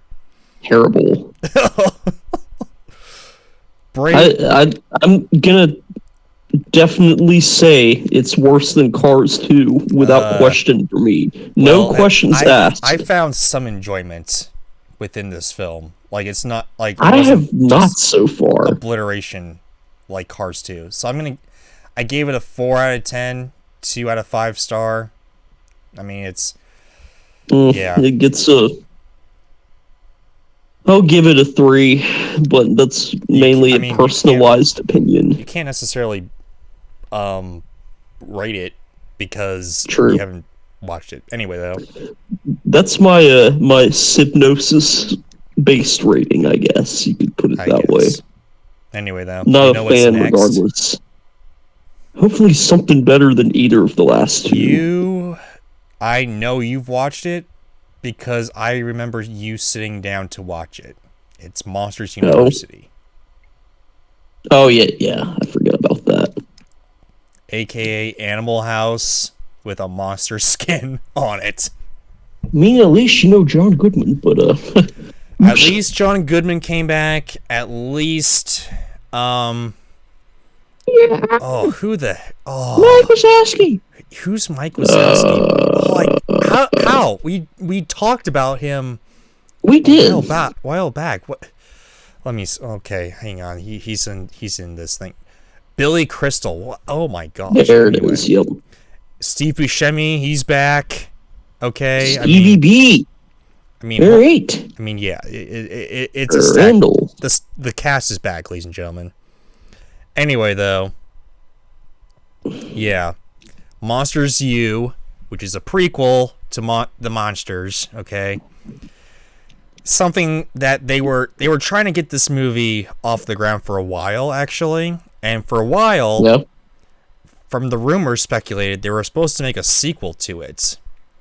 And it was kind of like a semi-sequel, semi-prequel, where Mike and Sully. Why did I was going to say Mike and Carl. I don't even know. Anyway. Like Carl Weezer. Anyway, though, Mike and Sully were visiting a college-bound boo, right? And then they were going to pull up a story of how they went to college and how they met. And that was going to be the bookend to it, but disgraced animator John Lasseter decided to pull that because I don't know. He hates ingenuity, I guess. I don't know. Anyway, this is this guy's Dan Scanlon's first film. First Pixar film. And he's gonna have a formula that we're going to dive into later on, kind folks. Oh, yes? Oh, yes. And you can see it quite significantly here, where the beginning is pretty decent. The middle is very boring and formulaic, but the ending I recall, yes. But the ending is the hook. The ending's the hook that really makes this film better than it should be from the previous hour. It's an hour and 20 minutes or whatever. 20 minutes of it is like perfection, but you have to slug through that first hour to get there. Yeah, that's a good way to look at it, honestly. Yeah, but anyway, though, you want to know the plot? Do you remember the plot, son? I do. Oh, quite. For the most part, yes. So, in order to save some time, I'll just give you a rapid-fire summary here. So, Mike is the nerd who goes into college. Oh, yeah. He learns everything. He does everything by book smart and all that. Sully's like he meets Sully. He's like the trust fund, like Giga Chad in college and all that. Goodman to Chad. Yeah, they try to go to this monster house, aka the fraternity, if you will. Monster House. Monster House, yeah. And they try to be recruited, they can't, and they both of them have to settle because their grades are so low and they get in a lot of trouble basically because of Sully. But anyway, they have to settle for this really rundown Not monster so fraternity called OK. popular one. Called OK, which I gotta say, perfect. That's a good one. That's a perfect name. I gotta say, this is awesome. Okay. But anyway, so yeah, it's basically Animal House. If you know what Animal House is, it's Animal House. And anyway, they do their thing. They got to go through this fraternity house to kind of show which one's the best, and to get their fraternity actually recognized by the college. So they go up, they get so far, but then Sully cheats to get Mike. He does. To get Mike his good score and all that. And that's right, in the intramural sports or something. Yeah, so Mike finds out, he goes into the real world, into this camp, and then Mike and Sully finally become a team at that, and they get kicked out of college. They do, don't they? Yes, they do. And they gotta... But she wishes them well, but rules are rules, you know? Basically, yeah, but they did some... The rules are rules, but they did do something that, kind of rectified them a little bit. They gained her respect, which not a lot of students get, honestly. And that was kind of cool, at least. Yeah, for sure. And it showed them working up through Monsters Incorporated, like from the bottom. Like they showed them working from the bottom. Like you don't have to go to college. You can go work at the bottom and work your way up to the top if you work hard, And I gotta say, that, like I said, the last 20 minutes, that's the hook. The problem is the hook should be at the beginning and be like almost throughout the film. What are you talking about? Why do you have to wait for like an hour of random garbage until you finally get to that really solid ending? That's just wasted potential. I don't think this is as good as the original Monsters, okay? It's not as funny. No. It's not as funny, okay? There are a few memes that came out of this, like, I don't know, there's this one meme going around about Mike kind of reacting, like, just so duper hyper excited, like a freeze frame of him just moving, and it's hilarious whenever it's on there. Yeah. But that's the only thing that came out about this, I think. There's maybe a couple, but that one's really took fire. But yeah, it's just... There's not a lot of jokes in this film. It's just... Yeah, random... definitely not as memeable. It's not as memeable. It's not as funny. It's not as enjoyable, I would say. I mean, I didn't hate myself watching it like I did with Brave or Cars 2, but... Yeah. I just... It's not something I really want to go back to, But anyway, son, what's your thoughts on it? I mean, liked it better for film plot reasons than Cars 2. Cars 2 barely did something for me because of the enthusiast stuff for my sake, but you liked it better I will definitely recognize that Monsters U was a better film at its core. Wait, you liked Cars 2 better?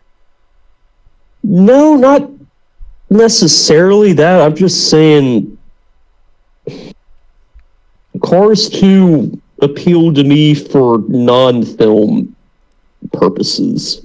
I guess. Like the car enthusiast tie-ins were basically what carried it for me. And if it weren't for that, it'd probably be my least favorite period. But it better be glad it had that going for it. Monsters U, not quite as good as the first one. No. I would have rather have seen like a true sequel to the first one. Yeah, unfortunately though, we got Monsters at Work, which is kind of a semi-sequel slash not remake, not reboot, but like a spin-off, half sequel, which is really just Mike and Sully are barely in that show, honestly, and it's just and they need to be anymore. Yes, they do. But anyway, though, very disappointing. Yeah, it couldn't live up to the greatness that was Monsters Inc. You know. Yeah, I mean it didn't suck, but it didn't wasn't suck. That. But it wasn't up to par. Okay. Oh no. But anyway, I gave it a 3 out of 5, aka I think it's a 6 out of 10. Yeah, it's a 6 out of 10. Not garbage, but not gold, unfortunately. None of the G's. It's really in the middle. Yeah. I think I'll give it a 7.8. Oh, wow. Mainly for two things. The Greek life tie-in was kind of funny. Yes. And more than anything else, the mustache disco water douche at the end was... that was one of the jokes. That by itself really brought points to it for whatever reason. That's how epic that was. The afro wearing water noose. Yeah, that was pretty epic. I'm not gonna lie. Yeah, Mr. Water Noose before he became Water Noose. I just wish I had that consistent amount of laughing throughout the film, which I did in Monsters Inc., but not in Monsters U. That's just unfortunate. Yeah, man. Sorry, fam. You better be sorry. Anyway, though, what's next? Let's see what's next. I need to get the Pixar film list. Pixar film. I actually have that pulled up looking at it earlier. Quite. I needed to. I knew it all. I used to memorize the entire filmography and when they came out. I don't Inside Out. It's unfortunate. I Inside Out. I thought it was Inside Out. But this is like definitely getting into the I'm not so sure territory. Inside Out? Yeah, we got 3 solid films before the last 2 I've actually seen. And then what are you talking about? I've got no idea. Oh, okay. Well, this one is a back to basics with Pixar. It's, actually got a great story, great jokes, basically pushing animation, It's very interesting, and it's getting its own sequel, so that's joy. Which is I see that. Which is a character in the film, so that's just joyous right there. Anyway, though. Yep, I can see that. You know what this film's about? That's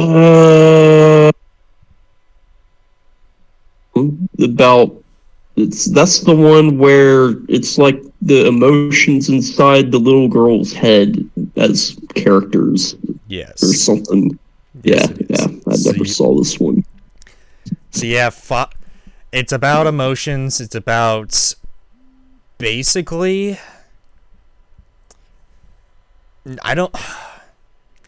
growing up, or it's not puberty yet, because they make a joke at the end about puberty. So, yeah.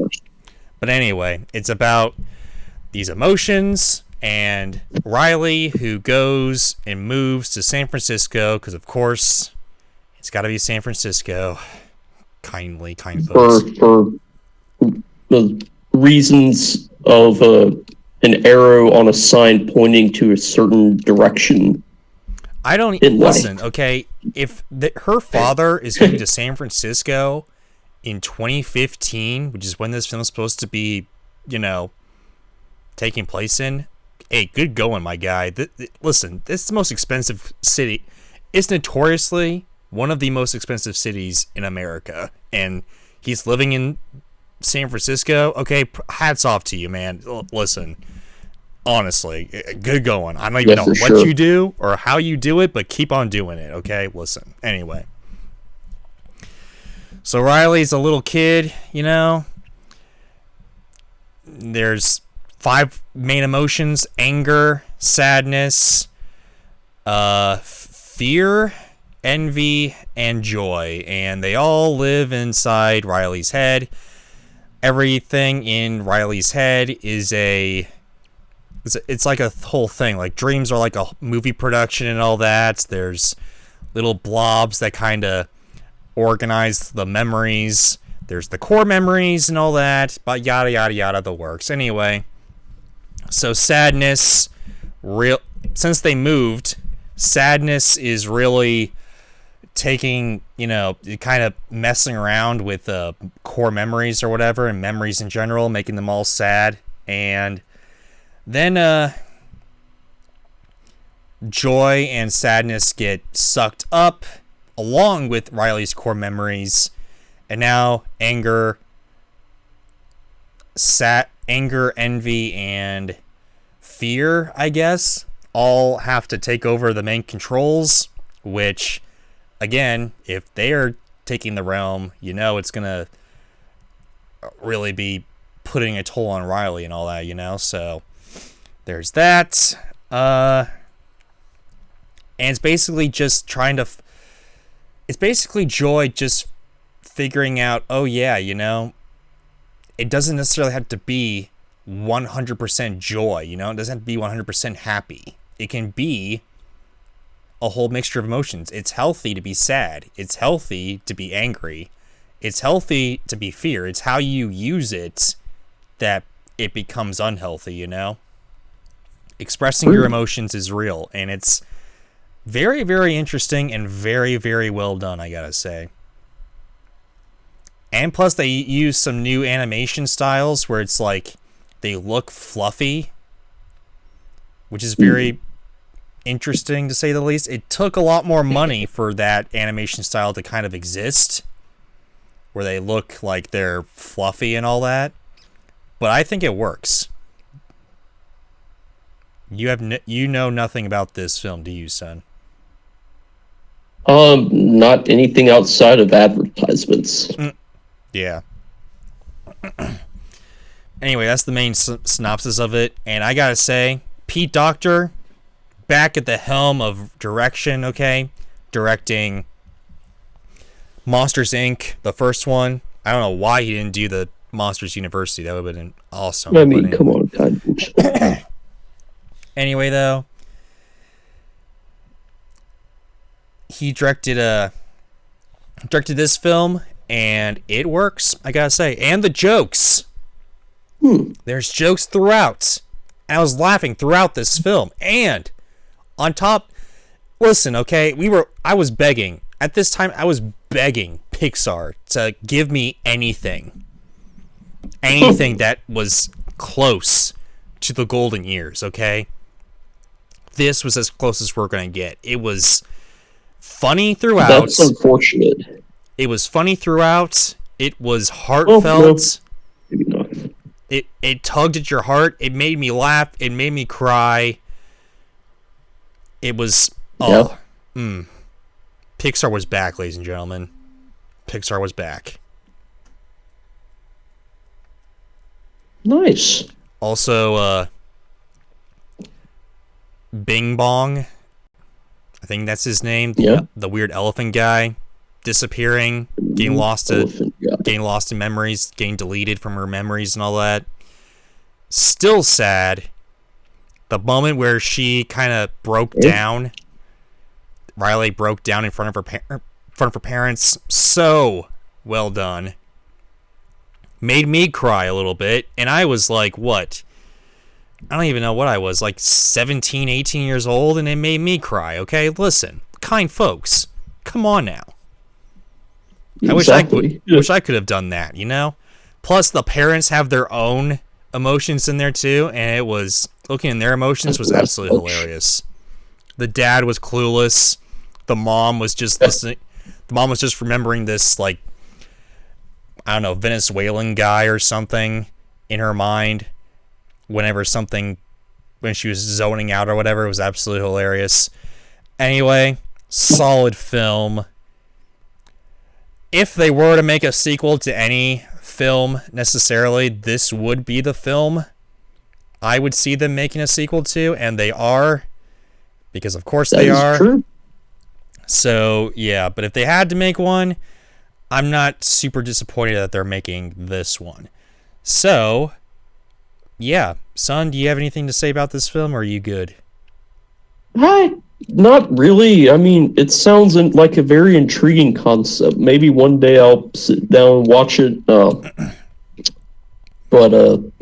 it has to deal with mental health. Before mental health really took the main... If you think about it, it does. Yeah, it really took the mental health stride before mental health really... was really talked about like that, yeah. Talked about and was that popular and all that type of stuff, and before YouTubers and streamers started to abuse it, like, for my mental health, I can't really do this, you know, but...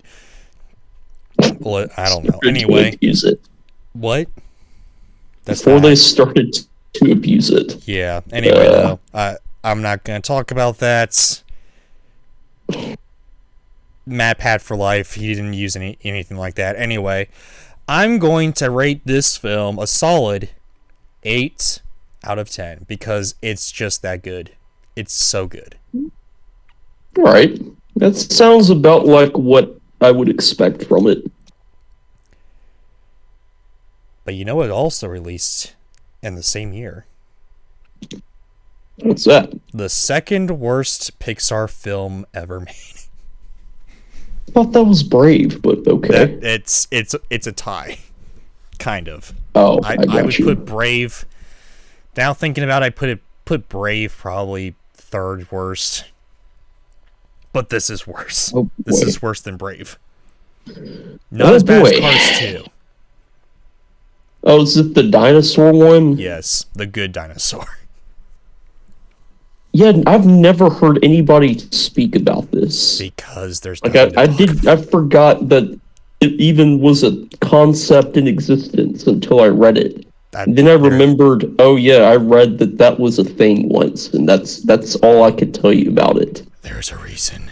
Because it's bad. Oh, that's toileting. It is a... Well, already Cars 2 is better, just because if it's bad, then... I would say that if you watched it, Cars 2 would be better, and this would probably be your worst.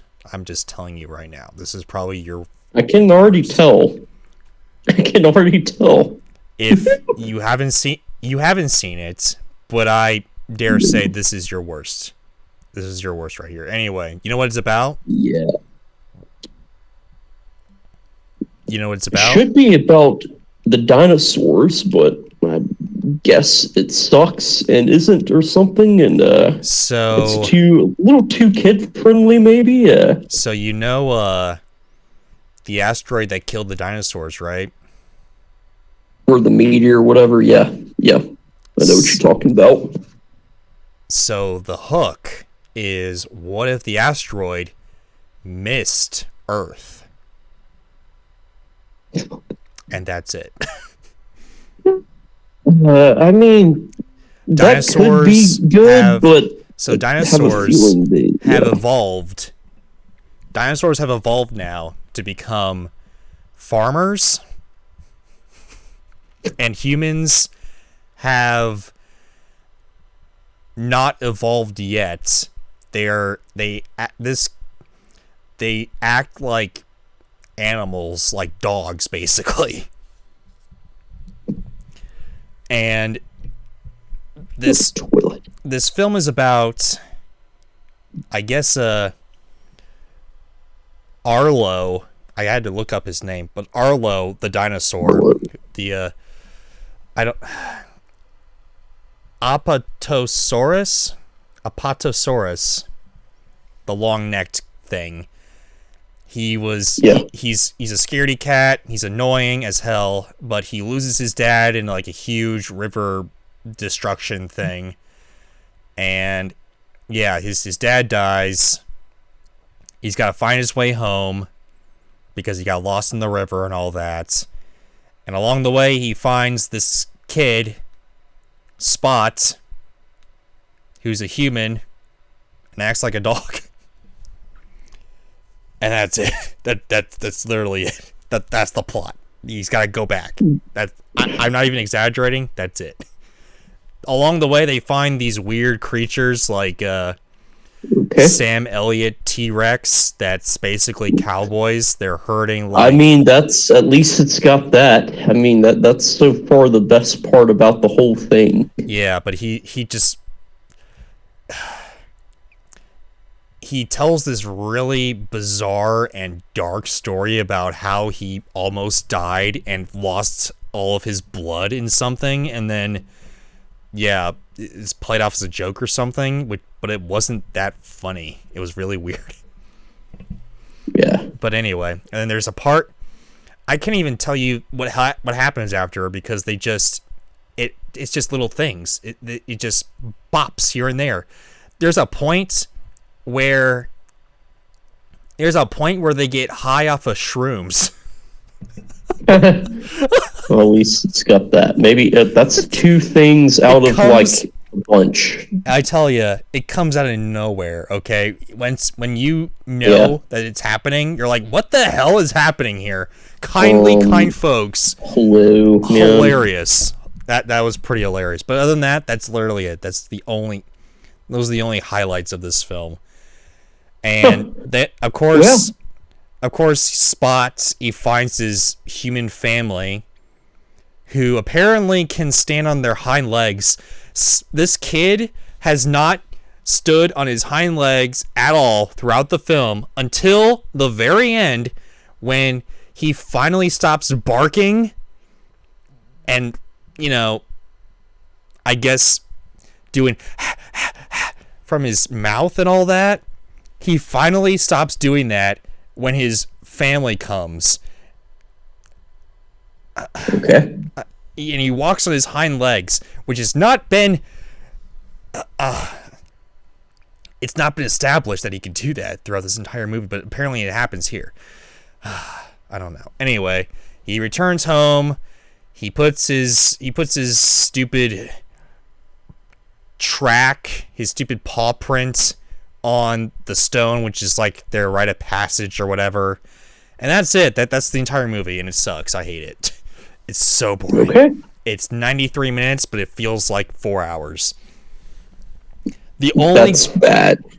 Oh yeah, the only good thing about this film that I can genuinely say is great is the animation. Like the backgrounds, they look photorealistic. I will say this, it looks so good. I could swear most of the scenery was real life, okay? It's that good.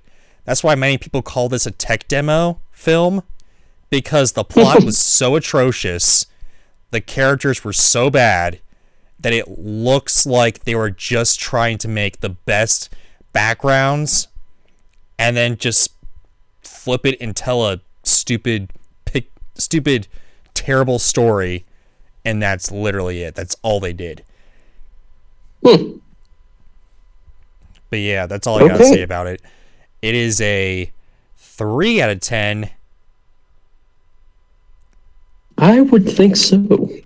Just because it was that boring. The only two good things in this film were the shroom scene, which, when that happened, it was just bawling. It was absolutely hilarious, and it came out of nowhere.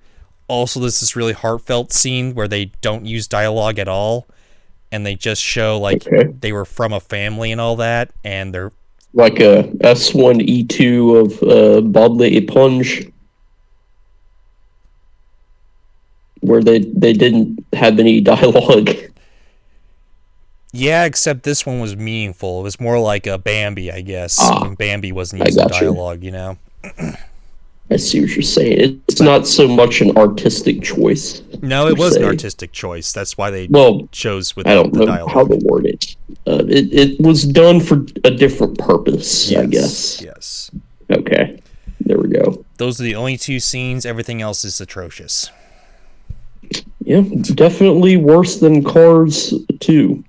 No question about that for me. Oh, yes. Say no more. Not even Samuel Elliott can save it. No, it cannot. Anyway, Yep, though. Cars 2's better, no doubt. It's final for skits. For skits, yes. Not for Slam, but for skits, yes. No, because Slam, car is car, the end. But I mean, Cars, the film is good. Well, that one's Cars good, yes. 3 But, is good. My that one was good favorite too. It's my personal favorite Cars. Cars 2 is terrible. I'm just saying that. Anyway. Yeah, we can agree. Of the three, number 2 is the worst. Yes. And again, should have just been direct to video because it would have probably been okay in that context. But they were still making direct to video films like Planes, so I mean, might as well. I mean, kind folks. Yeah, there you go. Anyway, though. And now, yeah. Onward and Upward. After this film is the film that you will be waiting on, that you're waiting to talk about. Oh boy. But this is a little bit of an interruption here. Finding Dory. Yes. AKA the film, the sequel to Finding Nemo. The DeGeneres classic. Yeah, so here's the thing. Ellen DeGeneres. The history of this, Ellen DeGeneres was really, really pushing for this film to be made. Mainly because she knew that people loved it, and B, that's her only real claim to fame other than her show. So she wants more Pixar money, I guess. So yeah. She was pushing finally, all right, if you'll stop asking. Basically, yeah. If she was pounding at the high heavens for like a Finding Nemo sequel. And finally Pixar was like, fine, we'll make one. Can you shut up? Can you shut up, I would please? expect nothing less from Ellen DeGeneres. And of course, she was the star of this film. But unlike... Yep, in her present form, of course, yes. However, unlike Cars 2, where they put the comedic relief as the main star, this one actually somewhat worked. It wasn't annoying, and it wasn't out of place either. Yeah, it wasn't a stupid. It wasn't a stupid spy fish film. It was like a spy fish film. It was exactly. It was still a fish film, okay, but it was. I mean, that is kind of the point, but yeah. So here's my history on this, okay? When I heard this film was coming out, and that they were going to go to California, basically, I was hyped. Oh boy. Okay, you ready? You know what? You want to know why? Sure. Because Finding Nemo was so... One of the reasons why I love that film is because it's so big. It's almost epic in its...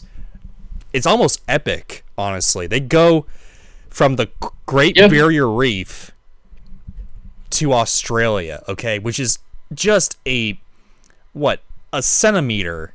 It's like a little bit. It's like a little thing on the map, on the globe, right? But they were gonna go. But in this film, they were gonna go across the Pacific Ocean, aka the biggest ocean in the world. Okay. True. And do you know what happened in the first 15 minutes. They went to California. The end. Yes. And Dory swam. Yes. That's literally unfortunate in that 5 I actually minutes. got that right. Literally in the first 5 minutes. Somewhat sarcastic. That's kind of toileting. So what happens is Dory remembers some things about her parents and all that, and she's like, oh, I gotta go to California or whatever. I gotta get to California to find my parents and all that, because she's gotta do that. Which, that was well set up, that was fine, it's whatever. Sure. It's fine. But then they catch a ride with the turtles, which is good because the turtles were the best part of the first film. Nice little callback. All right, cool. Commonly kind. But they literally took a current from the Great Barrier Reef to California, and it was like 5 minutes, and they were in California. I was like, what the hell? What? Huh? Are you kidding me right now? What? Are you... What? Hey, can I speak to your manager, please? Can I speak to your manager, please? Because this... No. Okay, no. No, that is an ML no, if you know what I mean. Yes. You do, don't you? You know exactly what I'm talking about. No. I was shocked. I was shocked when that transpired. Okay. So the M within came out, if you will. I couldn't believe it. Plus the seagulls weren't there. No, the only callbacks were the turtles, and that's it. Everything else was new.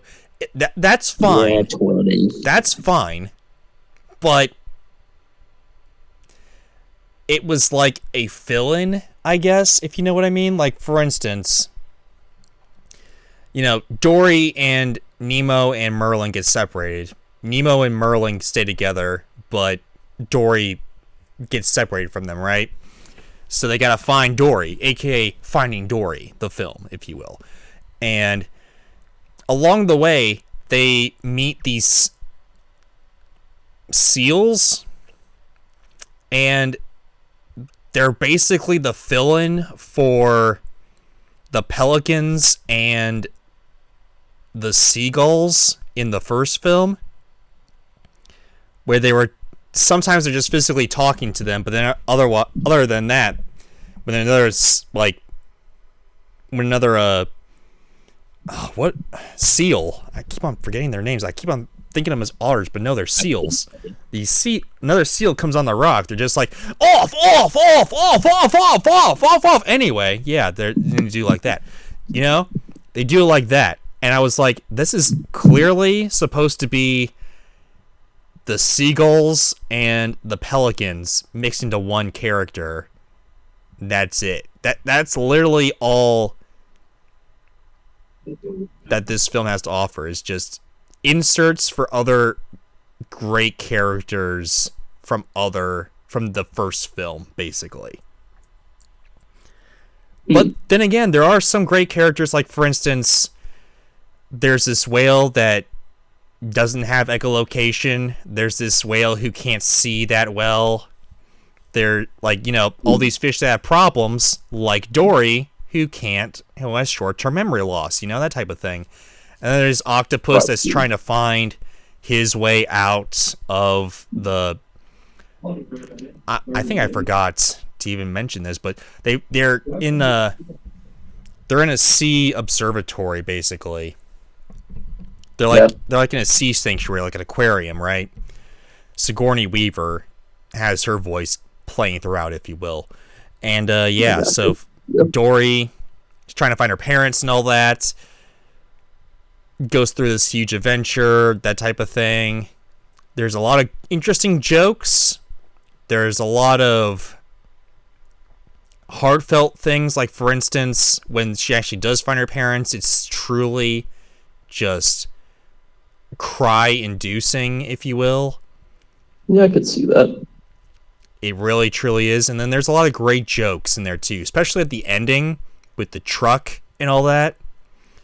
Yeah. But I gotta say, the problems with this film is A, wasted potential, and B, it just seems like it was a lot more of a condensed world, where Finding Nemo was more expansive, and felt like, oh, this world is just so big and so full of life, but this film is just kind of feels cramped.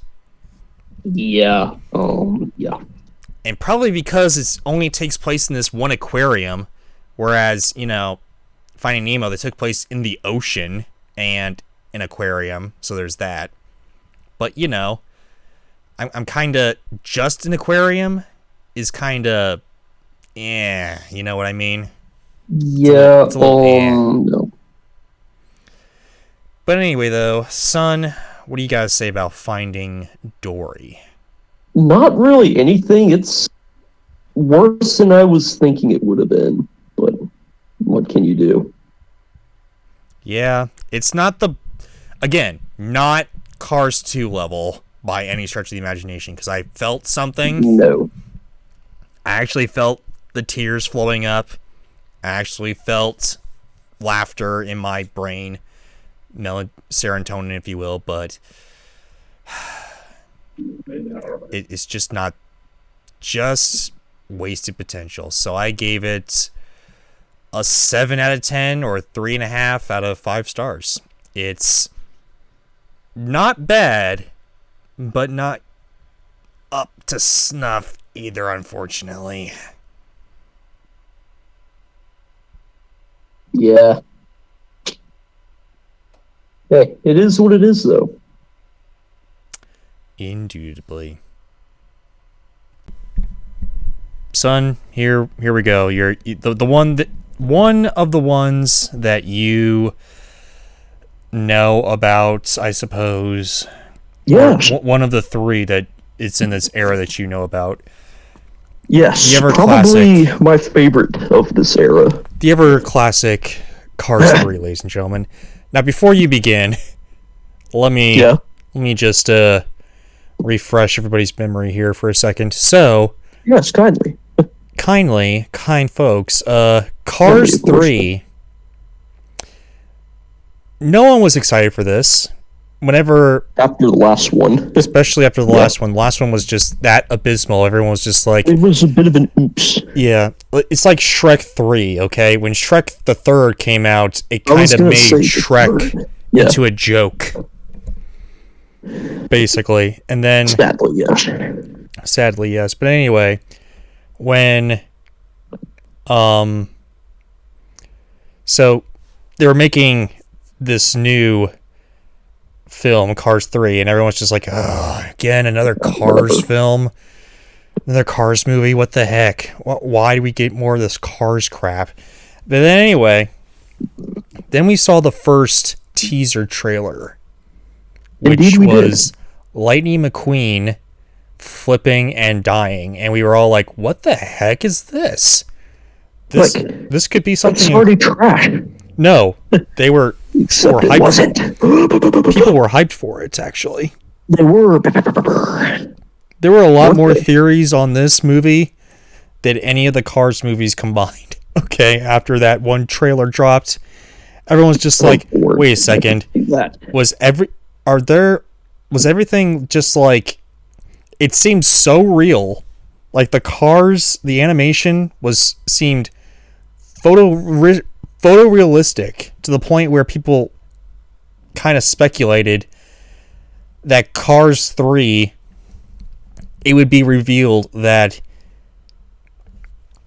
these cars did not have eyes or mouths or whatever. They weren't real. Oh, that. It was actually humans all along or something. Oh, yeah. Yeah, I remember that. Yeah, we were all like... Yeah, but then... The actual movie came out and we were like, oh, wait, nope, that's not at all what it was.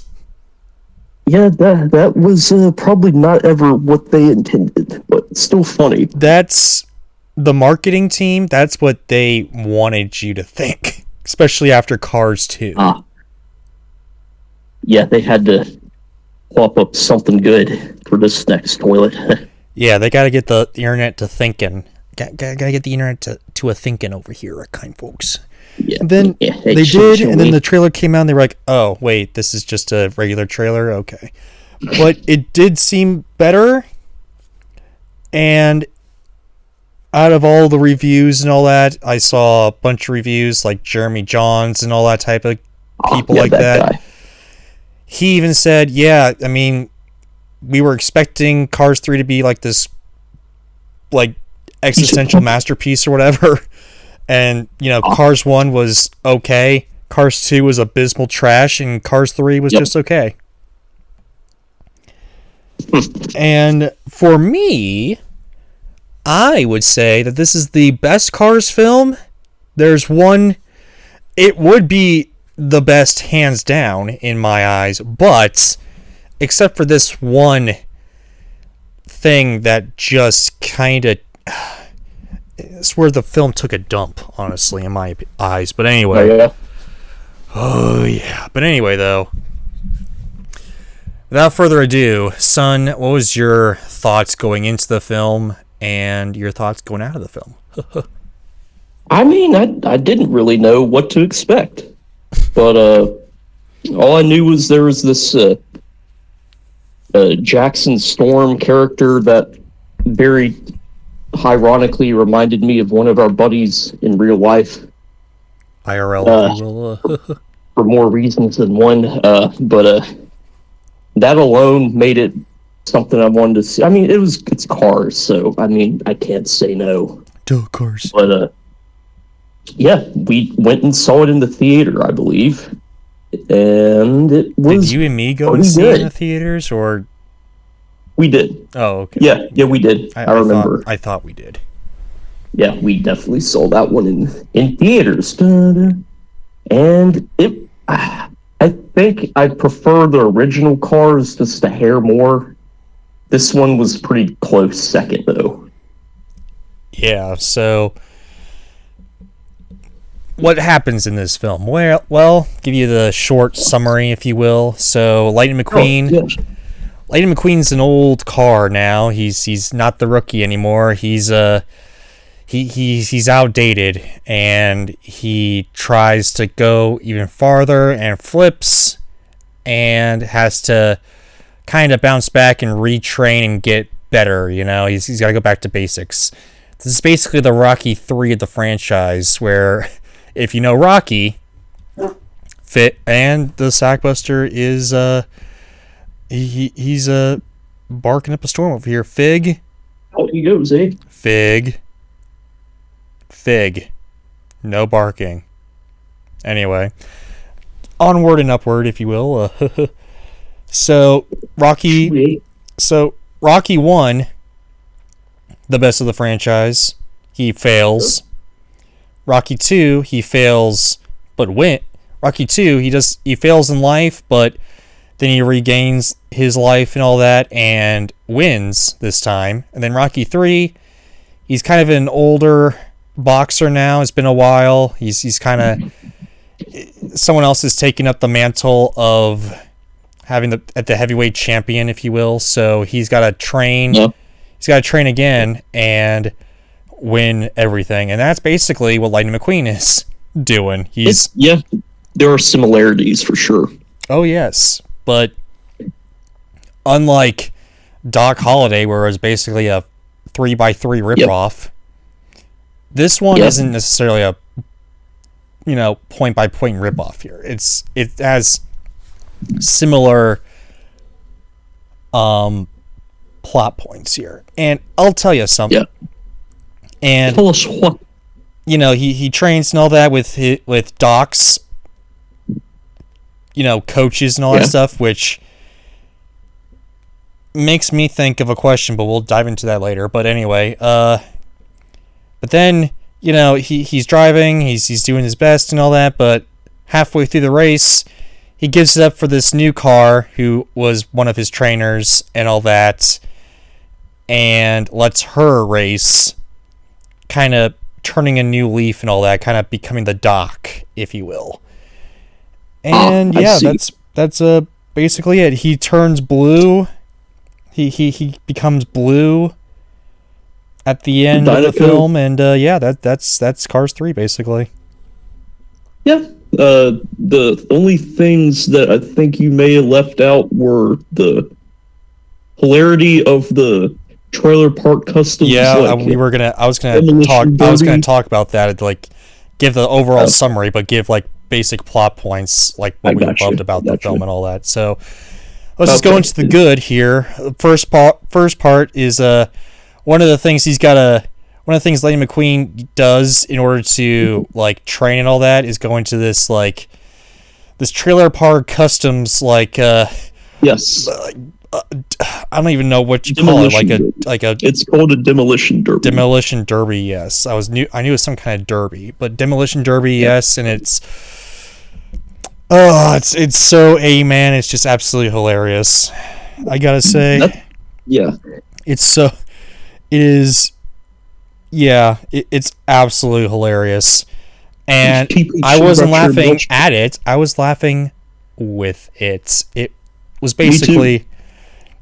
Everything works. It was not only that, but it brought the story forward too, and I really liked that. It's almost like they actually knew what they were doing with the writing and the script and all that. I was like, what? Huh? It felt like a theatrical sequel and not a direct-to-video DVD. Exactly. Special. It's not a planes.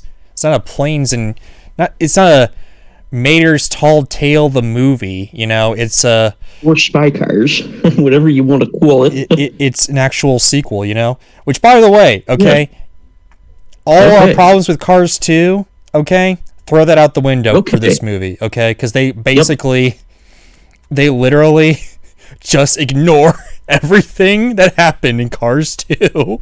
That's true. They didn't really touch on any of that at all. Mater is barely in this movie.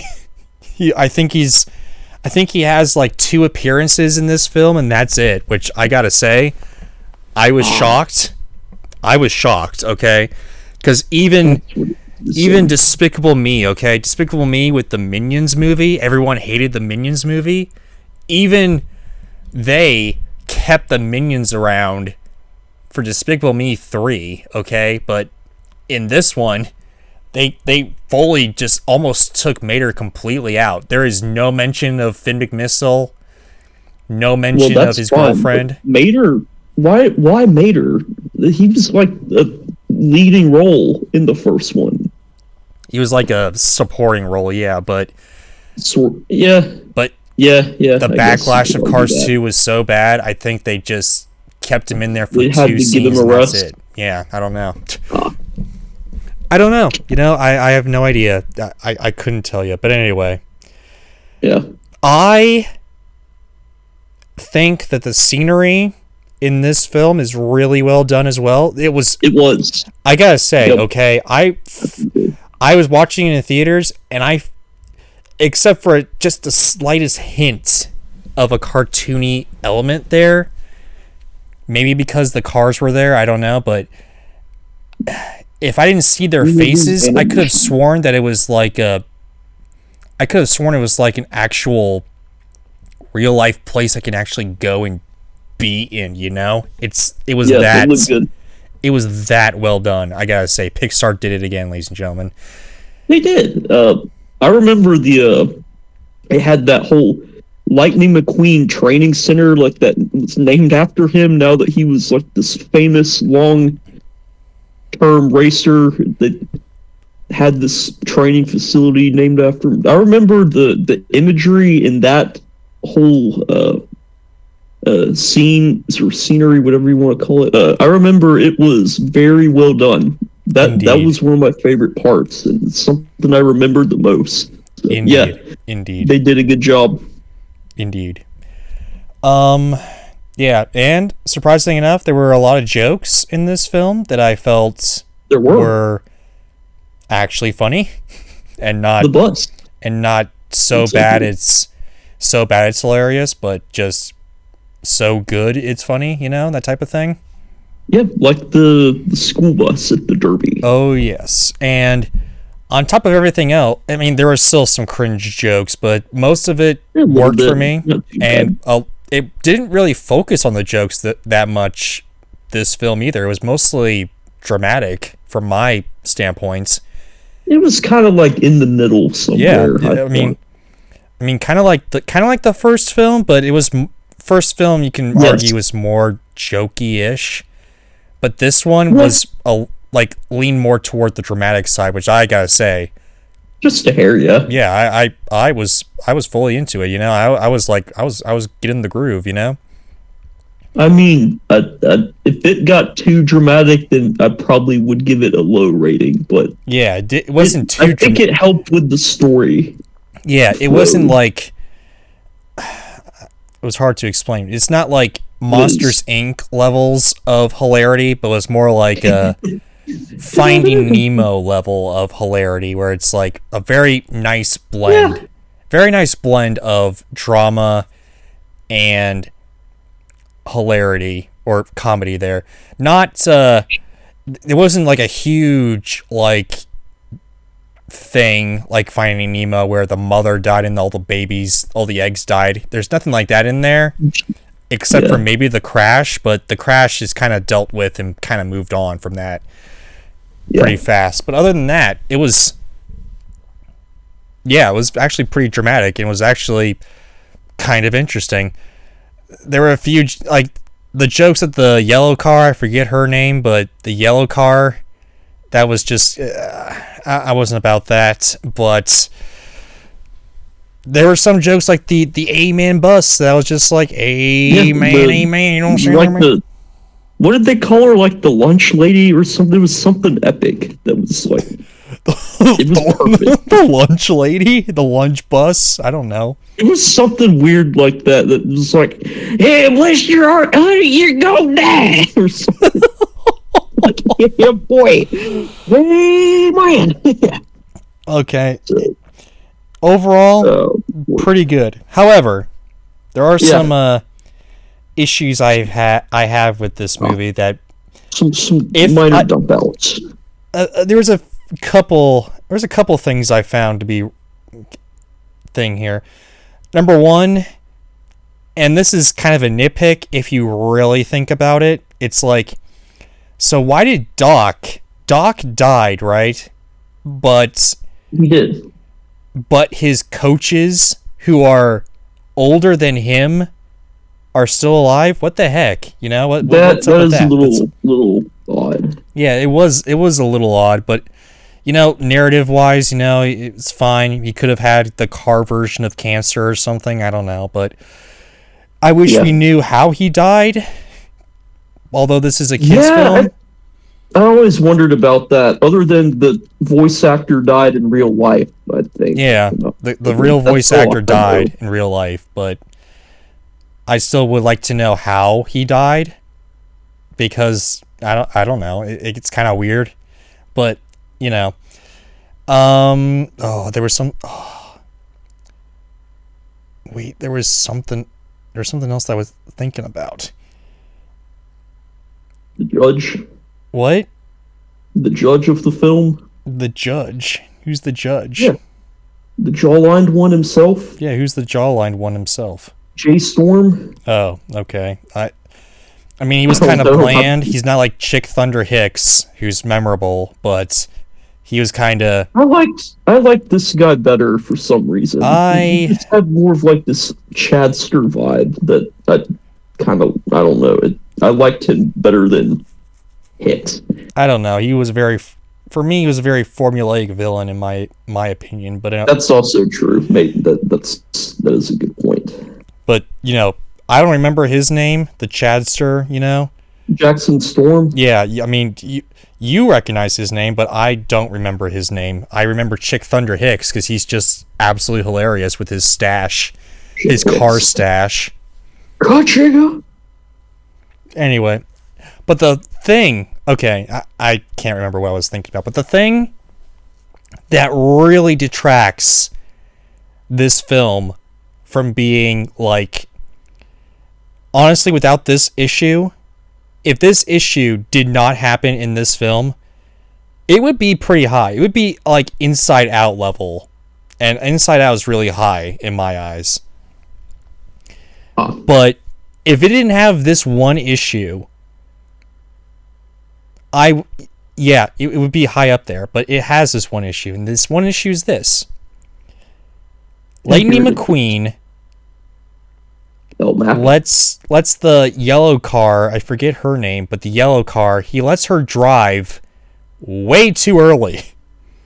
Way too early, okay? I mean, if it's literally halfway through the race, or a quarter through the race, and all of a sudden he's just like, yeah, okay, this yellow car, I'm gonna be the Doc of the film now, and you're gonna be me. You're gonna be the rookie. We're gonna make you race. The end. I was like, what? Huh?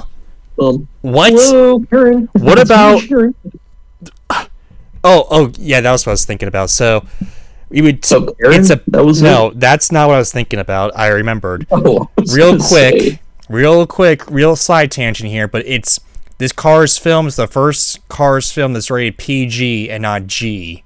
So you can say how Doc died and still have that PG rating, okay? But they didn't. Yeah, that's true. But they didn't, so whatever. Anyway, back, side tangent aside, back to what I was saying here. If they listen, it's formulaic, okay? This plot point is very formulaic. I could see it a mile away that he was going to do it, you know. But yeah, having him do it that early just robs the whole point of the film. This whole point of the film was him training, and he barely raced and found out, I should be the Doc. I was like, are you kidding me right? No way. No. Red X. Someone would say. Anyway, though, that happened way too early, and it just detracted my enjoyment of the film. I would say that this is the best one out of the Cars trilogy so far. Oh, but if they, I don't know how they would redo that. You know, I have to put the yellow car in somehow, but I mean, work it in some way. You know, you got like these very talented writers and all that, you know. You've made cinematic masterpieces before by subverting expectations. You can still do that. I don't know how, but that's what we pay for the tickets for, to see you subvert expectations. But anyway, yeah, the fact I know that they were trying to, I guess, with him being like going over to being Doc that early, but it just didn't work. Not quite. Good attempt, though. It was a decent attempt, but it didn't work. It just didn't work. So, with that, time for our rating. Son, what would you give Cars 3? I'd give it a nice little 8. 8 out of 10. Yeah. Or 8 out of 8. Of 10. Oh, 8 out of 10. Okay. Not 8 out of 8. Okay, fine. Not 8 out of 8, mate. But no. It wasn't perfect, but I enjoyed it. I did not walk away from that feeling like my time was totally wasted or anything. So I didn't feel like my time was totally wasted either. However, it would have been a lot better if it didn't have that ending, which just that's true. I remember the ending was a little iffy. Yeah, but I don't remember exactly what it was. But I give it a 6 out of 10. Toileting. It is toileting, but that's because of how just jaw jaw-dropping that ending was to me. It was just, come on. Very toileting. It was toileting, yes. I'll give it a 1 now. No, I'm kidding. I wouldn't go that far. I mean, there are some good aspects to this film, okay? But still, it's just... There are a lot. Yeah, anyway. Yeah, that's why it's not quite above the original. I think the plot was a little bit better told with the first one. I would put nostalgia, Yeah, I would put this slightly above the. I put this above the original, in my opinion. What did you give the original? How low did it go? It on my Letterboxd, it's slightly below Cars 3. I think it's a 6 out of 10 as well.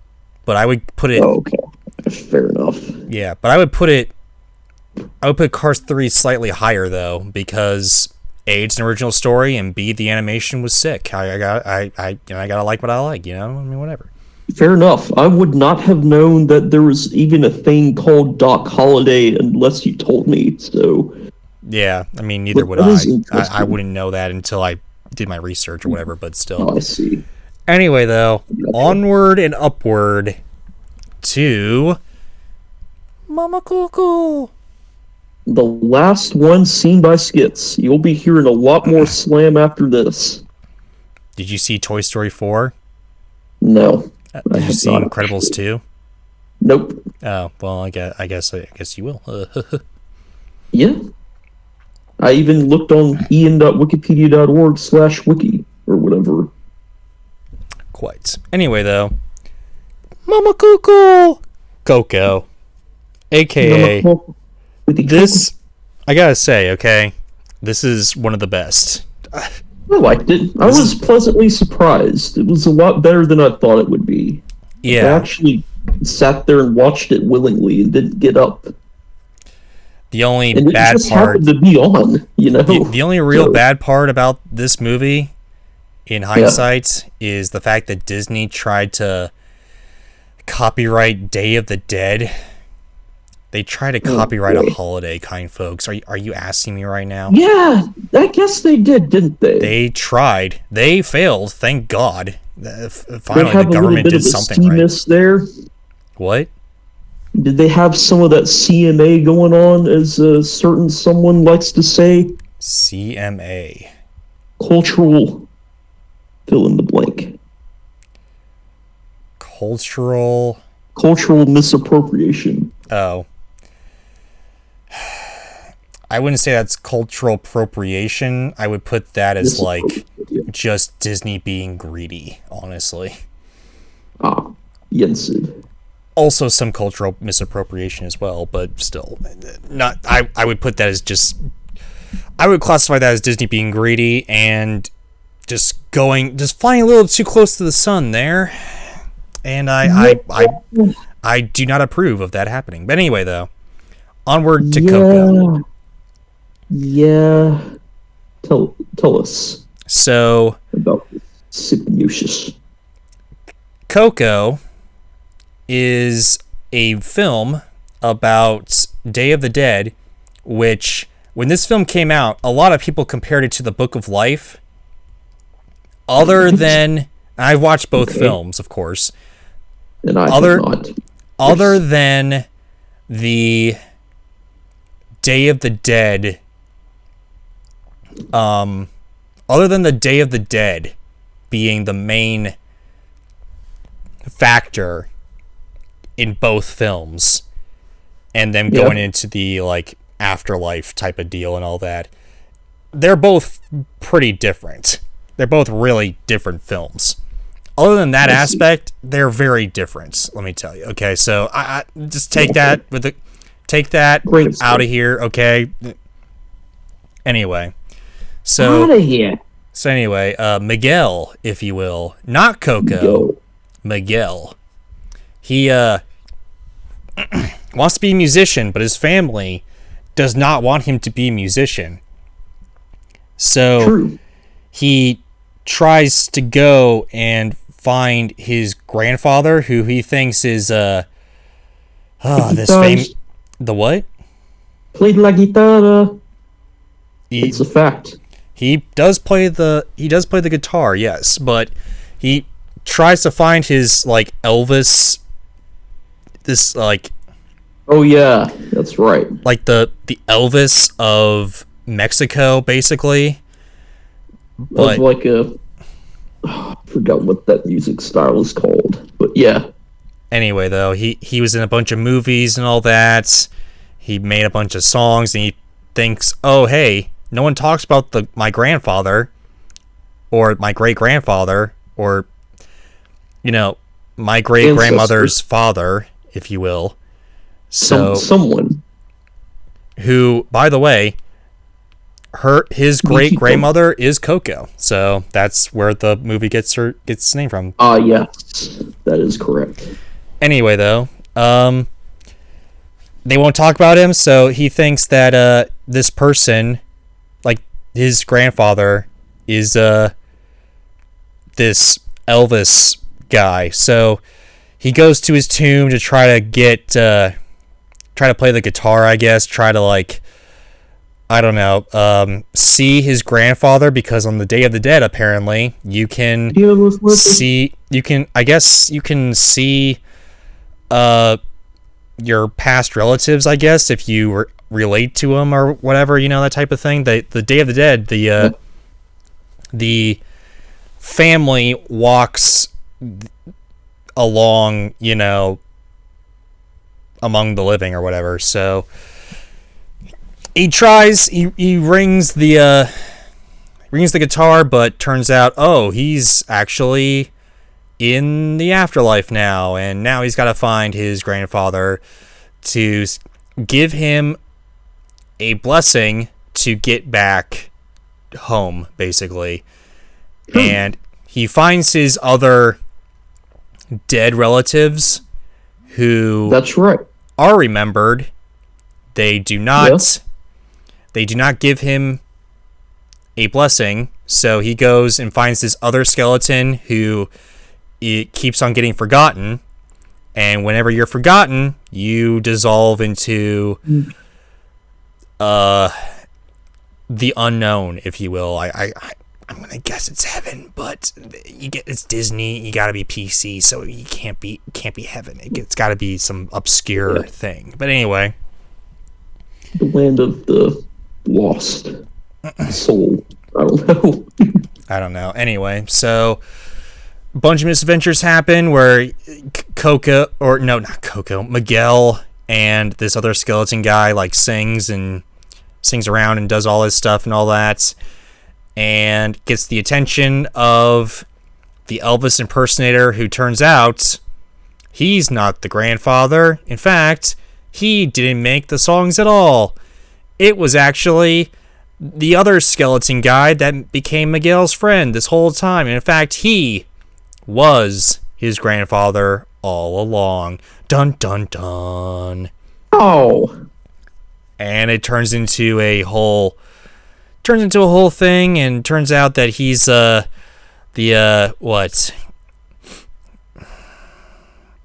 There's this. Okay, so no idea. I'll talk about this later, but anyway, the family starts to. Long story short, they defeat the Elvis guy, and the family embraces the actual grandfather, and Miguel finally makes it out of the afterlife in time for Coco, before she passes on, to remember her father, so that her father can be remembered and stay alive and all that. And and honestly, that is one of the best moments in any Pixar film ever. I am not even kidding you. It's that well done. It was pretty good. It was emotional. It gave me gave me a lump in my throat, and I was at the point of tears. It was that well done, I gotta say. I was not, but that is respectable. Indeed. But anyway, then Coco passes on to the afterlife and all that, and she's remembered, and everyone is remembered and all that. Remember me, though I have to say goodbye to Remember Me. And yeah, that's basically it. So, there's a thing in Disney, especially Disney animation. Yeah.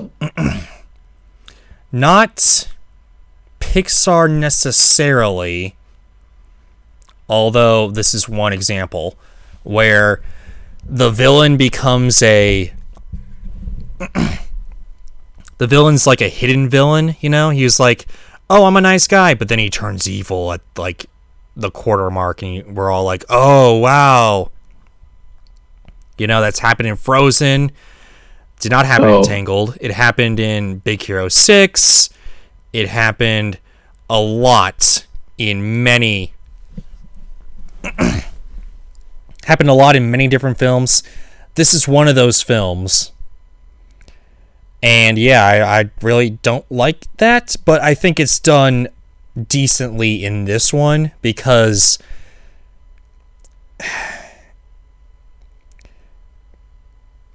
you can kind of see it coming. And it's A, you can kind of see it coming, and B, it's like, oh, wait, hang on. This is actually sort of a rug pull, you know, that type of thing. I have to deduct points because of that, but because of I have to deduct points based on the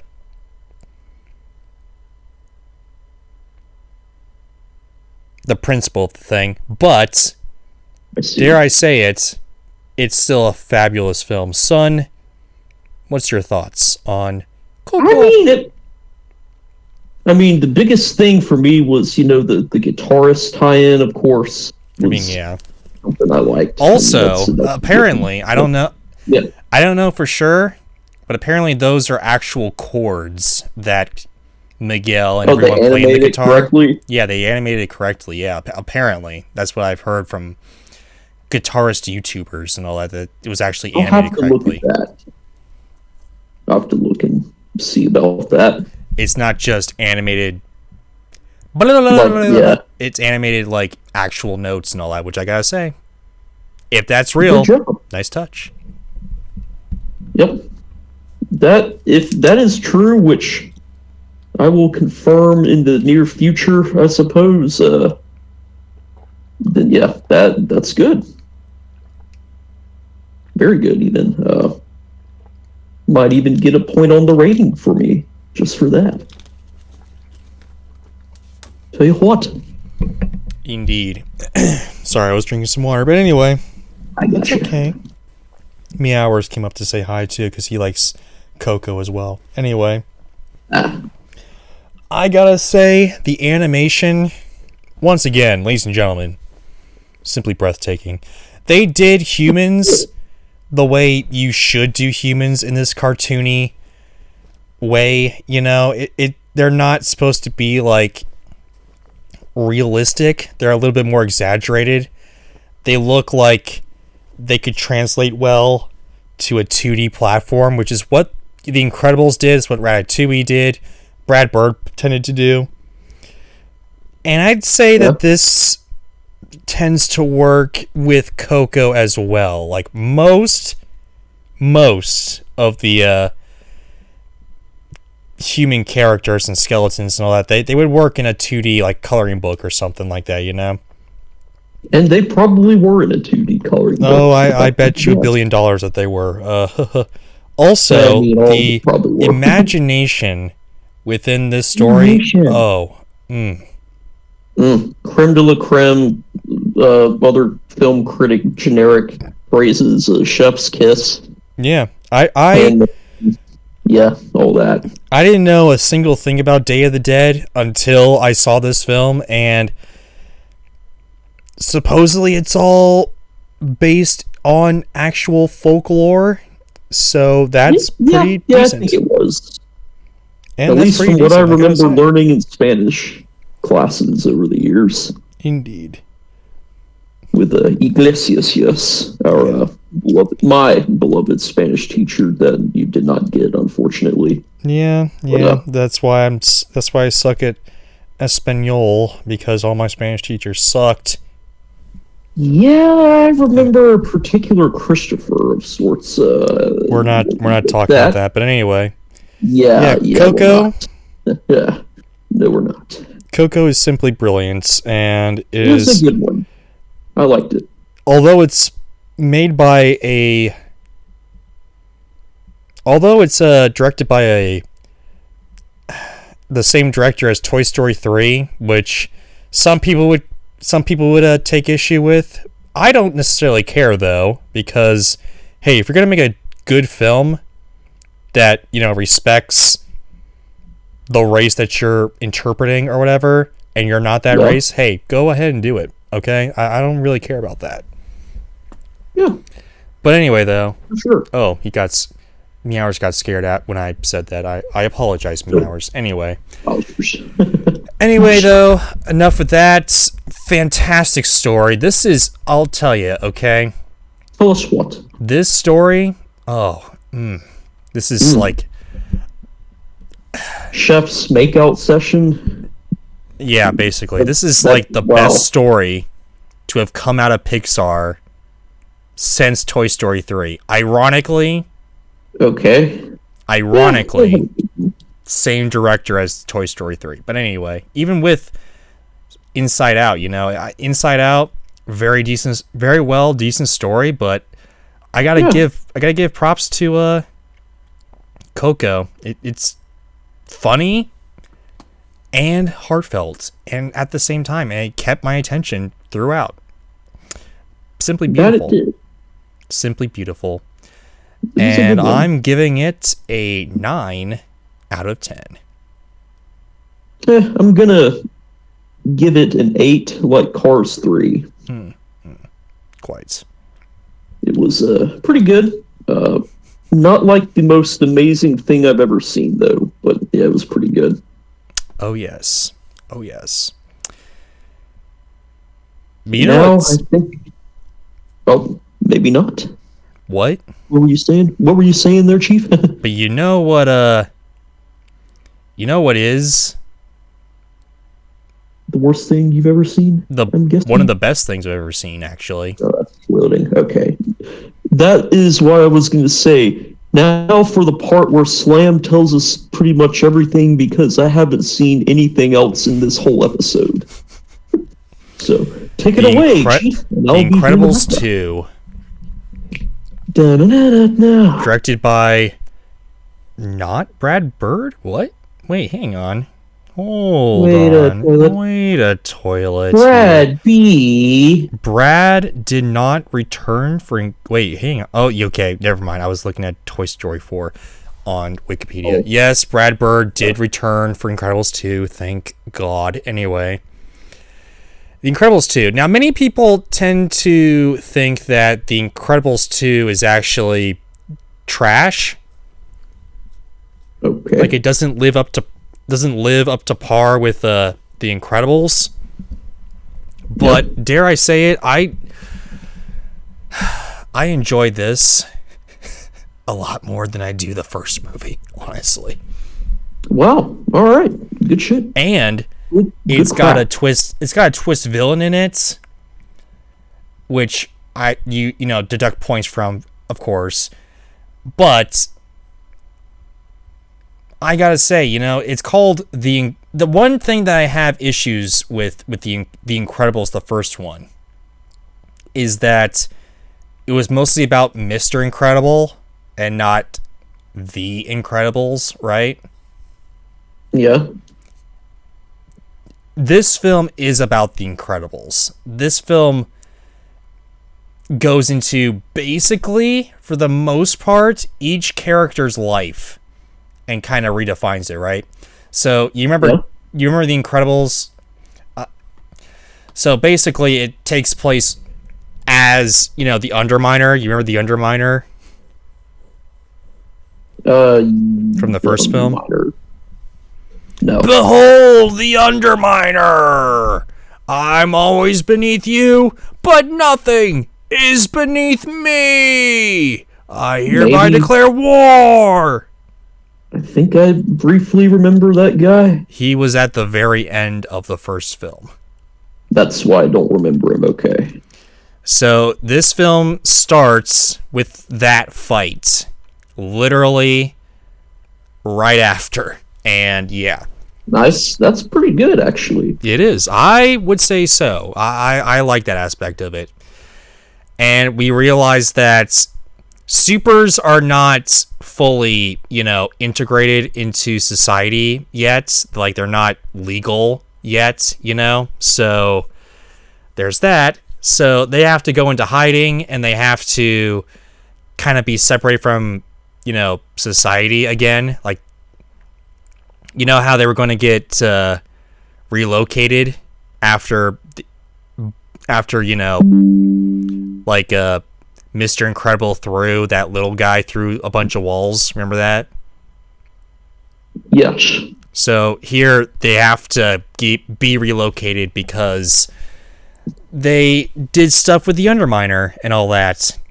But lo and behold, a CEO who is a huge fan of supers and all that takes them in, brings them into like this very, very 1950s house, let me tell you.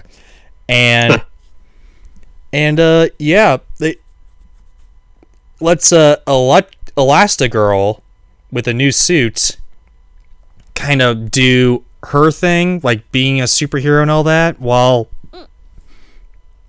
Bob, aka Mr. Incredible, is the man of the house, like the stay-at-home dad who absolutely hates that because he wants to be a superhero and all that, so Oh. But anyway, yeah, then Violet is having a crush on this guy, but the boy, gets his mind wiped, and that a lot of that drama and all that. Dash has to learn math, like new math. Back in the day, it's like it's like the difference between like old math and new math now. Jack, they've learned that Jack's got powers. Yeah. Which is basically everything. He's got all the powers. Oh, nice. And he gets to stay with Edna, that's just chef's kiss right there. Ooh, and yeah, basically turns out the CEO's sister is the bad guy, and Electrogirl has to take her out and all that, and the CEO walks away free at the end. They save the world, and the supers are now legal again, and it's a very, very 1960s, 1950s world. But here's my thoughts on this film here. Yeah, sure. I do have some issues with the film. Yeah. Some of the characters are a tad uglier because there's a lot more definition with these characters and their faces and all that. I mean, some people like who is it? The Incredibles themselves, like their faces, they look decent enough, but then there's like a newscaster that looks extremely ugly and creepy looking. So there's that. The music in this film is just as good as the first one, if not better. Yeah. It slaps. The action is just awesome, I gotta say. Very nicely, very well done. What else? Bob was still Bob. I'll agree to a certain extent that Bob was a little bit more of an ass because he was very jealous that the fact that his wife got to be a superhero, but he didn't. But still, I would say that it's the cartoony version of him trying to hide his emotions because, yeah, he knows that he did the superheroing before, and now he's letting his wife do it. But he really wants to do it. I see his pain. You know, it's a little bit more cartoony, but it's very well done. Anyway, though, enough about that. Do I agree with everybody that says that The Incredibles 2 is garbage? Absolutely not. Not. Is there problems with the film? Yes.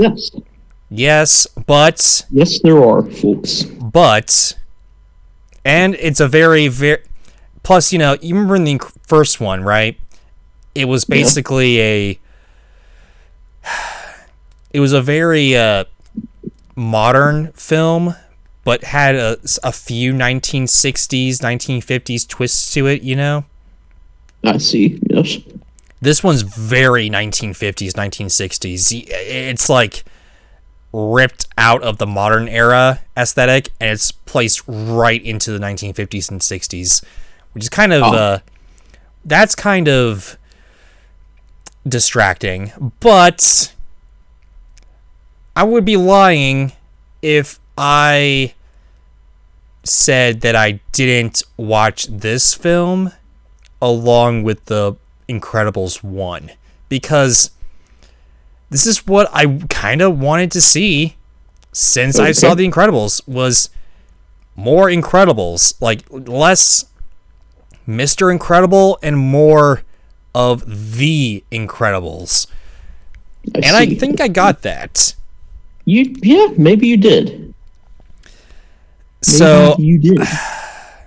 I'm probably gonna get hate for this, ranking it so high.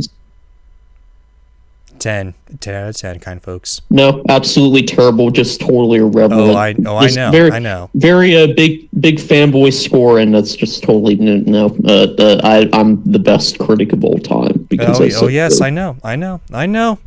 But still, you know, I think it's a great companion piece to the first one, and I think it tells a well-rounded story if you watch them back to back, and it's a great overall film. I'm sorry, I gotta do it. 10 out of 10. I'm sorry. Cool. I'm glad you liked it. That sounds like it was a pretty good film. Oh, it was. In my eyes, not to anyone else's, but in my eyes, yes. Anyway, though, you wanna be a friend in me?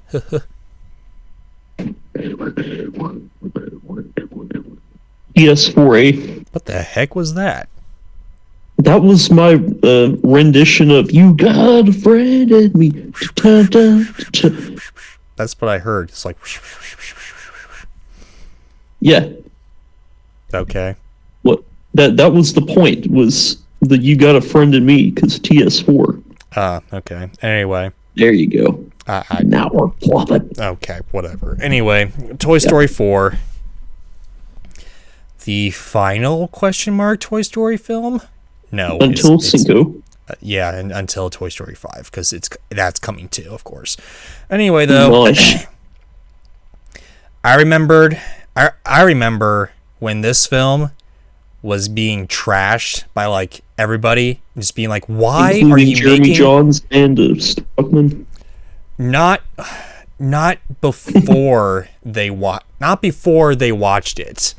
Not after they watched it either. They were just like, "Why are you making a Toy Story 4? Toy Story 3 ended so perfectly. Why are you making another Toy Story film?" But then we got it. We did and it answered so many questions. And it did so many wonderful things that, yeah, it's worth being made. Let's put it that way. So, have you seen Toy Story 3? I can't remember. It's been yeah, I've seen that one. Okay. Do you know how Bo Peep wasn't in that movie?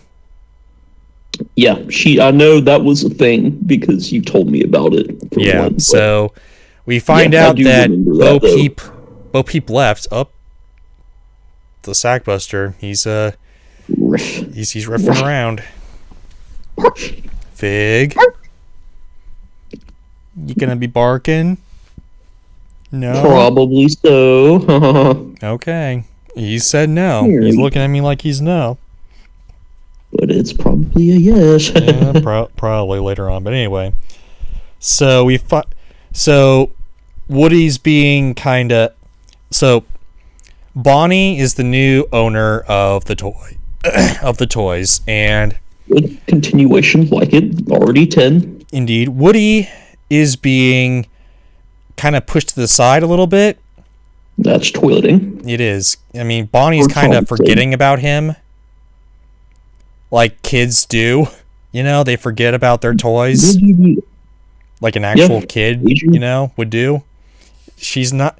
Aging of life. He was the favorite, but now he's not. They fall out of favor with toys all the time. Okay. Yeah, realistic already. It is very realistic, yes. And so we find out that, again, very, very, very short summary. I'm trying my best, but apparently her new favorite toy is one that she made in art class called Forky. Excellent. And we find out how toys become alive. Okay. At first, throughout the trilogy or whatever, we thought that toys were just, I don't know, sentient beings or something. But I'll tell you, it doesn't necessarily show it. There's a little bit of a interpretation that you can make or whatever, but I'm 95% sure that what brings toys to life is the love that humans have when they play with their toys. And Forky is brought to life through being played with, and is constantly wanting to go back into the trash because he feels like he's trash. Because he's actually trash. He's actually made out of trash. But anyway. That's toileting. But then he starts to develop his toyness. You know, he's like, okay, I'm a toy. Now what am I going to do? You know, and then Woody kind of becomes his father figure and all that. Kind of teaches him how to be a toy and all that type of thing, you know. Makes him realize he is a toy. Indeed, yes. But he does it very a lot more kindly than in Buzz. Yes. Oh. But anyway, Woody and Forky get lost in like this small town in like Montana or something. Montana. Okay. I don't know. It's a small town. It's a small American town with a carnival. It's a carnival, it's a small American town with a carnival in it. That's it. And he gets lost, trying to get Forky back, but turns out that he finds Bonnie. Or no, he finds Bo. His long-lost love. They don't actually call them, love, but, he's his long-lost love. Let's put it that way. And he has to go trying to find how to get Forky back, at least Forky, back to Bonnie, and him back to Bonnie. But Bo's like, listen, you've done your parts. Bonnie doesn't care about you. You got to go out and you got to experience what it feels like to just be played with by kids that actually want to play with you, He should already know what that feels like. He does, from but back in the 90s. I mean, but all right, the toilet's a toilet, I guess. I don't know, but he's. I don't either. I'm trying to explain it, but you gotta watch the movie in order to really divulge a lot from it. But anyway, all right, I'll pull it on Disney Plus.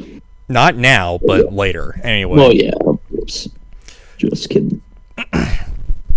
So there's this doll in an antique store that wants Woody's voice box so she can, talk, I guess, for her human, because she wants to be bought by this perfect human apparently, and Woody actually does give up his voice box to this doll in order for her to be played with and be accepted by this kid. Wait. So this doll is gonna say, "Reach for the stars," or "sky," whatever Tom Hanks said. No, she's gonna... Oh, okay. Her voice box is missing like a piece or something, and Woody's got a piece. Okay. So they basically do open heart surgery on them or whatever, and I don't know. Anyway, Woody took his voice box out and brought that piece into this doll or whatever. So yeah. Anyway, then, you know, the doll goes to this perfect kid, and, you know, she can talk, but guess what? Oops. The kid literally goes, nah, and throws her away. Now, we were all like, whoa, what the heck, you know? What the toilet in the bowl? That didn't even make sense. It's like a rug pull. And it's a rug pull. Yeah, but it's like a whoa, what the heck, you know? But anyway. So okay. It's like the rug pulled out from under you. But anyway. I got you. So then they go finding Bonnie and all that, but along the way, the doll finds this other human, and Woody helps this other human find the doll, and they're actually, happy and all that type of thing. So gives him a new sense of purpose and all that. So yeah, Woody decides to bring Forky back, but he decides to leave Bonnie and leave the rest of the toys and Buzz. Buzz Lightyear? Yeah, and be with Bo in the carnival, trying to give toys to humans and all that, so they can get played with and all that stuff. I see. So anyway, yeah, I'm getting emotional just thinking about it, But anyway, there are some issues with this film. Like, for instance, a lot of the characters, like Rex, Mr. Potato. This actor died.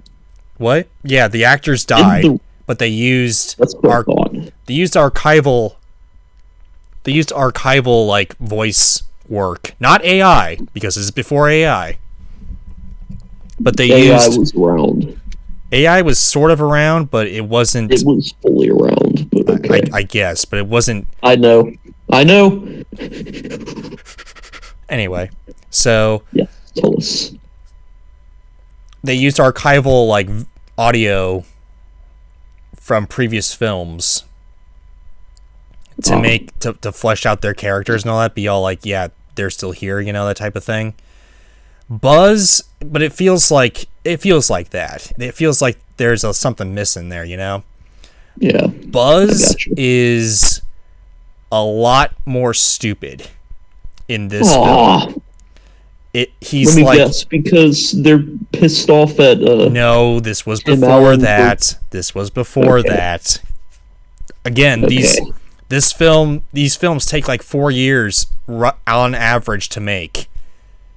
So they started making this in like 2015 or something. So it was, and he did all that stuff in like 2019 or something like that. I don't know, but it's like when he was doing the rounds for Toy Story 4 or whatever, but it was before that. But yeah, so all along he's just talking about his inner voice and like what his inner voice is, and I'm just like, are you serious right now? You're just complaining about your inner voice, your conscious and all that? You're like, what the hell are you talking about? Buzz? Are you kidding me right now? Like, what the heck? And this is basically Woody the movie. Like, how there's a Lightyear movie? Oh, I see what you're getting at. This is basically Woody the movie, except Toy Story 4 skin. But Woody's Roundup the movie. There basically, yeah. But This is a very well done film, though. The jokes are absolutely hilarious. They are the best jokes. Oh, there's Meowers. He's meowing up a storm. Anyway, though.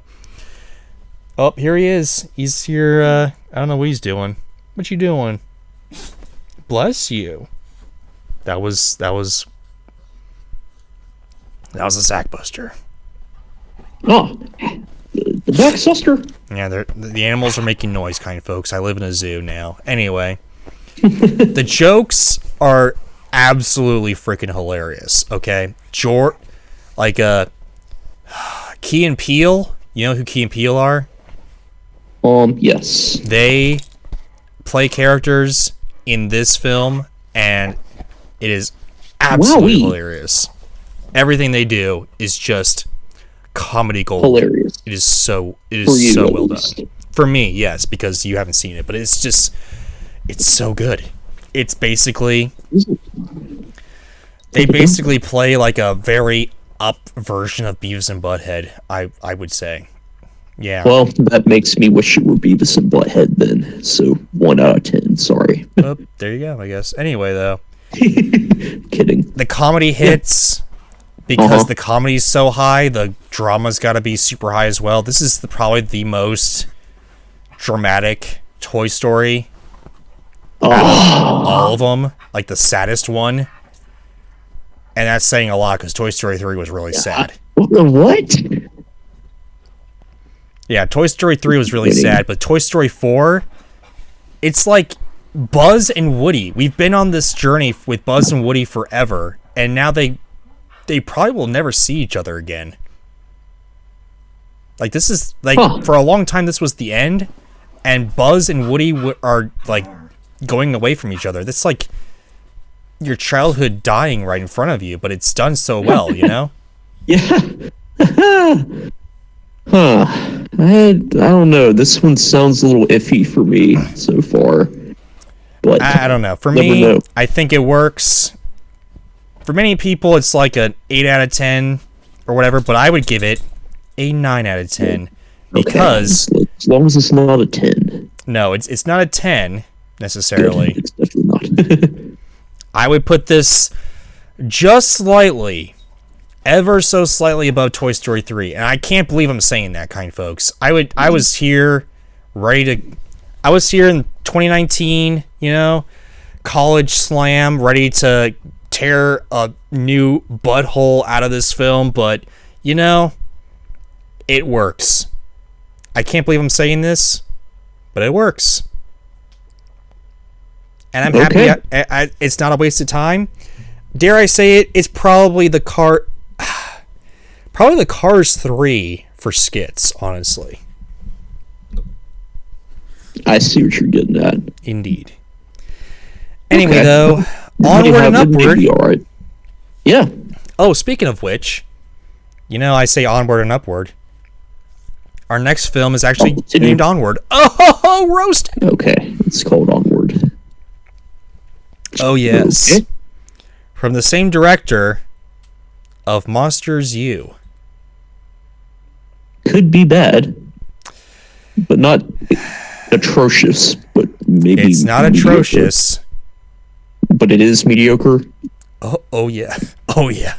Excellent. That's my expectations delivered. Great. 10 out of 10 on the expectation, but 5 out of 10 because that equals mediocre. Why is it a 5 out of 10? Well, what's Meowers doing? Meowers? You meowing? Hello. Oh, yeah. Karen, it's me, Sharon. Why don't we take a short intermission while I let the pets out because they want to go out of this room, I guess. Oh, yes. Son, tell us about what your opinions are about, I don't know, Onward, Toy Story 4, anything we talked about so far. I don't know. Yeah, sure. Do that, I guess, for like 30 seconds. All right. And kind folks, while Slam is gone, I'm not going to talk about any of that at all, and I'm going to tell you kind folks about some of these video game tie-ins to these so-called Pixar pieces of fantastical film connoisseurs classics. Yeah, alliteration for you. So, let me think. What are some must-play games that are Pixar tie-ins? Let's see. If you want stuff that's genuinely good, Toy Story for Super Nintendo / Genesis is good. Toy Story 2 for whatever N64, let's see, N64, PC, maybe PS1. I can't remember if it came out for PS1, but yeah, that's a good one. The Monsters Inc. games are kind of meh. The Rec Room games on PC are a nostalgic classic for me. Helped develop my pinball interest, so can't go wrong there. The official movie game on PS2 is not the greatest, but I mean, Waterdew is there, so it's got that. Then there's the infamous scare game where is it Scream Arena? No, that's a different one. The one where Mike Wazowski's like booga booga booga, whatever that one's called, for PS1, PC, and PS2 in Europe, not in the US. Let's see. That's a guilty pleasure classic. Kind of recommend it. The Finding Nemo one is not too shabby. I got a little bored with it. All right, that's it. Yeah. And that's all the gaming recommendations I have for now. Indeed. He had to chase him down because he had to go potty, and he was in a place where he wasn't supposed to be. So that sounds like a backbuster these days. It did. And I hated going out there because there were certain people out there as well that we don't really want to talk to, and they were out there, and we anyway. Enough about that. Onward and upwards. Onward. Oh, roasted. Anyway. Yeah. Tell us about it. Okay. Tell me if you heard this before. A great premise that turned into absolute garbage. Yes, I definitely have. Yes. I didn't tell you the premise yet. Well, the idea of a great concept that was thrown in the dumpster by other team members, perhaps. Yeah, that is something I have encountered in my life. But indeed. But anyway, how did it happen from this onward? So imagine modern society. But instead of humans, it's fantasy characters. Okay. Unicorns and Pegasuses are like raccoons or whatever. What? Pegasuses. Yeah, they're raccoons in this world. Once they found electricity, they lost all source of magic and all that, and yeah, that's basically it. That's the plot of this movie, and it sucks. Well, that's a 1 out of 10 for skits, no questions asked. But and I'm not even gonna watch it. The main core of this film, though, was these two brothers. I forget what their names are. I'm gonna call them Tom Holland and Chris Pratt because they're played by Tom Holland and Chris Pratt. Yeah, of course they are. So, Spoderman and Mario. There you go. Basically, Spoderman and Star-Lord, I guess. But anyway. Yeah, or Star-Lord from Guardians. Or, who's the Uncharted guy again? The what? Who's Uncharted? I don't remember. That's not a franchise I'm totally into. Okay, so the guy from Uncharted and Mario. That's more good comparison there, because Tom Holland played the main guy from Uncharted. Oh, I didn't know that. Huh? In the Uncharted movie, which was abysmal. But anyway, okay. That's clothing. Anyway, though, so Tom Holland and Chris Pratt are brothers, and Tom Holland never met his dad. Chris Pratt did meet the dad, but he died. So, yeah. But anyway, Chris Pratt finds a spell that can bring the dad back, and they're at the point where they're doing it, but they do it halfway, and the dad does come back for like 24 hours or like, I don't know, 3 days or something. I don't know. But only his legs come back. And that's it. They got to go on a quest now through suburbia to kind of find out how to advance the spell and do all that type of stuff. And just like Monsters Inc. or Monsters University, great beginning, pretty good ending, terrible middle part. Oh, yeah, that's a characteristic of the director. Yeah, it is. And it's very disappointing because it's got a great premise, you know? It's like fantasy, but in modern society, it would be a great thing, but it's not funny. I didn't laugh once. It was not that dramatic, except for at the very end. But it's just boring. It's just there. It's like, I can't believe I'm saying this, but it's content. It's literally just something to fill in the books so people can watch, so they can, I don't know, just watch and forget about their lives and move on, you know? It's just not art, it's just content. Yeah. Which is very disappointing because it's so close. Like the beginning, open up the premise, really good. The ending with the concrete dragon and the fact that Chris Pratt does meet the dad. Spoiler alert, but Chris Pratt does meet the dad. He does complete the spell. He meets the dad, gives him a hug, but Tom Holland doesn't because Chris Pratt was his father all along. Not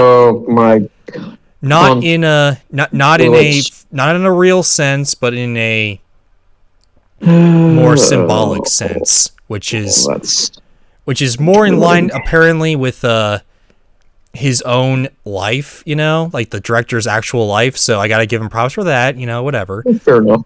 Fair enough. But if he would just get his middles together, you know, just get the middle part together. Like, what the heck? Why is your middle section in your films always garbage?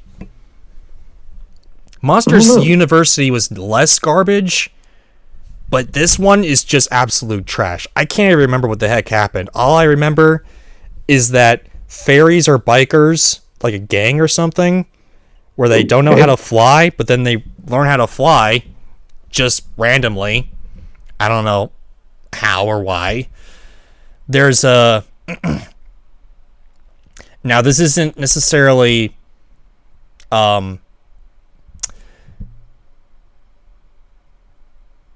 a detriment to the director or whatever, but, you know, there's also this, or, you know, whatever, not a bad mouth to anything or whatever, but, you know, there was a cop that said that was a girl, and she said that, you know, her wife would like to see what would happen here or whatever, you know?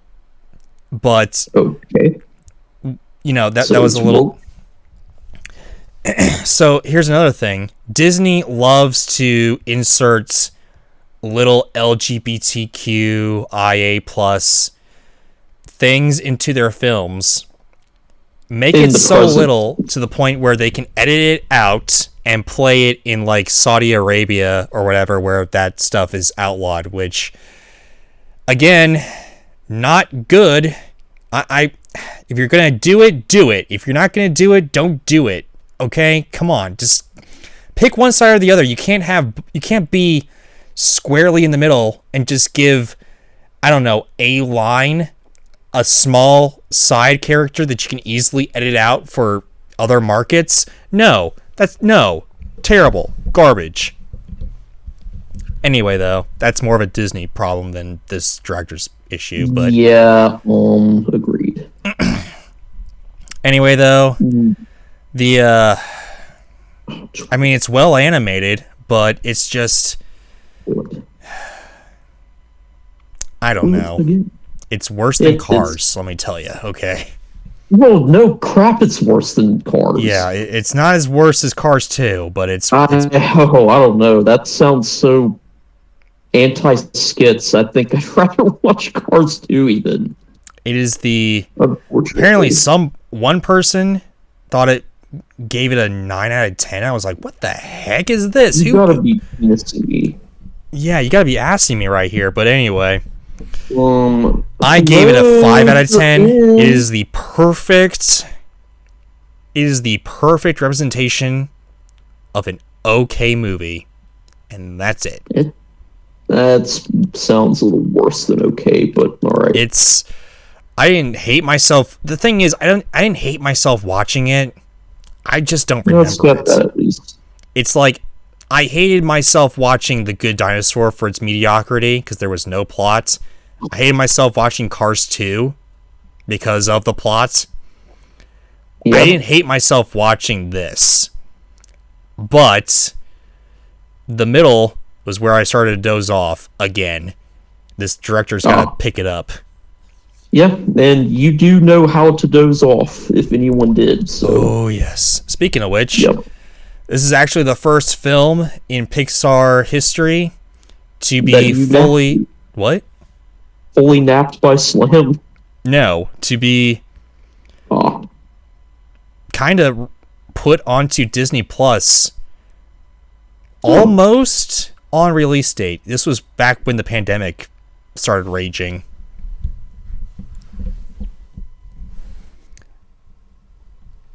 Son? Yeah. Anyway, this was back when the pandemic was raging. So, yeah.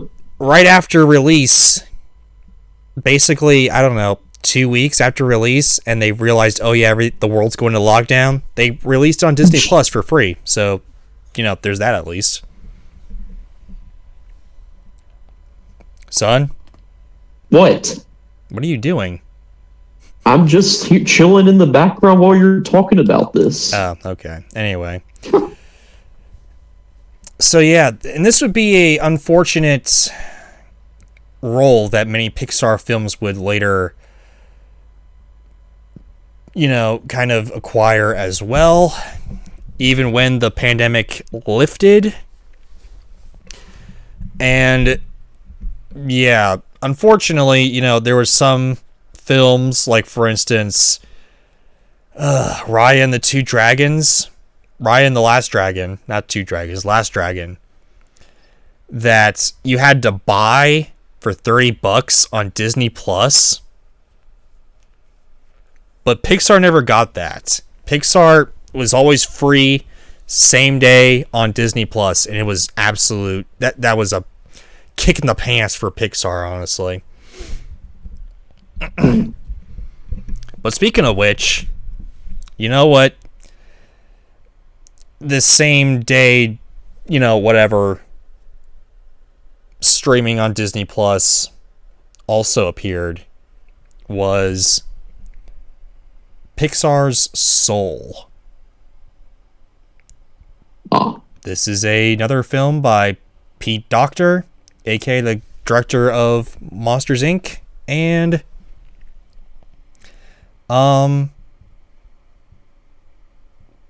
Monsters, Inc., Inside Out, all those films. And this one actually took home the Best Animated Feature, I think, award at the Academy Awards. And I gotta say here, okay, it's basically about this guy who learns about life and about how to use your talents and all that. If you're gonna live your life, follow your dreams. all that type of stuff. Don't just keep doing the same old, that type of thing. And it's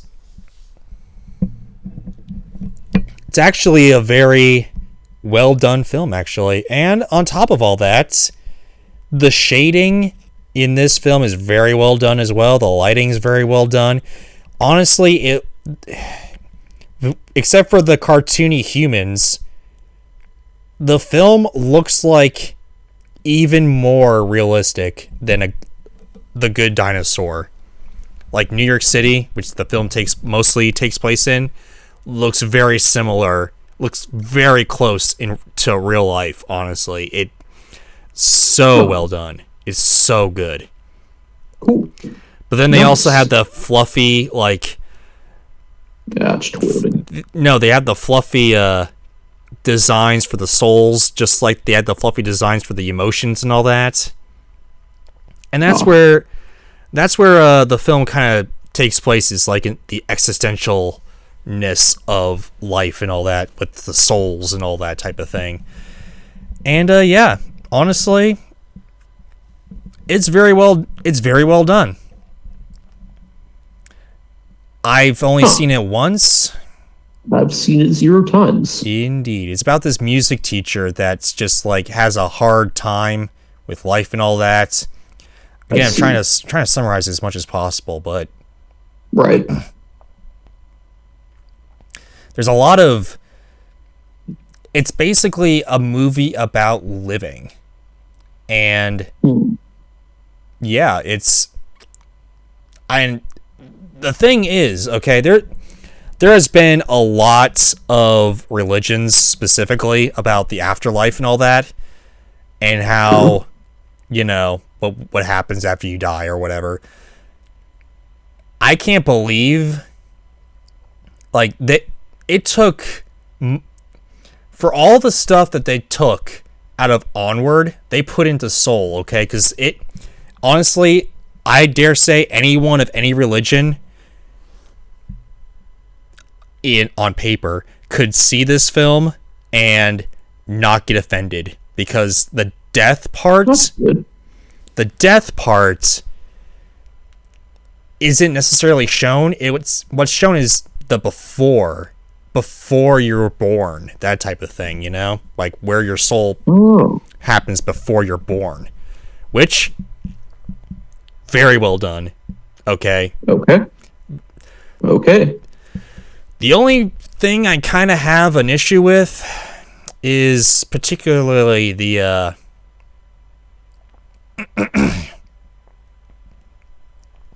this trend that I'm constantly seeing in Disney animated films specifically. Do I think people are kind of going a little overboard with it? Yes, but it is a trend. Whatever it is. It is a trend. I have seen it. I've probably seen it too. I would say that I would say that they would be better not to do it. Probably. But again, it's a African American person being transported into some sort of not their bodies, but like some other type of thing, like a blue soul or like a cat, Princess and the Frog was kind of the same way, where most of the film, first Disney African American princess, black princess, she turns into a frog for like half the movie.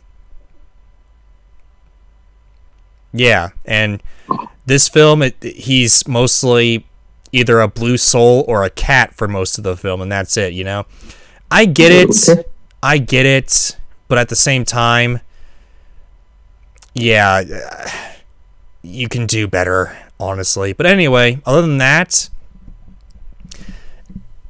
it's a story about life, and it's a story that I really do love, and dare I say it, it's above Inside Out in my opinion. Below Toy Story 3 in my eyes, but still very well done. 8 out of 10. Really well done film. Okay. Good deal. What's the next one? The next one is Luca. I remember it came out around the time Soul did, plus some time ahead in the future, and that's all I can tell you about it. And it's Disney Pixar. Indeed. So, you know That's Studio Ghibli? Yes, I do. Wonder why. Why did they off with it? So they were touting this as like Pixar's interpretation of a Studio Ghibli film. Okay. I wouldn't call it that, but it's very close to like the indie aspect of Ratatouille and all that, where I see. Stuff just happens and then some other stuff happens, like a slice of life type of deal, you know? But they did a lot of interesting things. So here's the thing, okay? There's these sea monsters named Roberto and, oh gosh, who's the other kid? No clue. I'm Luca? going to decipher this real quick. Luca? Manuel? No, it's not Manuel. Jessica? It's not. No. DeAndre? No, he's Italian. Let me see here. Luca. The main character's name's Luca. That's why it's called Luca. Okay. That was the first one I guessed. Okay, well, you were correct. I apologize. Anyway, I thought you were talking about some Hispanic name or whatever. I don't know. Anyway, Luca is the name of the main character, and Alberto. They're both sea monsters. Okay. But Alberto is, on dry land. And when you're on sea monsters are on dry land, they look like humans. Okay. And all that type of stuff. So, yeah, first, Luca, he's scared to go on dry land. His parents tell him to not go on dry land, but he winds up on dry land and meets Alberto. And then they're like, oh, okay. We want a Vespa. Because of Vespa, you can go out and explore the world and all that. So they want to go and explore the world together. We'll get back to that. But we sure will. Oh, yes, we will. But anyway, in order to get a Vespa, they go into town trying to find one. But then they realize, oh, yeah, you get a Vespa if you win this race.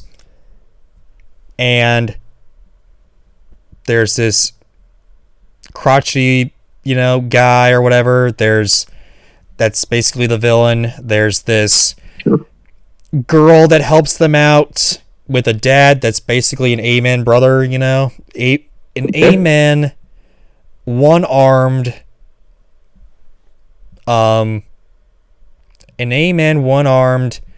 Italian brother, if you will. Okay. Alrighty. So they help him trying to win the race and all that, or, do the race and all that type of stuff. And turns out that Luca is more into learning and school and all that more than Alberto is. And yeah, hijinks ensue. He finds out that Alberto is a sea monster and they're scared of him and all that. Luca kind of turns him in and whatever. Then Luca turns himself in and realizes shows him to the world that he's actually a sea monster as well. The A-man Italian guy is like, yeah, whatever, I don't care. He's a good guy and he won, so roasted. Anyway, they all win and all that type of thing. And then Luca goes to school with the girl and all that type of stuff. So, and that's basically it. The parents are okay with this as well later on. Okay. It's a very again, a very, very short summary. You watch the film, it will be a lot better. But yeah, anyway. Maybe a little better, but that's terrible. I'm skipping a lot of stuff, like the dad and the mom coming. What? Good. Yeah, I'm skipping a lot of stuff, like the dad and mom coming on land and finding Alberto or Luca as well.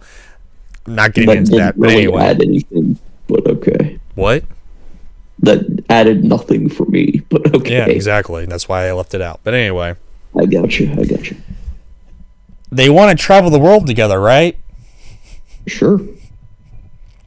Guess what that's an allegory for? What a lot of people tend to...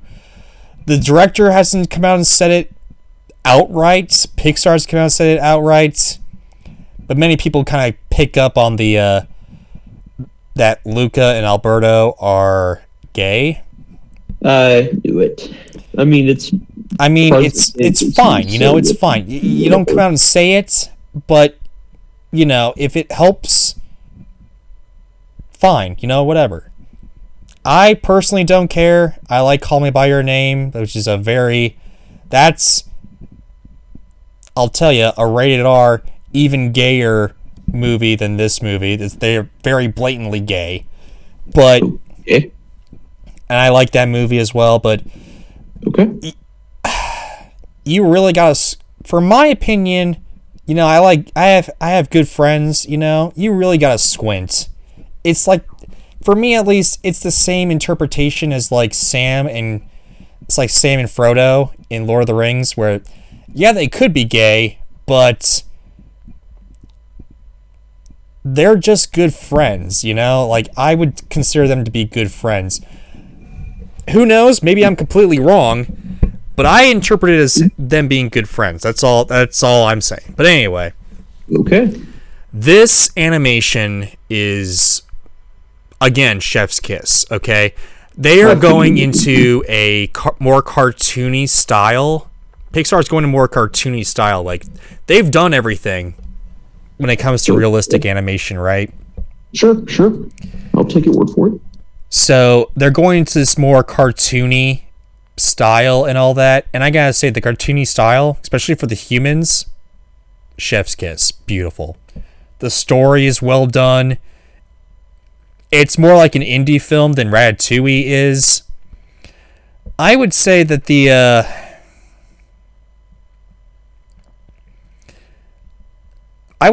you're marketing your film as like your answer to Studio Ghibli. For me at least, as a Studio Ghibli fan, that's a big bite you gotta take out of it. There are parts where it's kind of boring as well, like it kind of slogs a little bit and all that type of thing, you know? Yeah. Oh, yeah. Although it's not boring, and in fact, I like it. You know, it's not the best. It's better than Onward. I didn't hate myself watching it. And I didn't think it was mediocre either. It could have been a lot better in my eyes, but as a foothold, as an experiment with where they can take their stories and all that, hey, it works for me, honestly. And I would rate it a 8 out of 10. It is lower than Inside Out in my eyes. But yeah, it was just a little... Their jokes work. The jokes work. The emotional side is a little lacking, but other than that, yeah, it's pretty good.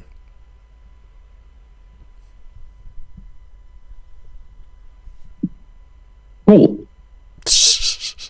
Duh, what? Are you supposed to be on? Okay. Now, why don't you,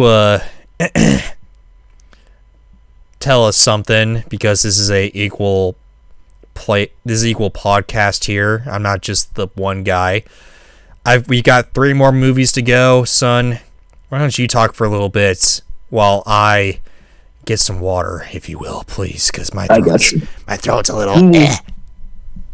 Alright, we will continue talking about Pixar game tie-ins while Slam gets some water. So, we left off on Finding Nemo. Not too bad. May have to give it a playthrough one day, just out of curiosity. Because I got bored, I think, after, like, the first level. Let's see. what are some other ones? Now, Cars is a classic. That is like getting into the Spider-Man 2, the movie, the video game territory. So really, it's that good? Yeah. The Cars video game is actually really, really damn good. I played the crap out of that for hours back in the day. By the way, I'm here. I'm just need a break because I've been talking so much. Yeah. Let's see. Yeah, that's a good one. You can't go wrong with that one. Definitely recommend it. Fun fact, and I may have mentioned this in an earlier part of this episode, likely when we talked about Cars, but yeah, it's a very early Xbox 360 title, so that's probably the version to get, and I'll have to look for that one day. Let's see. The Wall-E game's good. I remember we talked about that one a little bit. That one was done well. I've heard the Ratatouille game isn't too bad. Let me think if there's any more. There's another Cars game, it's like Mater's Race-A-Rama. That was a nice sequel to the first one, and it was done very well. It kind of takes you outside Radiator Springs a bit, so that was a nice touch. Definitely check that one out. I think I played that on the Wii one time. That might be about it for Pixar game tie-ins that I played. Okay. In summary. Anyway, though, let's continue this. Last 3 movies, let's go. Woohoo! So, my voice is going to be gone by the time this podcast is over. It might be. Turning Red,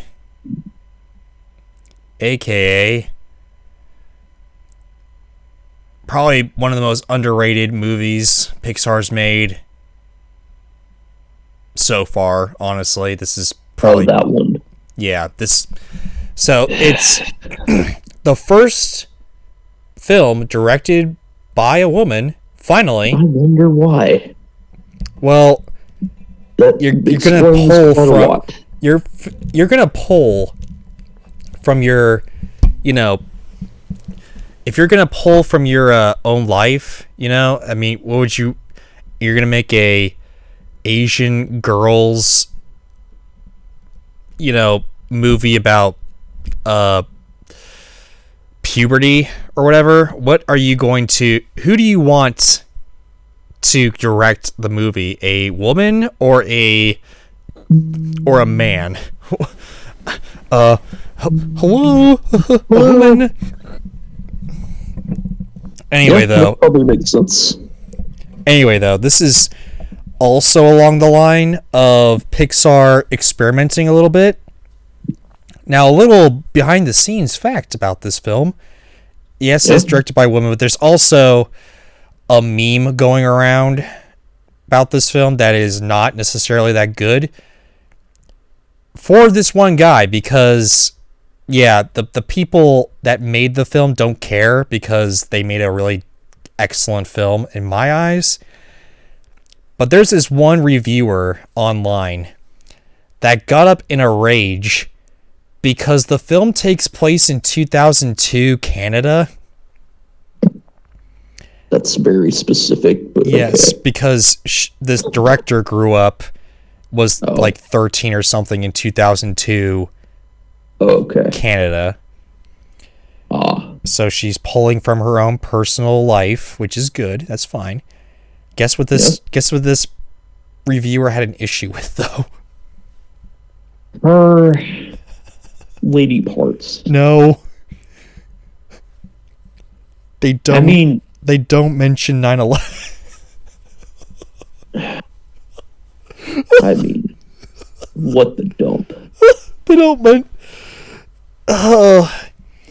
So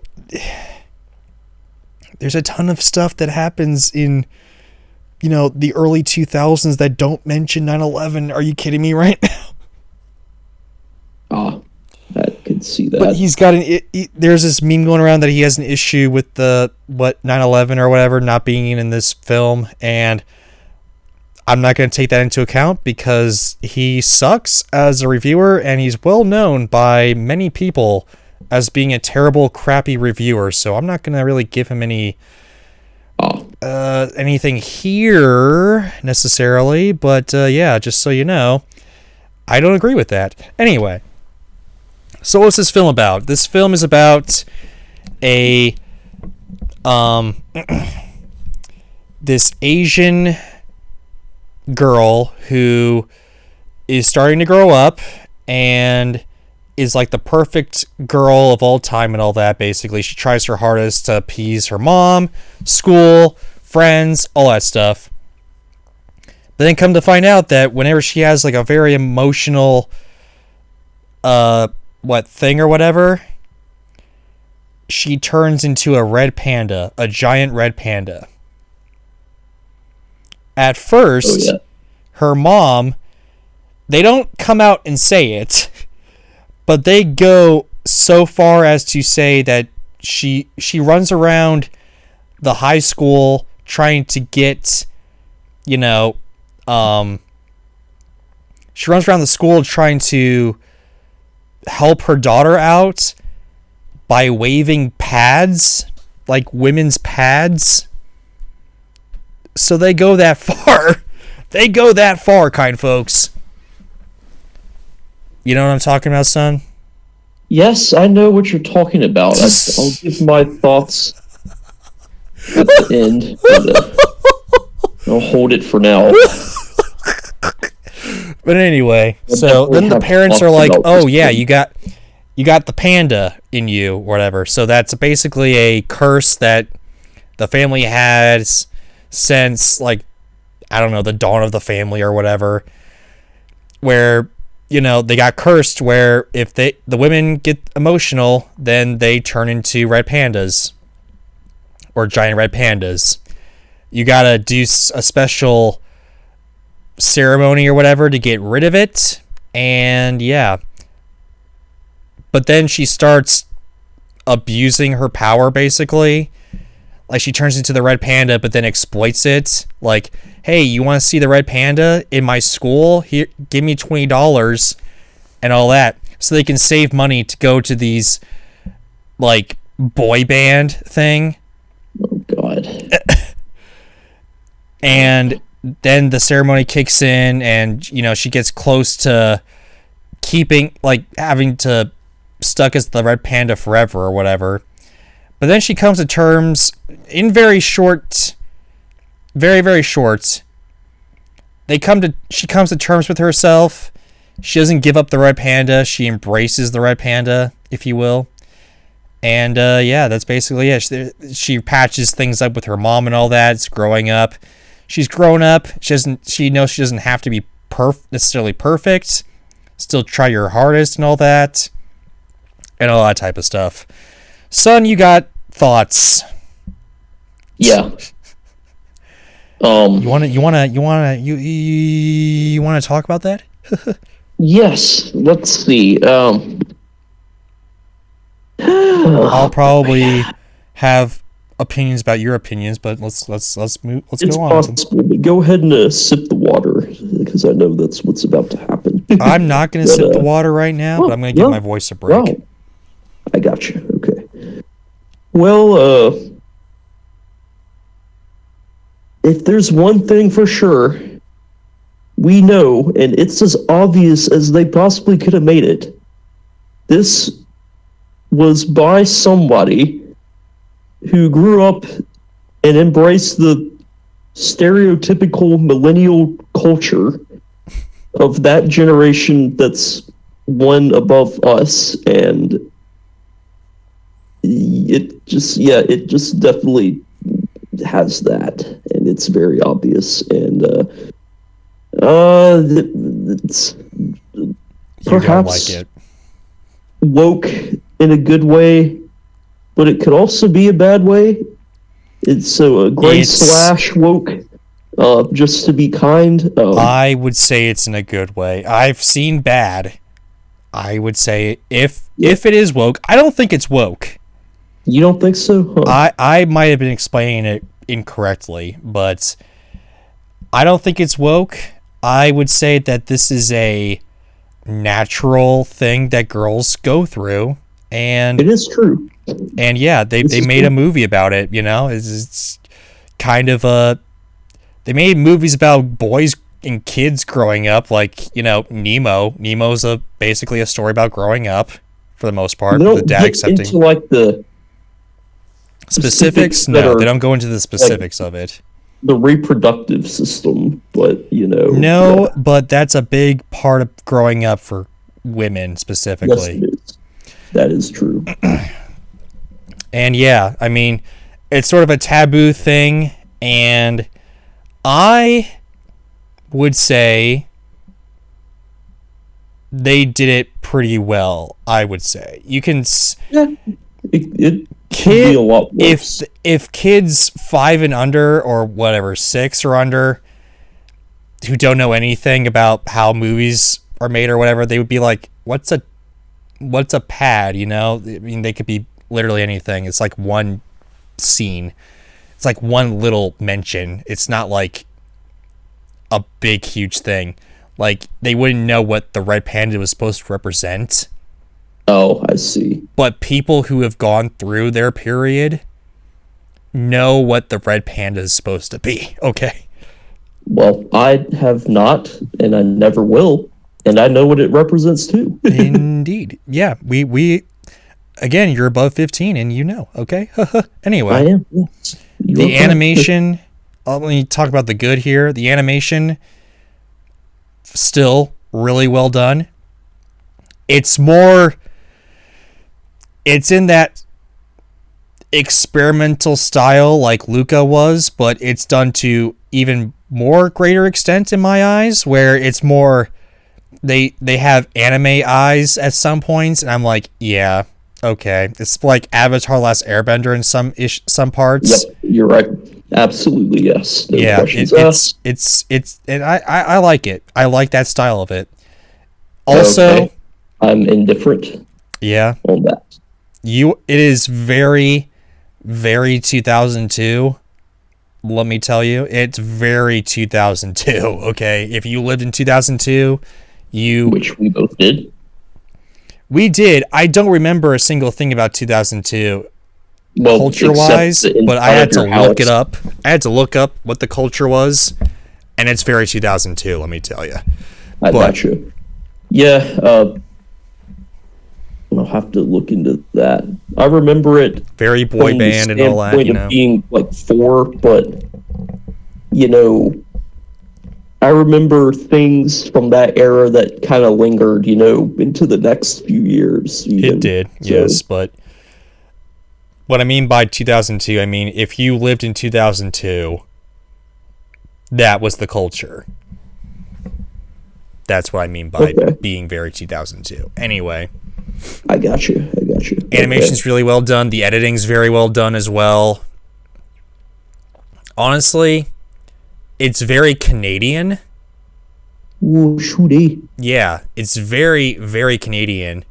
Which I was, we don't see a lot of Canadian stuff out there. And I as a person who grew up on the border of Canada, and I saw Canadian culture. I saw Canadian culture on the regular, on the reg, if you will. Yeah. I want to see more of that, and I think we're getting a little bit more of that each passing year or whatever, including with this film. Maybe so. Cool. There are some issues with it, like pacing, I guess. The pacing's a little iffy, There's things that there's plot points that they drop in the middle or whatever, like how the little girl is about to turn into a giant red panda or whatever, but they just drop it and she can just transform whenever she wants to. They don't really explain how she could do that, It's just like a little scene and that's it. Like, whatever, I guess. But anyway, there's little things like that throughout the movie, but I'd be lying if I didn't say that it wasn't enjoyable. It's so enjoyable. And surprisingly, yes, that sounds like it'd be okay, at least, so. yeah, I dare say will show it to my kids if I have kids. It's that enjoyable. Really well done. Okay. Maybe I'll show it to mine one day. You never know. Indubitably. 8 out of 10. Would watch again for Slam, at least. Would watch again. And in fact, it's very underrated. It was buried on Disney Plus for free. Crime of the century right there, okay? This film should be... Okay.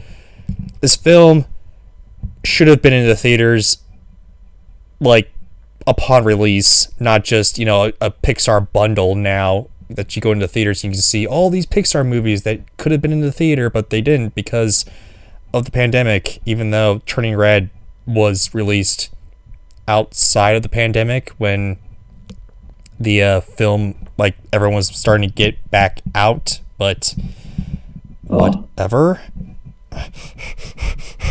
Anyway. So yeah, there's that. Okay. And now, the second to last film that we'll be talking about on this podcast. I can't believe we got here, kind folks. We did. Oh yes. Lightyear. Yes, I remember this coming out. You haven't seen this, have you? No, I know what it's based off of, and I know it's Tim Allen free. I wonder why, because Disney being so this themselves, but yeah. This, I would say, you could make the argument. And I will, and have, and will again one day. You could make the argument that they did, in fact, replace Tim Allen because of that statement. I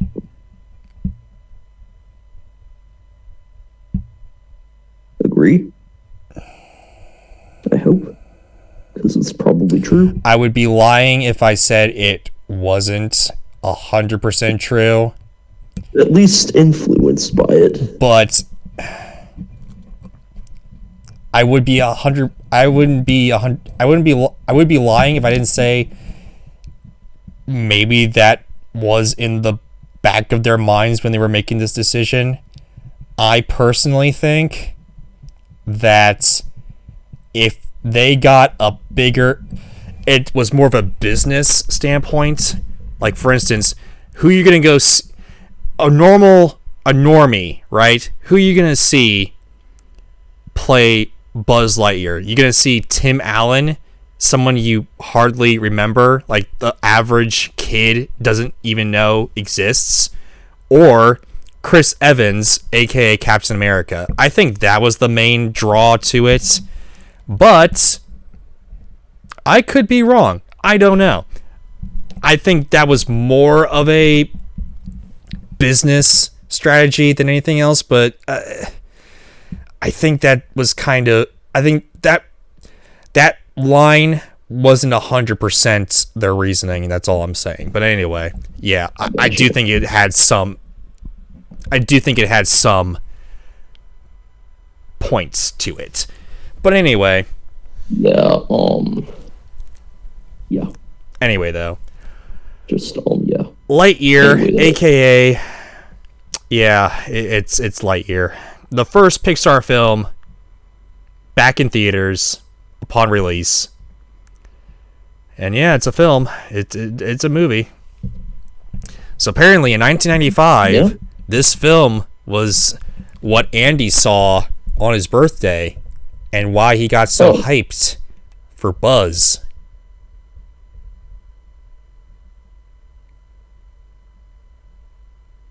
Yeah. I see.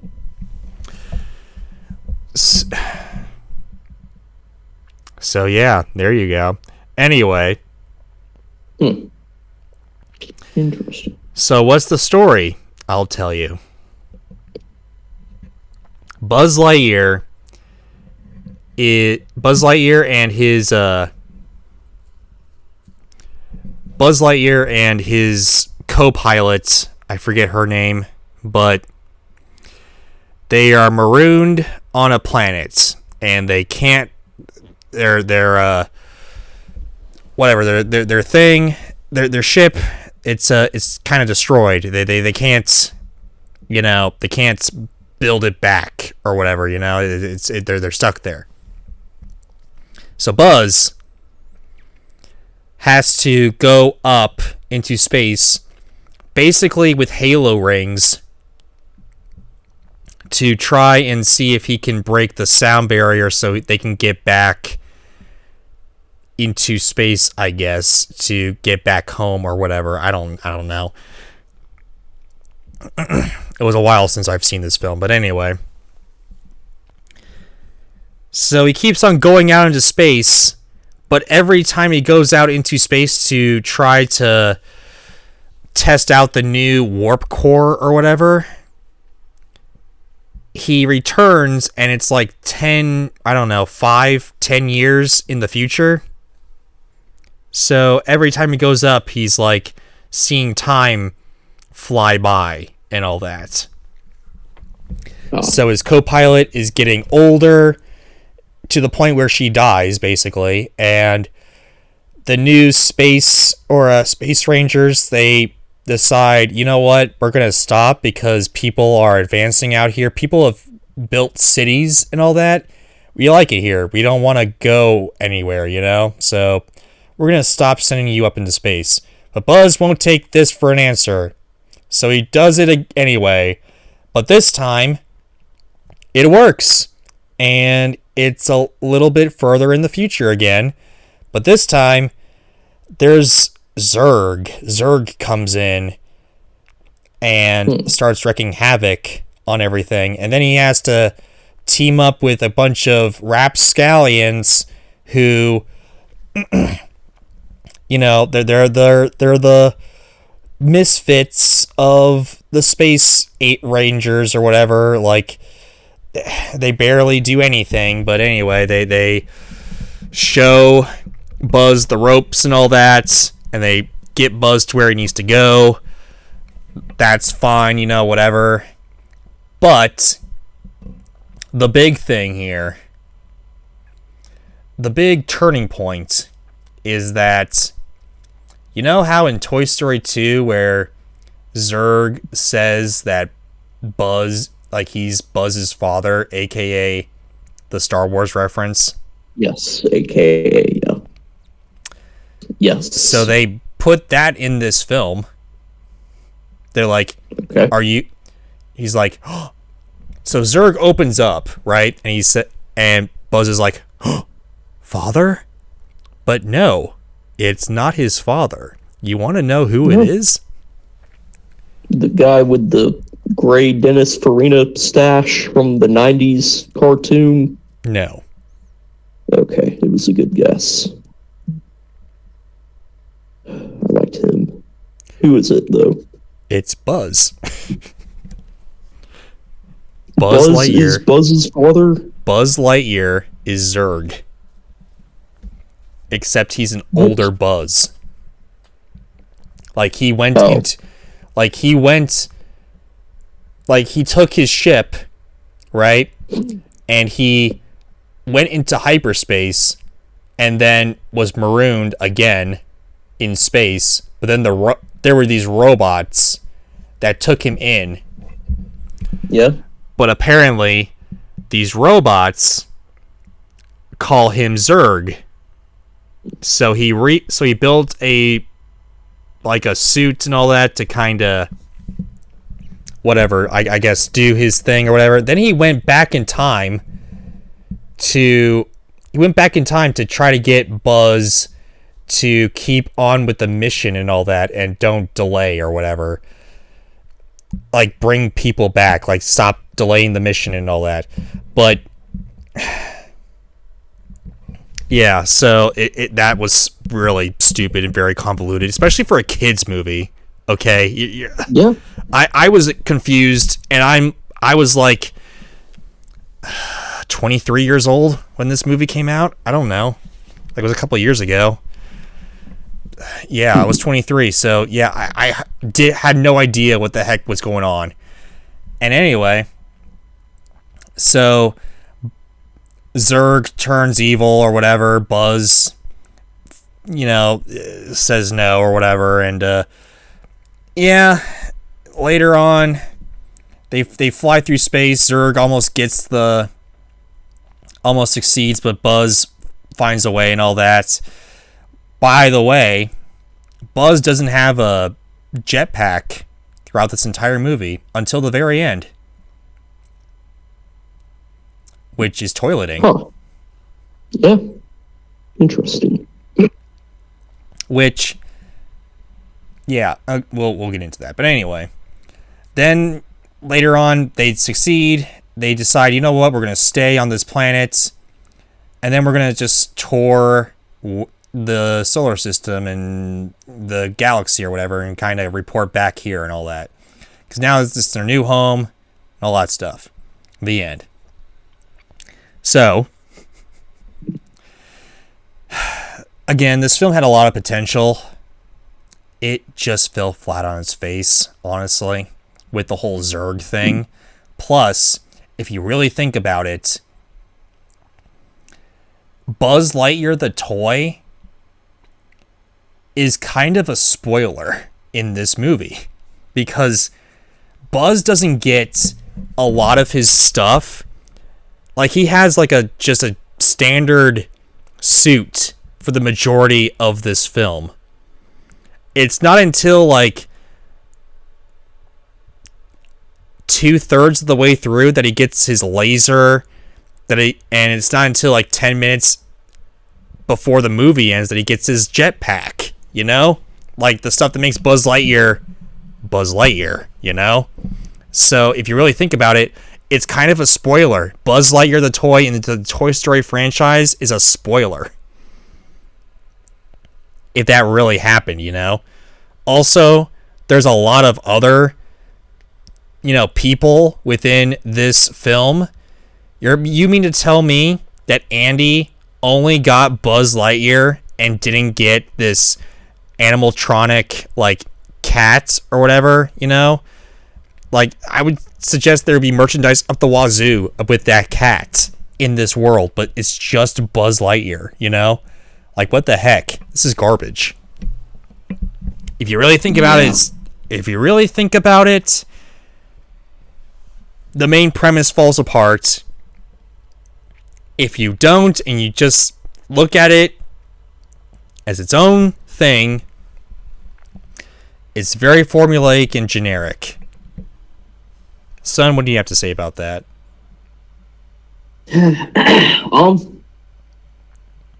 I like it in the sense that it kind of takes me back to the old, Toon Disney cartoon from like the late 90s, early 2000s. Oh yeah, by the way, you know those Buzz Lightyear cartoons? Yeah. Yeah, they're not canon. They're not canon anymore. Oh my god. Yeah, 1 out of 10 then, I guess. Yeah. That's all it took. I mean, the guy with the dentist stash, the commander or whatever his name is, like he was one of the best parts of that just because of the stash. And like now there's no guy with a stash. I can't believe did he at least get mentioned or have his photo in this? No.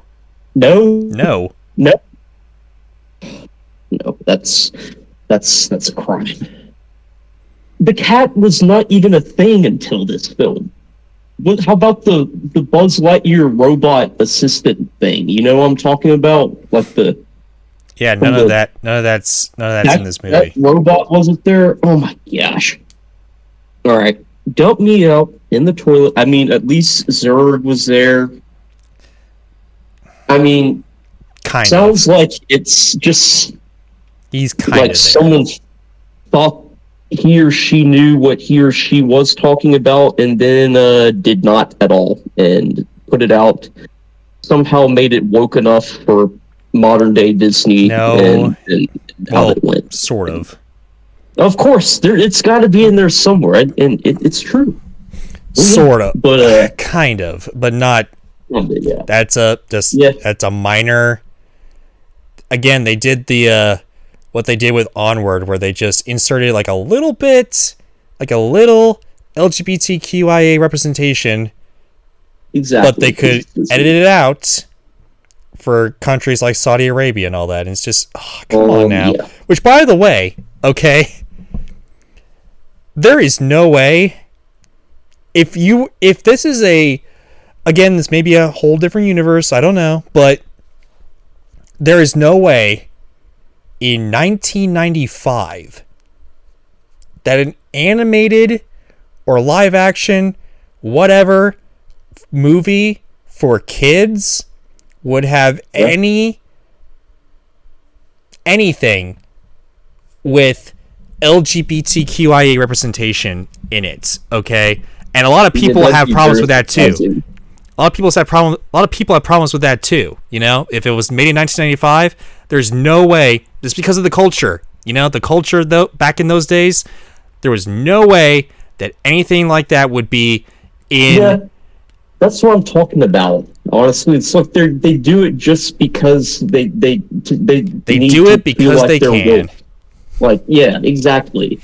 And that's the I won't get into that too much. Not just the wokeness, but like not necessarily, you know, the wokeness necessarily, but like they don't think about these things, and you really think about it. They're worried about being inclusive, I think, sometimes, and then they overlook things like this. They overlook things like having a spoiler on the main toy. Are you kidding me right now? Like, one mission. Like, I mean, at least, you know what I say? You know, in the cartoon, listen, in the cartoon, like the little 2D cartoon, at the very least, he looked like Buzz Lightyear. He had the laser, he had the jetpack and everything. Yeah, like, as soon as I saw the trailer for this, I was turned away from it. I didn't really care about it anymore after that. And then I saw the cat companion. Like, you placed that robot guy with this random ass talking cat. Like, hello, Karen, it's me, Sharon. A talking and Tim cat. Allen's gone.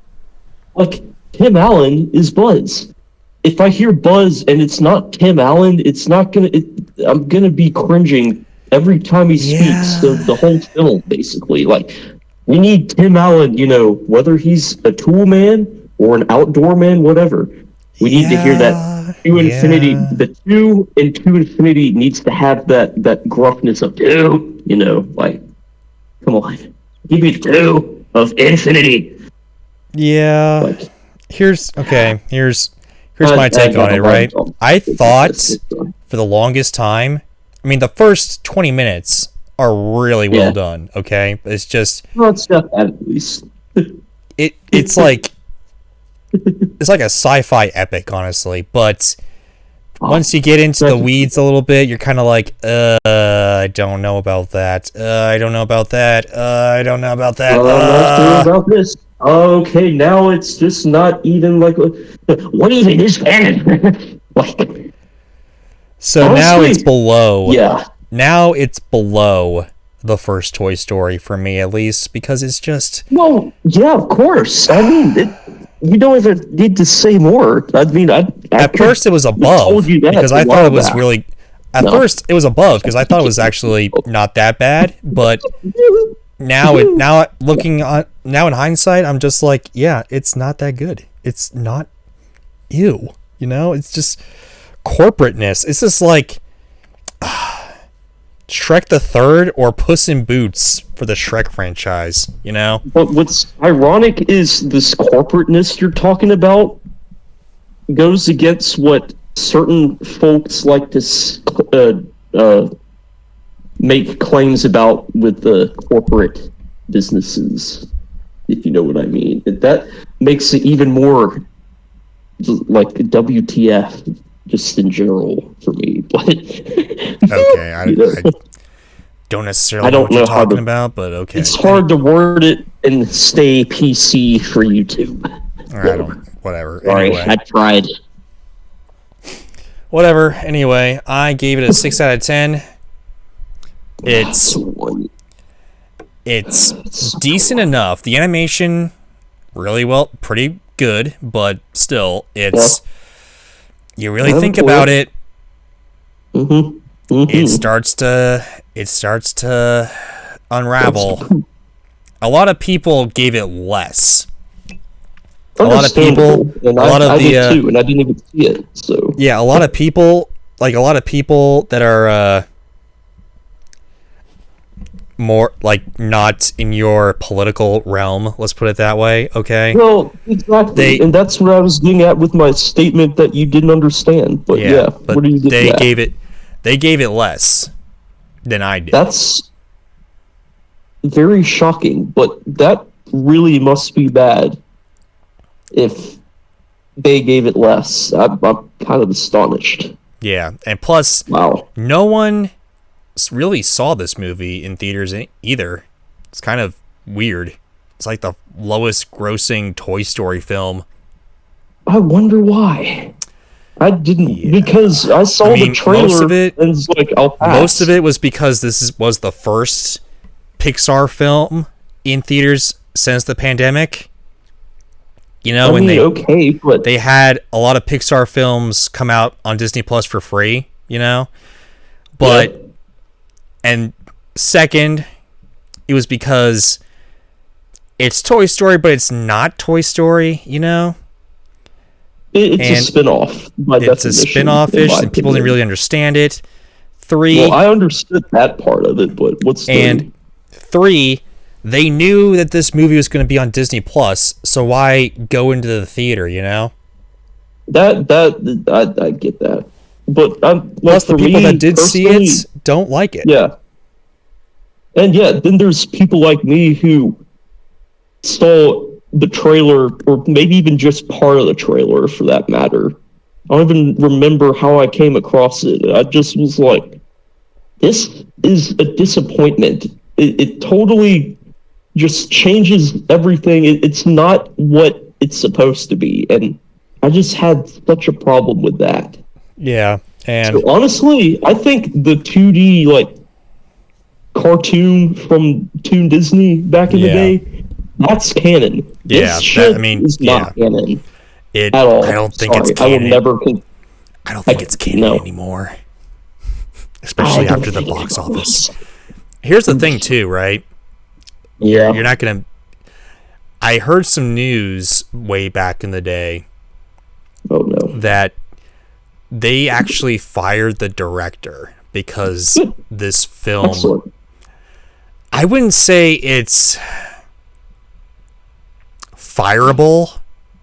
Like, this film isn't that bad where it's fireable. Like, Cars 2, that's fireable, okay? And they did eventually fire him. Not for Cars 2. But Lightyear, I wouldn't say that's necessarily a fireable film, but they fired him for all that's worth. I hope he gets better work and he does a better job somewhere else, I guess, but still, you know. Maybe, I mean, for me, this one's just from what you've explained, it's like... I don't think it's necessarily his fault either. I would say this is more Disney's fault, because Disney really wanted this movie because Toy Story makes money. And they had to put that wokeness in there just because. That is very small. That's like less. That's like not a major.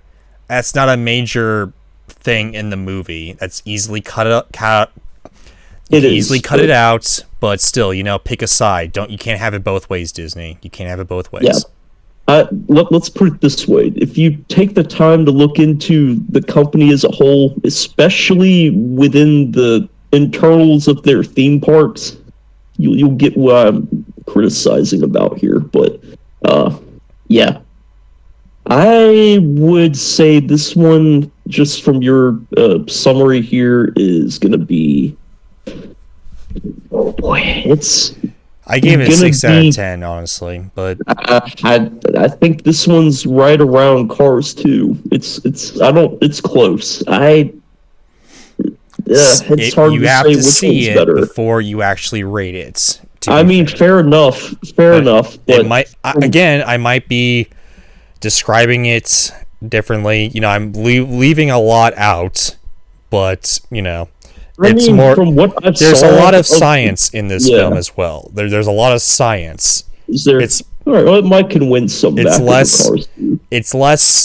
It's less phi than psi. Let me put that out there. It's a lot of That's good, at least. Okay. a lot of science. I know a lot of space scientists. A lot of what they have, they use within the realm of science, like science fact-ish. Like for instance, I like that. Like for instance, the whole warp speed thing. Buzz doesn't get older. Like what's 3 minutes for Buzz is like, I don't know, 3 years, 5 years, 10 years for everyone down on that planet and all that. Yeah, they actually took the time for science, but there's certain things that just make this film kind of unravel. Not necessarily the wokeness, but like stuff that you really think about that's just like, But anyway, let's move on to the final film, so we can finally be done with this podcast. I'll just end it with based on that alone, it's now for me again pending seeing it one day, tied with Cars 2. Tied at with a Cars minimum. 2. Okay. At a minimum, and that's me giving Cars 2 more praise than most, just because car. But yeah. Okay. What's the last one? The last one is Elemental, which is wait, I thought that didn't come out yet. No, it came out. It came out last year. Oh my god, that flew by so fast. That's crazy. Oh my god, it was like yesterday it was a trailer for it. Oh my god, I didn't even realize that. Yeah. Wow. Yes, last year was Disney's 100th anniversary. Happy birthday, man. Anyway, yeah. So yeah, this is basically Zootopia, but simpler and worse. So, you know what Zootopia is, right? Yes. You ever seen it? No, but I'm familiar with it enough for the sake of this. And I've seen the trailer for Elemental enough times, and I think that's YouTube for you with their ads. Oh, yes. I'll tell you why. I'll tell you why they had a lot of ads for this. That's why I know it so well. Yeah. But I'll tell you why they had so many ads for it later after I give the synopsis. Because they needed it? Yeah. Anyway, though. They did. I did. So it's about... So all the elements are, coexisting in this one city. Yeah. Water, fire, air, and water. Water, fire, air, and Wait. Okay, I was gonna say water, fire, air, and water. Yeah. I was like, hello, Karen. Double water. I get it confused because air is represented by clouds, which is technically water. So, yeah. Kind of, yeah. There's some truth to that, yeah. Yeah. But anyway, which I'll get into it. But anyway, so it's about this fire girl who her parents immigrated into the city, and they are trying to make this like fire thing and all that, and fire life or whatever. And this water person comes in, it's like the health inspector, and gives it a bad review. And then hijinks ensue, and they both, like, the water guy feels sorry for doing that and decides to help out the fire girl with, helping out some problems with the fire parts of the city, I guess, and trying to reclaim her father's restaurant and all that. But anyway, it's basically a romantic comedy, basically. It's like the romantic comedy aspect of it, It's like a rom-com. Worse than I thought it would have been. Mixed in with the Zootopia, where, I got you. Again, we'll get into that, but anyway. So, there's a point where insert standard rom-com, you get this movie. And then the only real thing to really talk about other than that, you get the fallout, they there's a big huge issue, the climax, whatever. Yeah, plot. The main thing is like the water guy sacrifices himself, like gets evaporated, to save the fire girl's flame or whatever. But okay, did she evaporate him by accident or something? Just because that's how it works in real life? No, oh actually, my gosh. They think they're going to do that. They think they're going to do that when they touch, but when they do touch, porcelain, and I will crack a bowl full on it. When they do touch, they actually don't absorb anything. Like, I guess it like cools her down and makes bubbles in the water guy, and that's it. But anyway, he sacrifices himself for the family's flame, if you will, and if you make him cry, he'll come back to life. So they make him cry, and he comes back to his water form, life, whatever, and it's all happy, go-getting, yeah, no one dies. It's great. So I'll tell you, okay? Okay. Zootopia. Okay, there's this. Again, this is a film about sort of a, sort of based on a true story-ish about taking inspiration from the director's life and all that type of thing, because his wife, I think, either he is or his wife family is not from America. I don't know. Don't quote me on that. But I think this is based on some true story elements, if you will. But here, okay. That aside, it's very bizarre. That's another word I was going to use, to be honest. It's a very bizarre movie because Zootopia did it. Zootopia did it a lot better-ish, where there's hunters, there's prey, but they coexist. You can insert race allegories and all that type of stuff. You do that in here, and it's very weird. It's very. You can do it, but it's still just why. No, you're supposed to do that, like Zootopia. You're supposed to do that, but it's very, again, very weird. It's like, why are you living together when you can literally kill each other? It's like fire can destroy water and all that type of stuff. Water can destroy fire and all that. Depending on the fire, yes. Yeah, so it's like, why are you coexisting, At least with animals, if you're smart enough, yeah, you can live together, but earth, air, fire, and water, no. They can't live together. But they do coexist, but separate. They do coexist separately, though. If you are a person... Listen, if you are a water person and you're going to a fire nation, which, by the way, there is a fire nation. Of course there is. Why would you live in a fire nation if you're a water person? It's like counterintuitive. It's like not about race. It's about survival. I don't understand. That's where the movie falls short for me. It's like the premise, I get it. Yeah. But at the same time, it's like, why? There's a lot. It's like a half-baked. It's like a half-baked idea. Sort of like Onward. Yeah.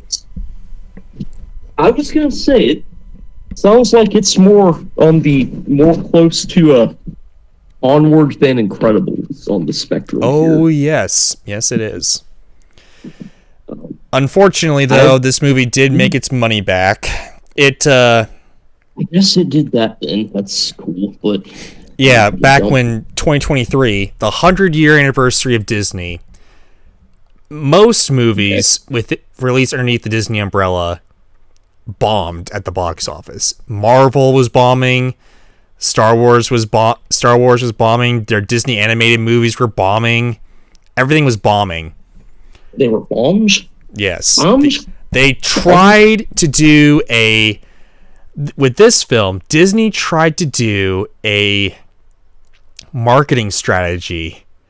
Like, you know how Morbius, it's Warp in Time or whatever, you know? Like, there's like these meme movies that come out these days, you know? Yeah. Barbenheimer, anybody, basically. They tried to do that with this character called Clog, who is a kid, is like an earth dirt kid that is in love with the fire girl that's barely on screen, but they tried to make a really crappy video of someone recording every time Clog was on screen, or Claude was on screen, and cheering in the background or whatever, because Claude was there, you know? When it was very heavily edited. It was not at all realistic. You can tell. You could tell. B, there aren't a lot... Like, this was the only video that was being passed around. Barbenheimer was being passed around many, many, many, many, many times over, okay? Many different areas. You know, Morbin Time was passed around many, many other times, you know? This was the only video that was being passed around. It was just Clog. This Claude guy.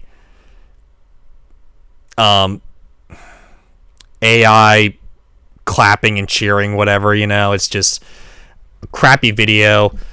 It was terrible. But, to be fair, it did get its money back. Not because of Claude or that advertising strategy.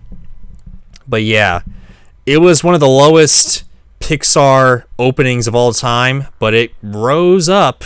It got better. So at least there's that, I guess. Yeah, I'm putting this below Cars 2 / Lightyear. This is just terrible. I'm sorry. This has nothing for me. I would probably walk out the door if you insisted I watch it that hard. I would probably pick walking out the door over giving in and saying fine. That's how bad this would put it at the same level as Onward. 5 out of 10, because it's just that mediocre. I can't remember a single character's name. It's all random. Like, there's a bunch of random bullcrap. It's a rom-com, and I'm all about rom-coms, okay? Sure. But it's got all the cliches, and I'm just like, Zootopia with the race allegory did it a lot better than this film, and there's a lot more rom-coms that did it a lot better than this film. It's just, it's unfortunate. It's bad. Sorry. It's not bad. It's just on the par with Onward, where it's just so boring. I don't know. I can't even anymore with that. But anyway, though, kind folks, we've reached the end. Thank God. We did it. It's a miracle. That's definitely a top 5 longest episodes for this show. Oh yes, probably the longest. This little recording we're doing right now is 2 hours and 30 minutes. Trust me, it's gone past the 5-hour mark. Okay, listen. But anyway, that's not all though. There's more films coming out. There is Inside Out 2. Which I'm actually looking forward to. It's actually a really decent sequel idea to do. Yeah. There is, if I can see what's coming out here, Elio, which is another experimental animation type of deal, which I'm all for. It's like a kid with an eye patch. I don't know what that's about, but I'm looking forward to it. Toy Story 5, which I am not looking forward to. Oops. Which, We'll see again, how I it wasn't goes. looking forward to Toy Story 4, but, it surprised me. But, Toy Story 5, I think this is more a cash grab than anything else because, this is more of a cash grab than anything else because the new CEO of Disney was like, yeah, we're doing all sequels, we're doing just pushing sequels right now, so Toy Story 5, that makes money. We're making a Toy Story 5.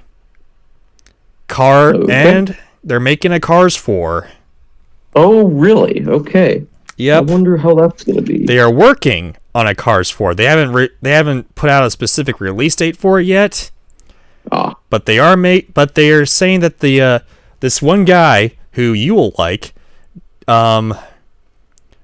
creative director of the Cars franchise, Jay Ward. Okay.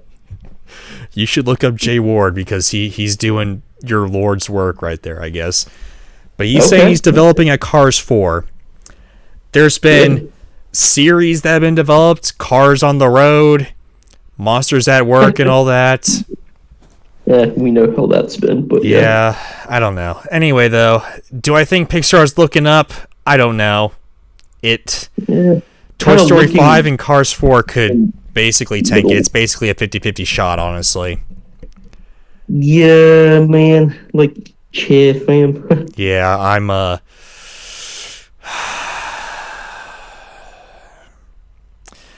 Here's the thing, right? Pixar's made some fabulous films, okay? Could it do it again? I would say absolutely yes, because there are still creative people that are putting out amazing films. They just got to get their bearings together, like Elemental, that was a good experiment. It didn't work. Move on, Onward, good experiment. Move on, Lightyear, good experiment. Move on, Don't do that again. But anyway, yeah, son, final thoughts on Pixar. Well, it sounds like they started out amazing, then went to terrible, and then went to just kind of mediocre. Is that not about right, or that's kind of what I'm thinking? Just like they went to mediocrity. Well, I wouldn't put. Here's the thing, right? Cars 2 is the worst film in Pixar's lineup, right? I wouldn't put it as like the worst of the worst, right? Like most Illumination films, I would put as the worst of the worst. Cars 2 still has that glimmer of good in it, still the glimmer of Pixar in it. The worst movies of Pixar still have that glimmer of Pixar goodness, right? I got you. Yeah. It's just how much Pixar glimmer is in there is up to the directors and the animators and everything else. That is true. But yeah, what's your thoughts? I mean, other than what I just said, definitely got some nostalgia, and then and they have some of these newer ones I'll have to check out. Some of these newer ones I'm gonna have a hard pass on for sure. Some rightfully so, like Elemental, I would put that as a hard pass, honestly. Elemental and Lightyear, and that one that was Turning Red. No, the one before Luca.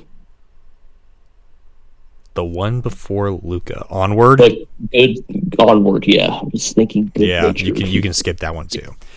Yeah. Those three magnum opus, if you will. Favorite Pixar film, least favorite Pixar film to end this podcast. Go. Let's see. Favorite is gonna have to be definitely. That's a tough one. Probably the Monster, but I was gonna say if it's either Cars or Monsters. It's a tie. If I'm being honest. Worst Pixar film. Go. Not Cars 2. We can get that one out of the way. Now let me think. After we got that settled,